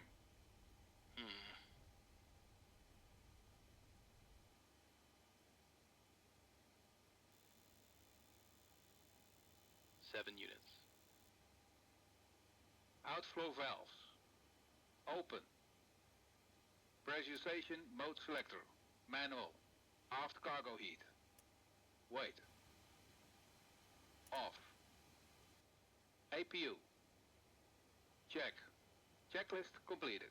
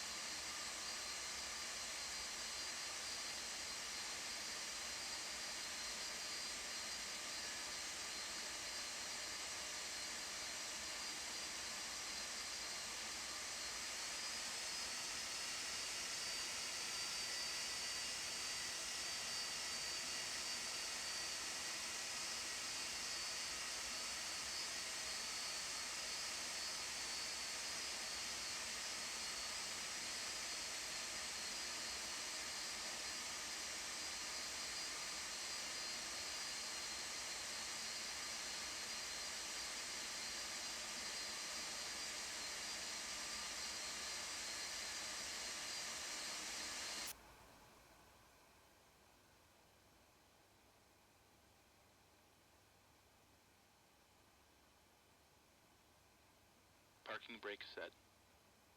All right, let's get this thing going here. Oop, wrong one. We're running, so we do that, that, that, that, that.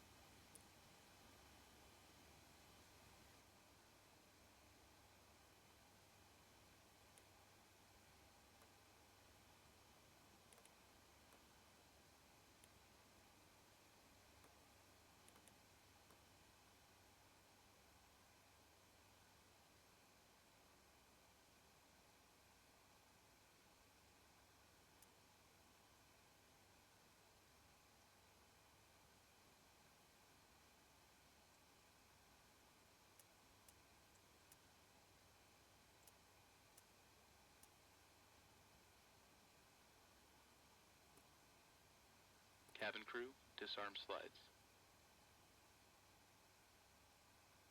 Cockpit to ground, put the chocks on.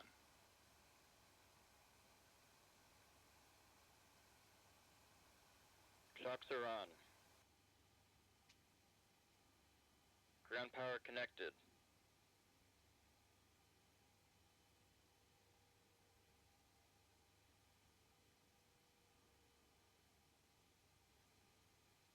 Cabin crew, doors may be opened. Be careful when opening the luggage bins, as hand luggage may get shifted during flight. Again, welcome into Beijing. Sorry for the quietness there. Just trying to get the girl in here in one piece. Looks like we did a pretty good job there of it. All right, let's just take a quick look around.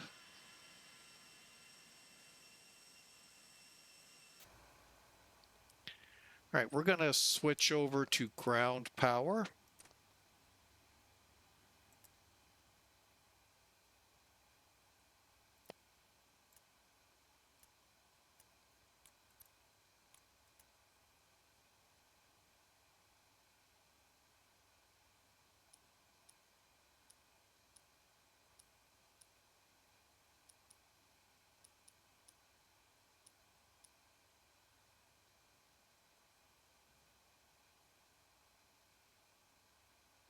Okay, we are now on ground power and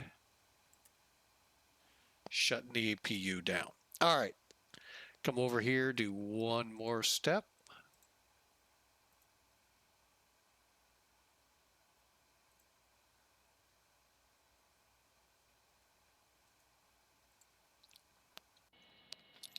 There you have it, folks. Welcome in the gem of the ocean to Beijing, China. All right, let's take a look at some numbers here first.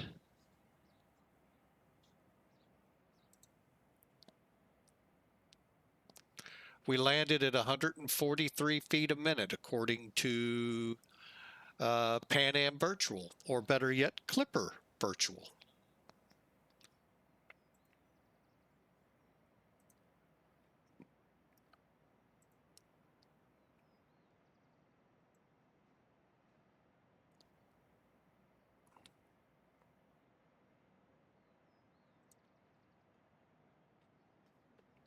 Okay.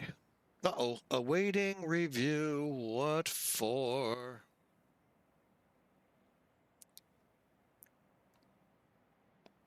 Really?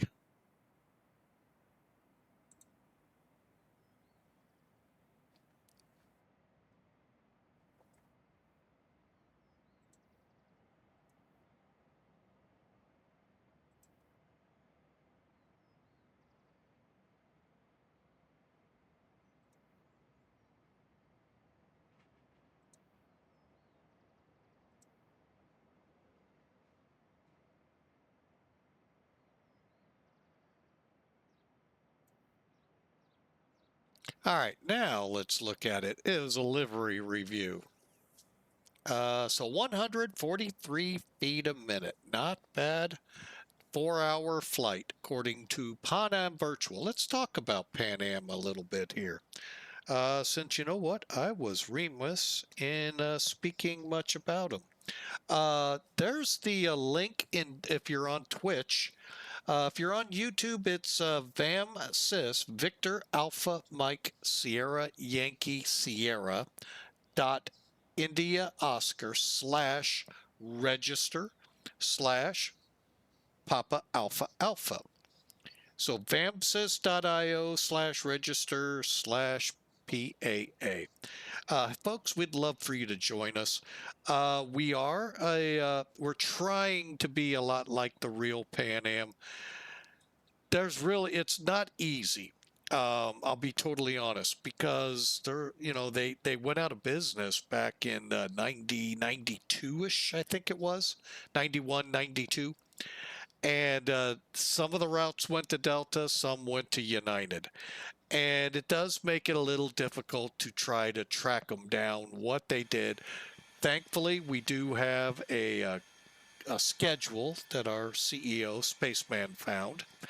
And we were able to put the 1985 and I forget which one in the 60s out there. Let me boil that down for you real quick. The 60s include the prop liners that are available and the 707. Whoa, did I pique some people's interest with that one? The 85 schedule is the 747 and 727s. Now, technically, yes, they had A300s. Currently, we don't have those scheduled. Since both sims do not have them. Well, X-Plane 11 kind of sort of did, but I don't know if you can still get it or not now. X-Plane 12, nope, just never did. So that company decided to bail on X-Plane. Hey, not going to sit here and badmouth them. Whatever their business model, they chose a different route. So, but anyway, hey.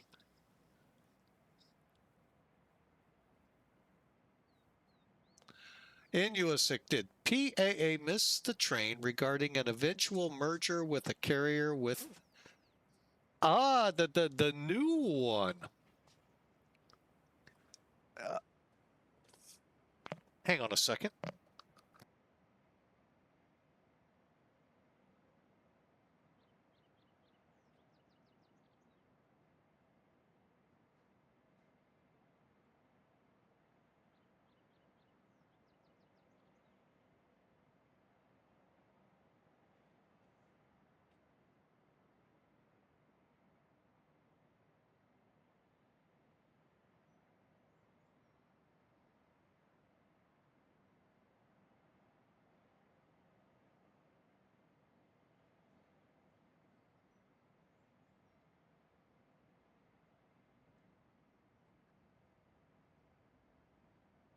My apologies there, folks. The wife had some marching orders for me that I needed to take in.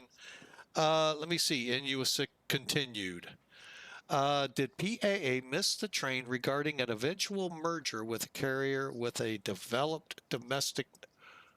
Well, Pan Am did merge, buyout, however the terminology was, National Airlines, who was also not doing well. But to tell you the truth, I don't know if they were doomed or not, to be totally honest. I still would love to have seen if Pan Am and TWA could have found a way to set the differences aside and come together, because I think those two powerhouses would have made it well into the new century. That's just my talking.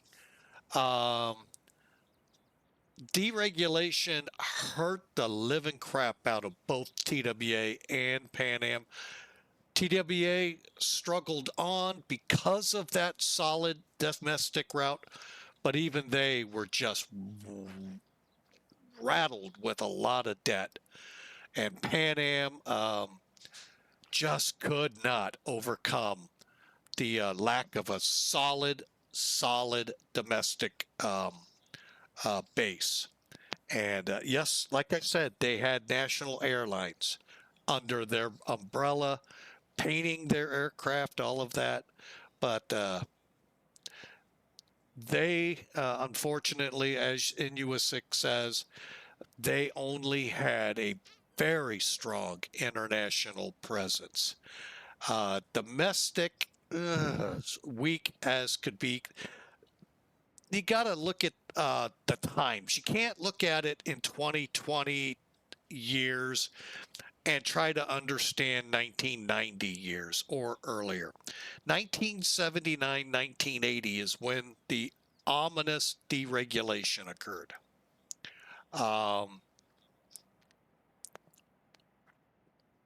And the big airlines, that's when you lost Braniff, Eastern, trying to think, Western. Gosh, I can't think of all of them that fell that were strong airlines prior to it. Well, quite frankly, you could fly a 747 from Los Angeles to Bakersfield. Okay, I'm exaggerating. To San Francisco and make money on it, even if it was only a quarter full. And at a time when the economy was not that great in the U.S., this was one of those areas they saw hurting the economy, was the airlines, aside from real estate and a lot of other industries. And so they deregulated, meaning government doesn't pay for those empty seats anymore. So all of a sudden, flying a 747 from Chicago to Baltimore, you're losing a lot of money. And without that domestic base, that's what deregulation demanded of these airlines. Just a few came through that and are still here today. Delta, United, American. I think those are the only legacies that came through deregulation and continue today. Now, there are caveats to all of that, but there was one airline that started in deregulation very soon after, still here technically, just not in the same name today. And it was not bought out. America West. They bought out U.S. Airways. Their management company bought out American. So that's how American lives on today, who, by the way, bought out TWA. But I truly, truly think that if you took, like the call sign Cactus, you know, I'm sure you remember back when that merger happened, what is the call sign gonna be? And it ended up being Cactus. I don't think they stuck with US, which would have been funny going into Frankfurt. Cactus 552 or somewhere like that. But I think Cactus hung on.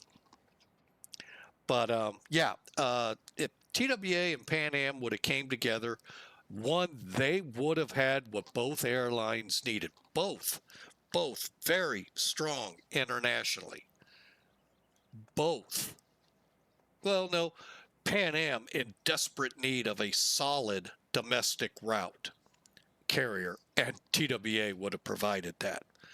And I think the two would still be here in some fashion today. What the call sign, what the airline name would be, whoo, but you got to get past a lot of infighting between those two to get that merger, to get that to all work.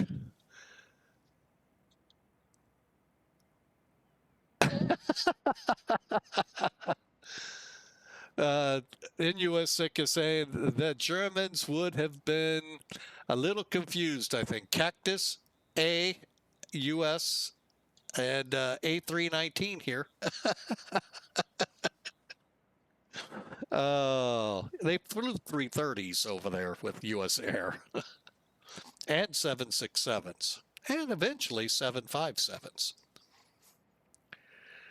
So anyway, back to the original thought here. Hey, join us. We'd love to have you aboard Pan Am. By the way, Pan Am Virtual has a TWA side to it, of all things.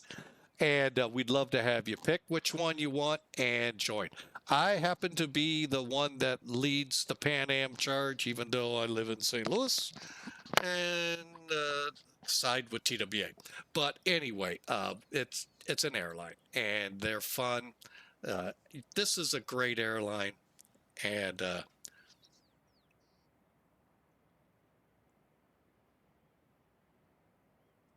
yeah, now you want another history lesson. We started this off with talking about a few things if you want to learn about. You want to see something in the world of labor agreements? Look at the U.S. Airways uh, being bought out by America West. Whew. There was a lot to go through in that one. And just the pilots. We're not even going to swing down to all the other unions. Holy mackerel, what they had to overcome in that whole merging. So, but yeah, we'd love for you to come over to Pan Am.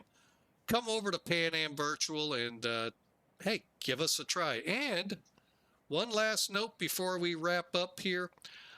There's a DCS side to the airline. I am not a part of, not a privy to, but we do have our CEO who does run also a DCS flying group squadron. I don't know what the designation is, but you can talk with him to get more details if you're into the F-14s and Mirages and F-4s and oh my, kind of like the lions and tigers and bears from Wizard of Oz. Oh my. But anyway, there you have it. Long-winded Pan Am virtual advertisement. But we really would love for you to join us. Great technology. We've got the VAMSIS system, Pegasus ACARS, and as you saw with American yesterday, who's also on this type of system, you can make it as real as you really want. We don't go that far. I will tell you that much right now.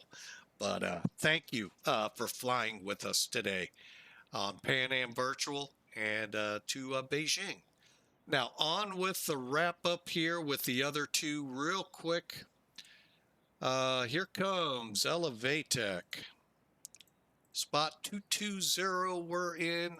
I think this is the old part of the airport. It has been so long since I've flown into Beijing that I'm not 100% sure. All right, so 141 feet a minute, 1.2 Gs, 134 knots at touchdown. That's a beautiful landing. Let me explain this little oops. When you load via flight plan in, like putting, you've already got a flight plan and then you put it into the LTN, be very careful. I saw RJAA clicked on it. And by the way, that one was to Seoul. This route here was our route to Seoul several weeks ago. Oops. So we had to do a quick reprogram. Oh, sorry if I coughed in your ear. Sorry about that. Let's get over here to Beijing, see what we can estimate, and then we'll use some Toolkit to verify. All right, looks like 1,000, 1,500, 20, oh, close to 3,000, and I'm going to say 10 feet left of center line. Oh, those are de-icing areas. Okay. Kind of neat what you see here on, when you go into Elevatech, but that's how these hashes are, 500 feet between them. So kind of helps you out there. Now, over to Sim Toolkit, our unofficial scorekeeper. Can be rougher and sometimes can be nice. 309 at 134 knots, 1.4 Gs. I'm not complaining. There's our great departure and departure from scheduled flight plan. It was weather avoidance. That's what we're sticking to. So when my boss says, what happened here? We had an avionics failure.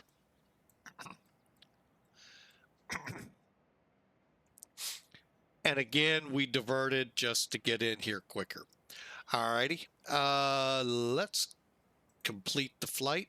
Hit OK. And let's see what the details yield.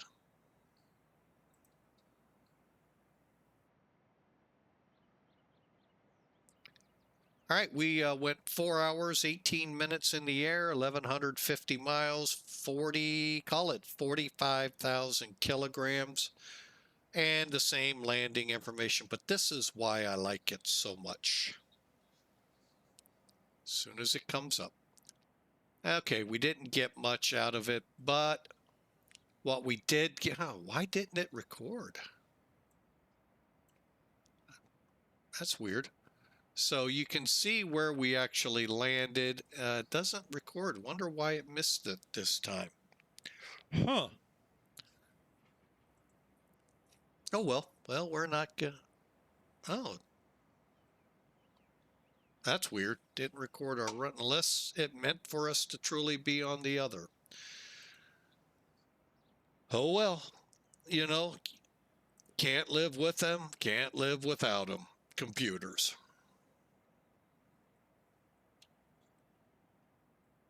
And for those curious, yes, you can open the doors from the outside.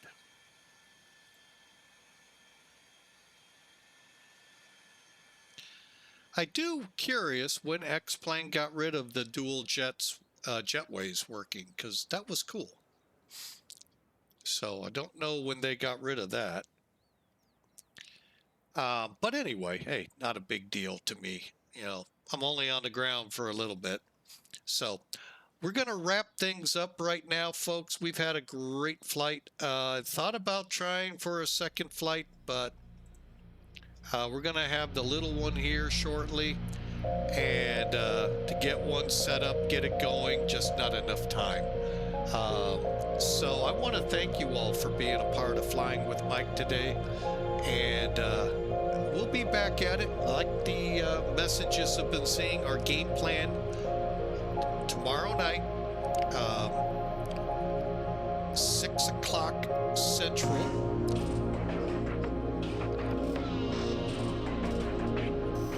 We hope to kick off a neat flight to showcase the new and improved LEBB Balboa in Spain. Hope you can join us.